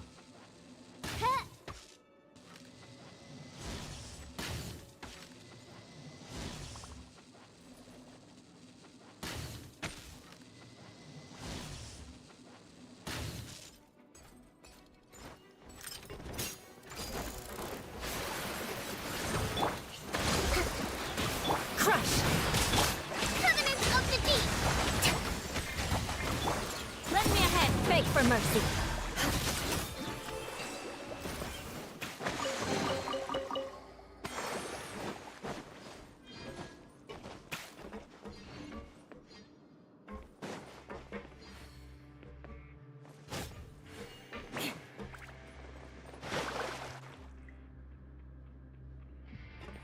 Never mind. Okay. No, I'm stupid. Mm-hmm. Mm-hmm. More speed. I've conquered this thing. Let's see how fast I can go. The wind rises. Huh, too slow.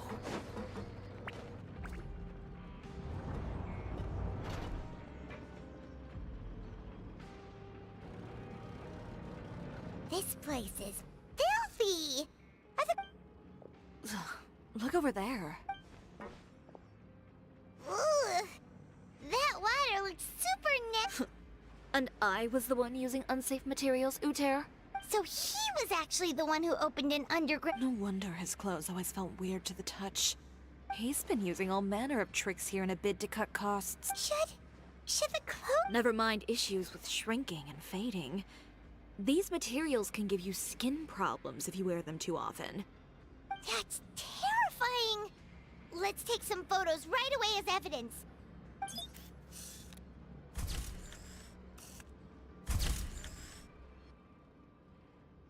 This way he won't be able to try and deny anything in court.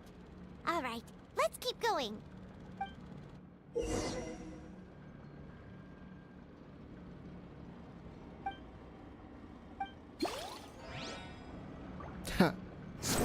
Like I need that. Doesn't look like there's a path here. Follow me. Let's go up.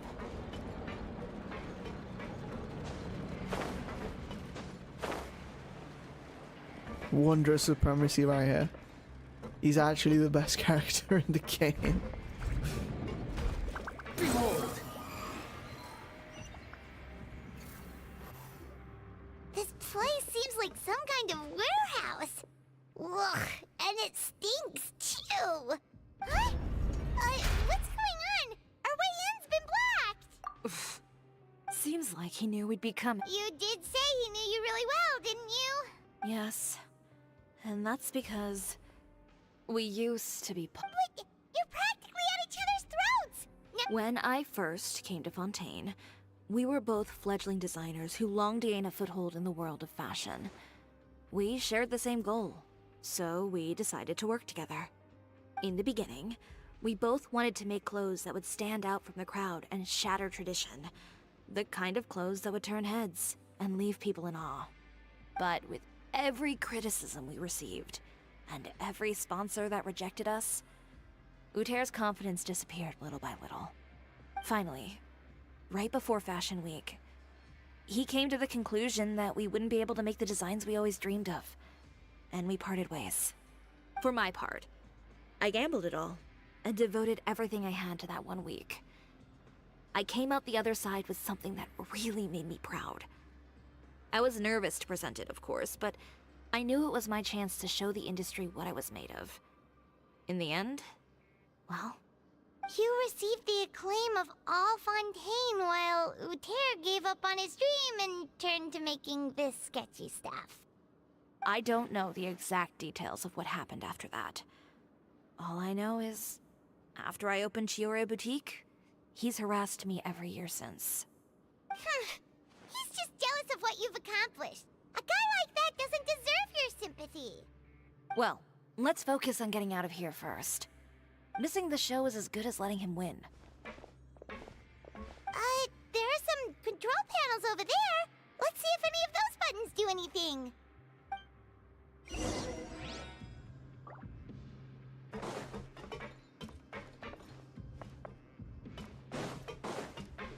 Oh, that doesn't seem to have done anything.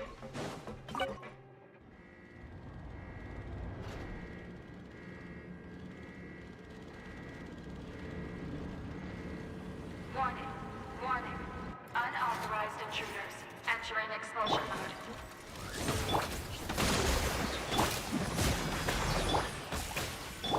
I am the cutting edge of fashion.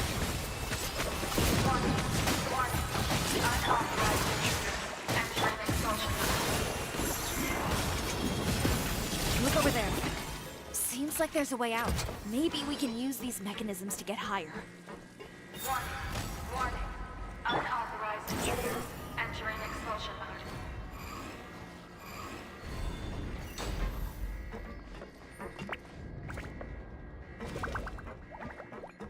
Warning, warning.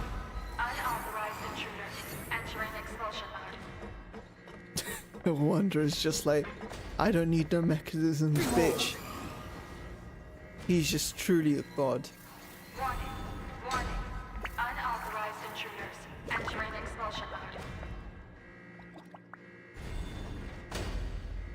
Squall Fury!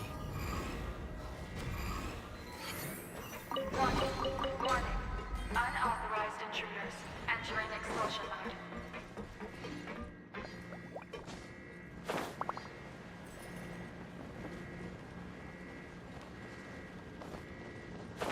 Whew. We finally made it out. Why does it feel like the movement patterns of those necks have changed? Warning, warning. Unauthorized intruders initiating shutdown procedure. Too slow. Wind rises.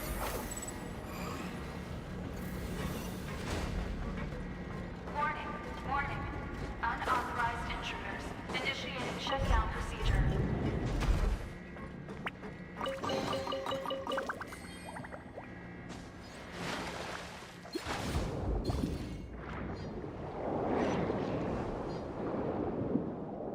Oh, this is the thing I entered at the start. And it goes out here, okay.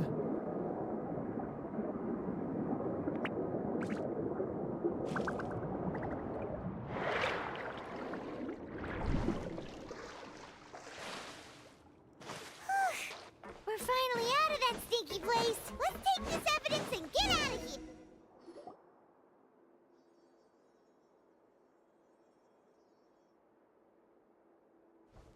Finally, the entrance! At last!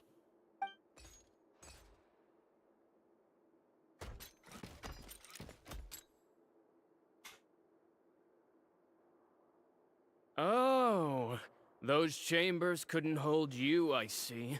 What a We've collected a bunch of evidence on all the nasty stuff happening at your— The evidence on your person, you mean? What makes you...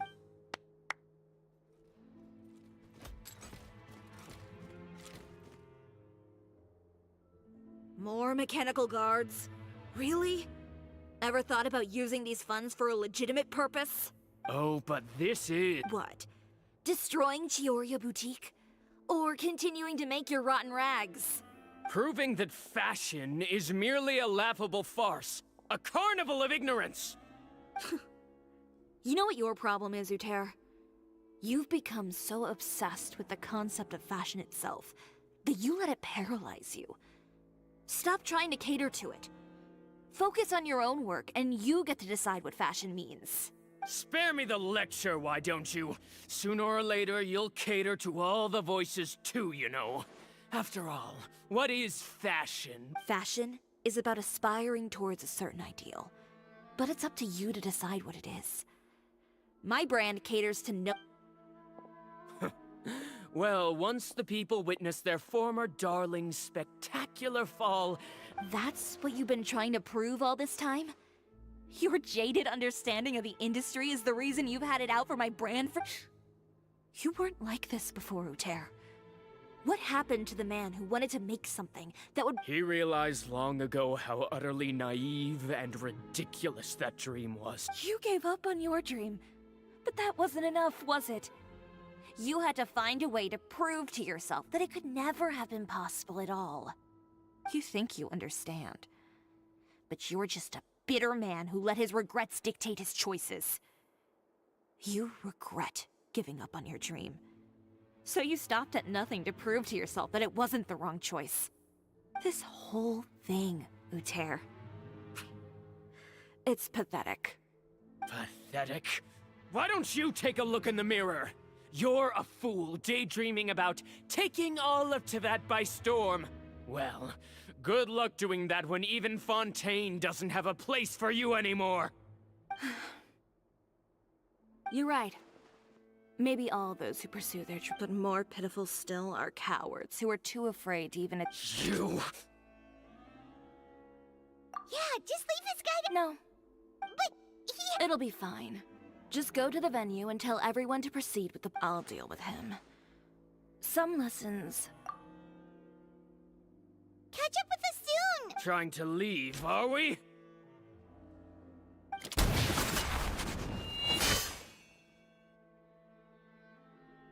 I've held back all this time because of our past partnership, Uter.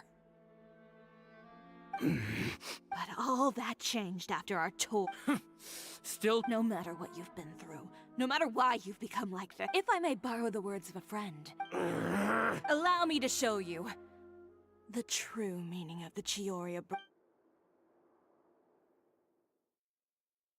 The Chioria brand represents more than a person or a trademark. It's a way of life. Greetings, friends at Fontaine Fashion Week. Please feast your eyes on the extravaganza that Chioria Boutique has prepared for you today.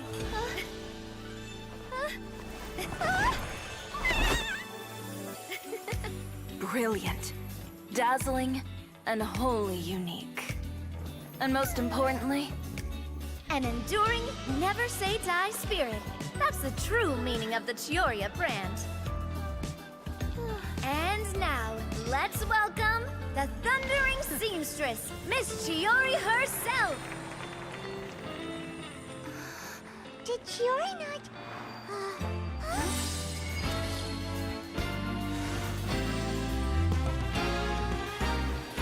Lights! Cameras! Over here, please! Let the show begin! The world may change, fashion along with it, but Chioria will remain the same. No challenge is too great. Chioria caters to no one. Not even the times. Rather, Chioria will always lead the fashion of our time. Finally, let's not forget.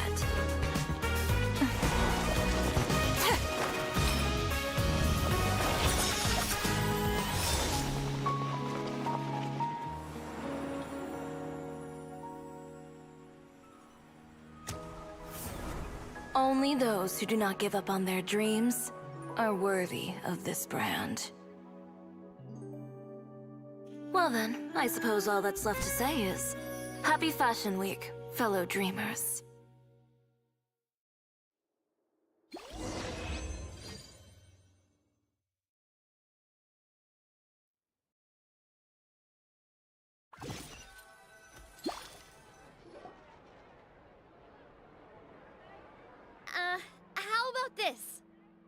little more to the left. Like this? Perfect. Phew. Oh, that looks great! Miss Chiori, can I take a picture? Of course. I didn't know you'd make a brand new signboard. I made it before Fashion Week. I figured it'd be best to put it up after the success of the show. Well, how can you become renowned through all of Tevat without a fancy signboard of your own? The Spina's way ahead of you in that regard. Now that you mention it, perhaps our magic troupe could use one of those. Our signatures are the Grinmalkin cat and the Bogglecat box. Oh, and we need to add Pear as well. Pear would need an alias, of course. How about... the Hangry Bird.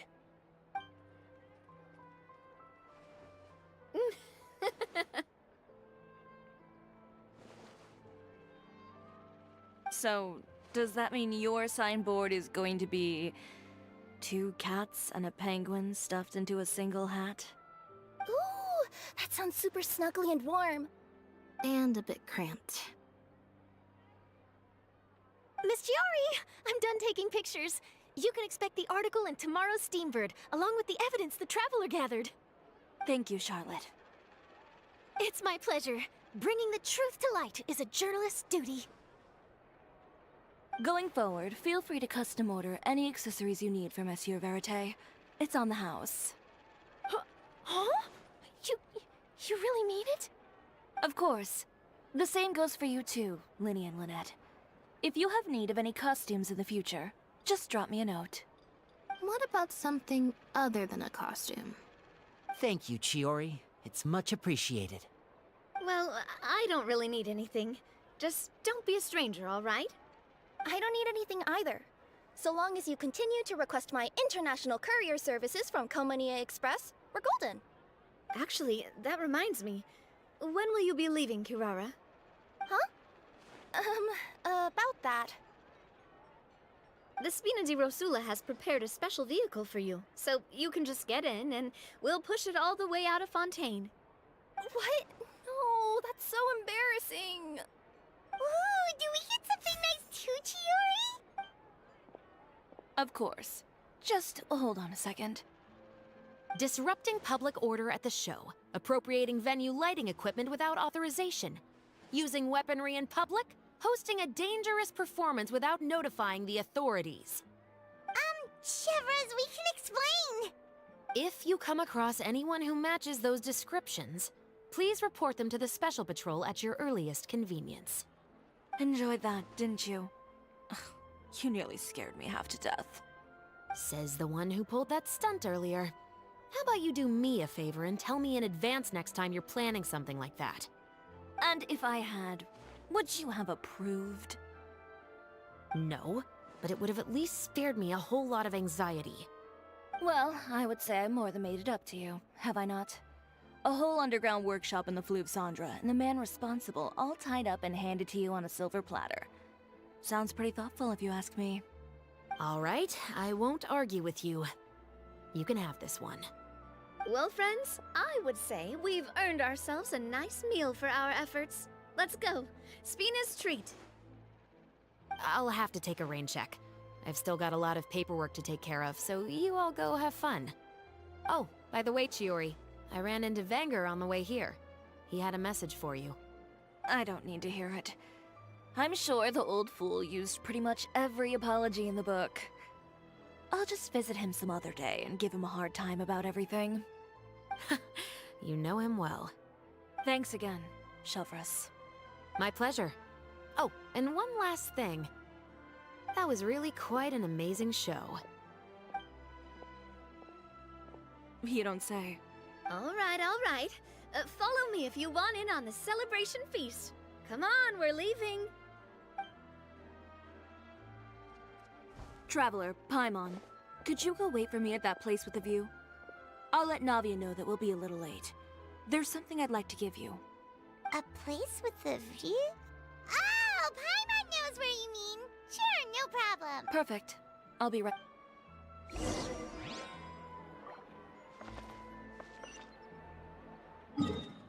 She's gonna push us off.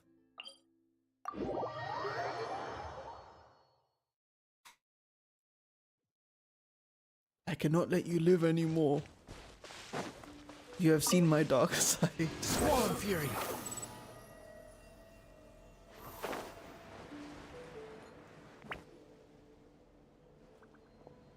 Sorry to keep you waiting. Oh, we didn't wait long at all. But what did you want to give us that you couldn't share right in front of everyone else? Here, take this.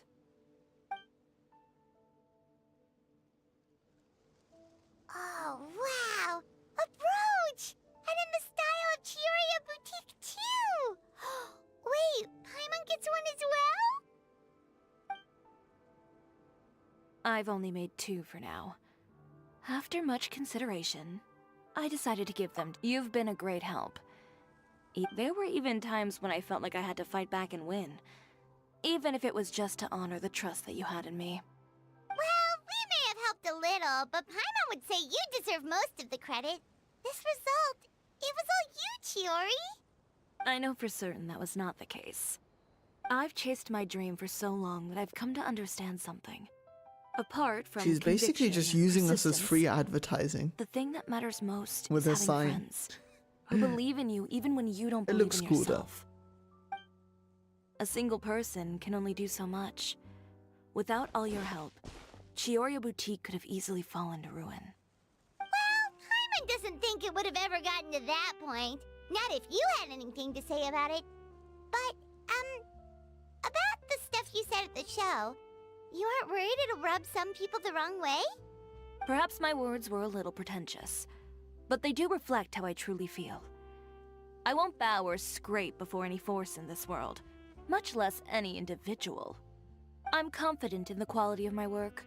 Create something beautiful, and there will always be people who appreciate it. Well, guess there's nothing to worry about then. Should we go back and join them at the victory feast? Oh, yes, of course. But before that, you know...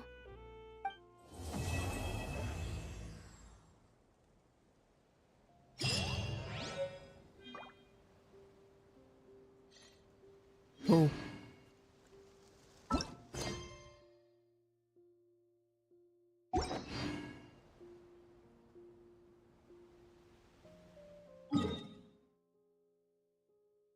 Hmm.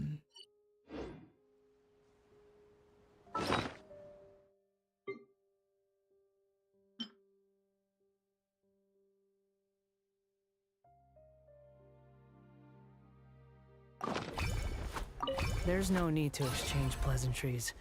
It's rather pathetic to force a conversation just to occupy silence.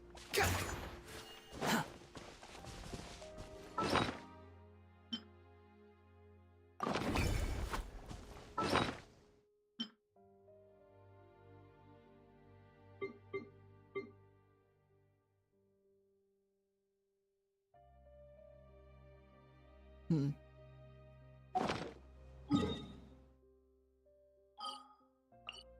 It is quite late, and I should probably get to sleep.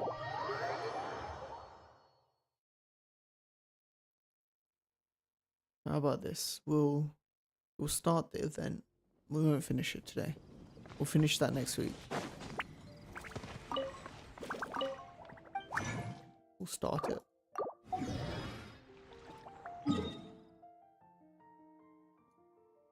Let's go do... not one... Yeah. I've been in leeway in a while. Okay. The wind rises.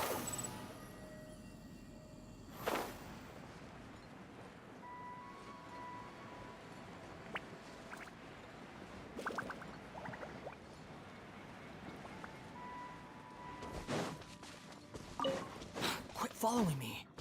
Huh.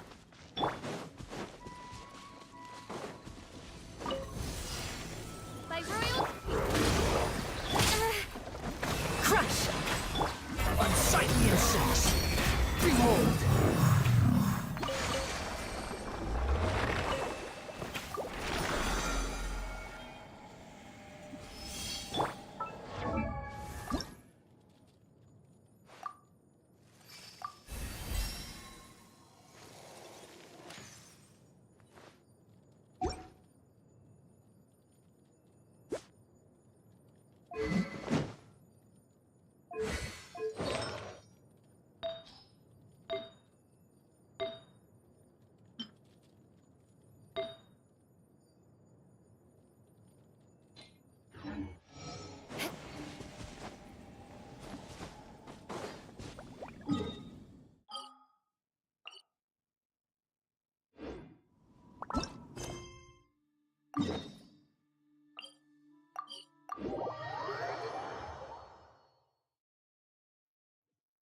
Let's just start it.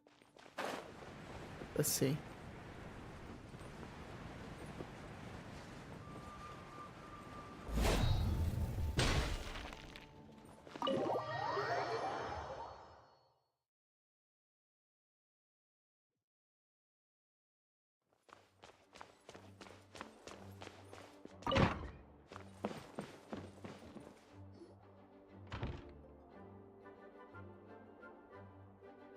Oh, it's you, cutie.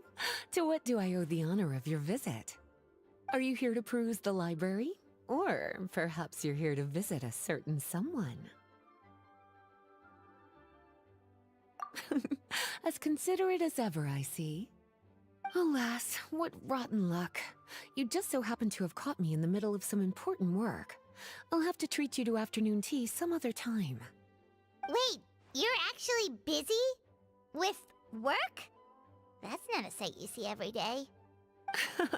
You're right. The last time I was this consumed with research must have been way back at the academia. I haven't done this much thinking for a long time. It's rather exhausting. If you're that interested, why don't you join in on the fun? What do you say? Want to help me relive my days as a scholar? It's not polite to pawn off your work on other people, you know. Is that a no, then? It will be quite the rare opportunity to work together, and you would, of course, be generously rewarded. As you probably know, the Knights of Favonius have long conducted research on alchemy. But most of that research has been carried out in a laboratory setting. The public's knowledge of alchemy is quite minimal. Which means that up to this point, most of our research and discoveries have remained quite distant from people's daily lives. We've put a lot of mora into the research, but have very little to show for our efforts. Noting this disconnect, Jean decided to start an initiative where we'd share the fruits of our labor with the people. For now, that means introducing them to several different kinds of alchemical potions. As it happens, I already have some experience with this work. Even though I usually work at the library, I have lent my support in the past to the management of the Knight's potion supply. Potioneering was also one of my academic specializations back in the day, so Jean thought I was the best person for the job. But to create potions practical enough to support the daily needs of the people, a lot of adjustments had to be made to the ingredients we use, and the overall alchemical process also needed to be simplified.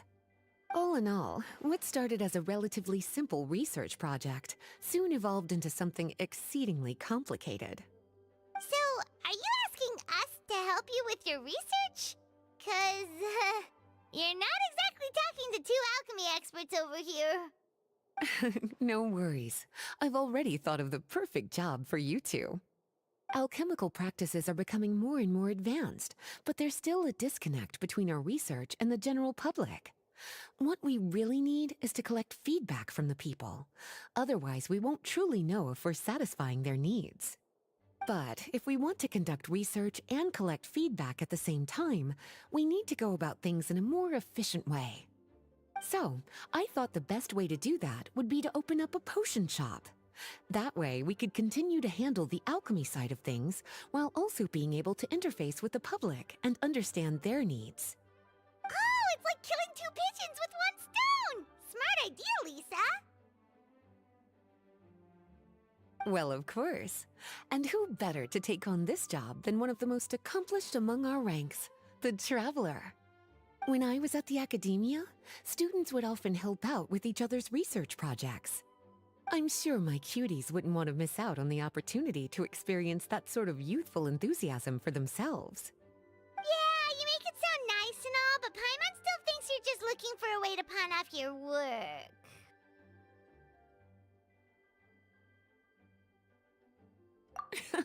I knew I could count on you. When all our work is done, I will personally see to it that you're generously rewarded. All of the initial preparations have been made, so let's head to the shop. We'll finish our discussion after we get there.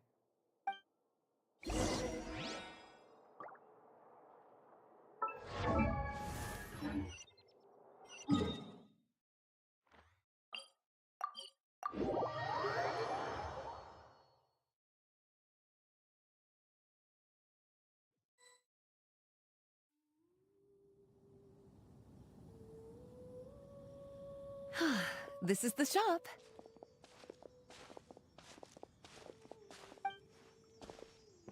Wow, looks like you've made a lot of preparations already. Did you do this all by yourself? It was a group effort. A whole bunch of knights helped out. Jean secured the initial funds to open the shop. Albedo and Sucrose provided the ingredients and equipment needed to brew the potions. And the logistics company is handling the provision of all future supplies. Now with your help, it's like an additional weight has been lifted off my shoulders. The knights have been busy spreading the word about our shop over the past few days. So, we should be ready to open once we've finished our final preparations. Okay, let's not keep everyone waiting then. Why don't you take these ingredients and try your hand at brewing a potion?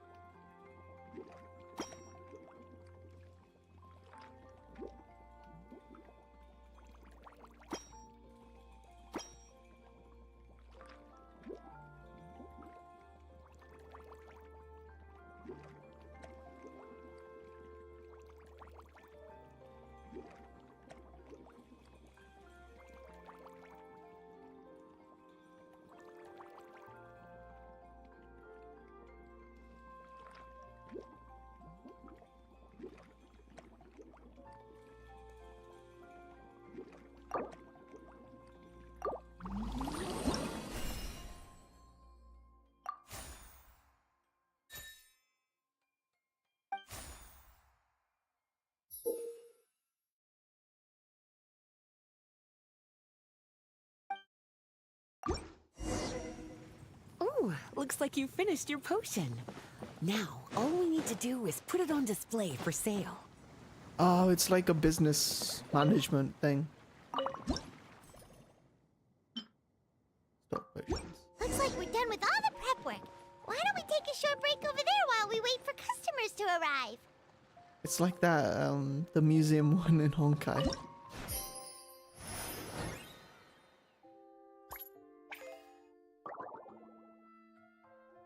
They show you a nice pie chart as well. Nice.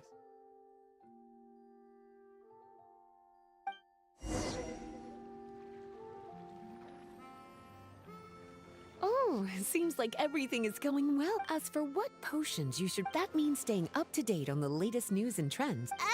That sounds kinda hard. Don't worry. I'll...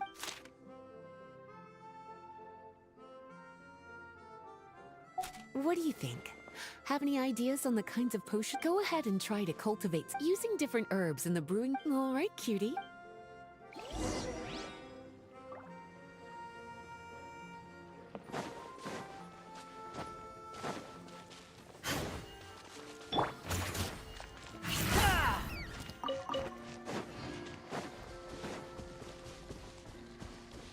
Alright, I'll stop here.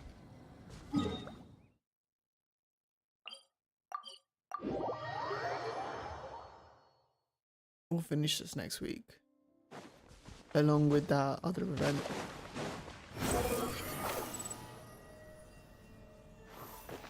Ad Astra Abbot.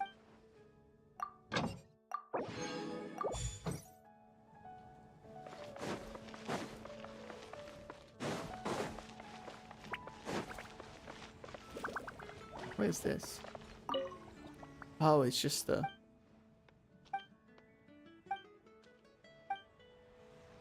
Okay. Alright then. We just have that left. These are all done. And these are all done.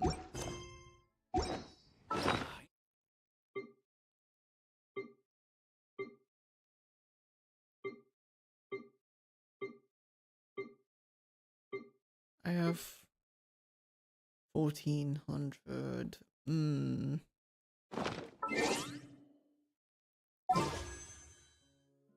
Is it worth it? That's 8. And what's my history on this banner?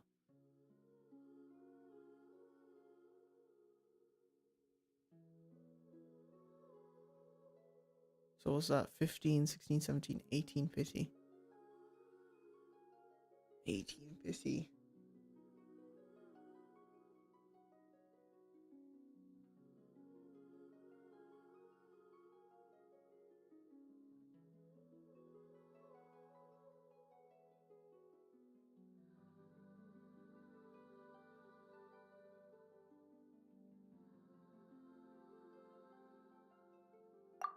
What are the 4-star weapons I can get? List of items.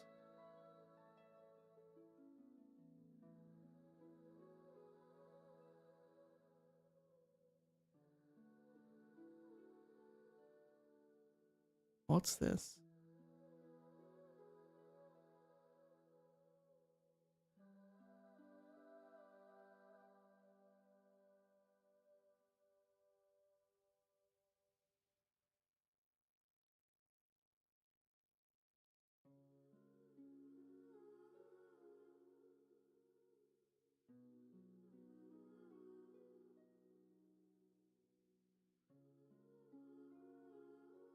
Wait, is this Fischl's?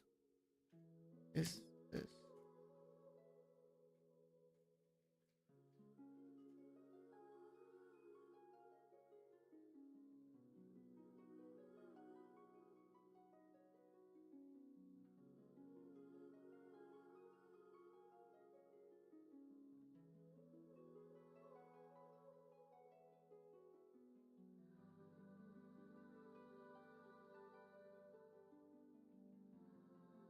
I never knew she had a signature bow.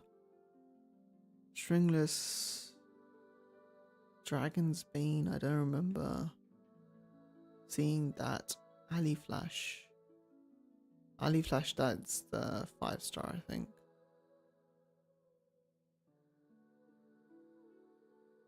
Right? No, I mean 4-star. What more am I saying? These are all 4 stars. Rain Slasher. Whatever. After we do the other event, then we'll wish on the banner.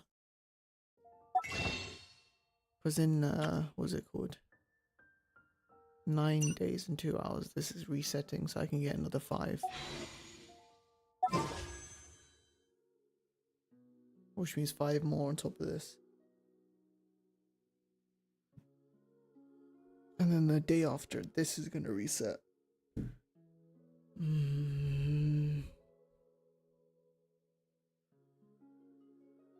Then I can spend all of phase 2 saving up for the father. Alright.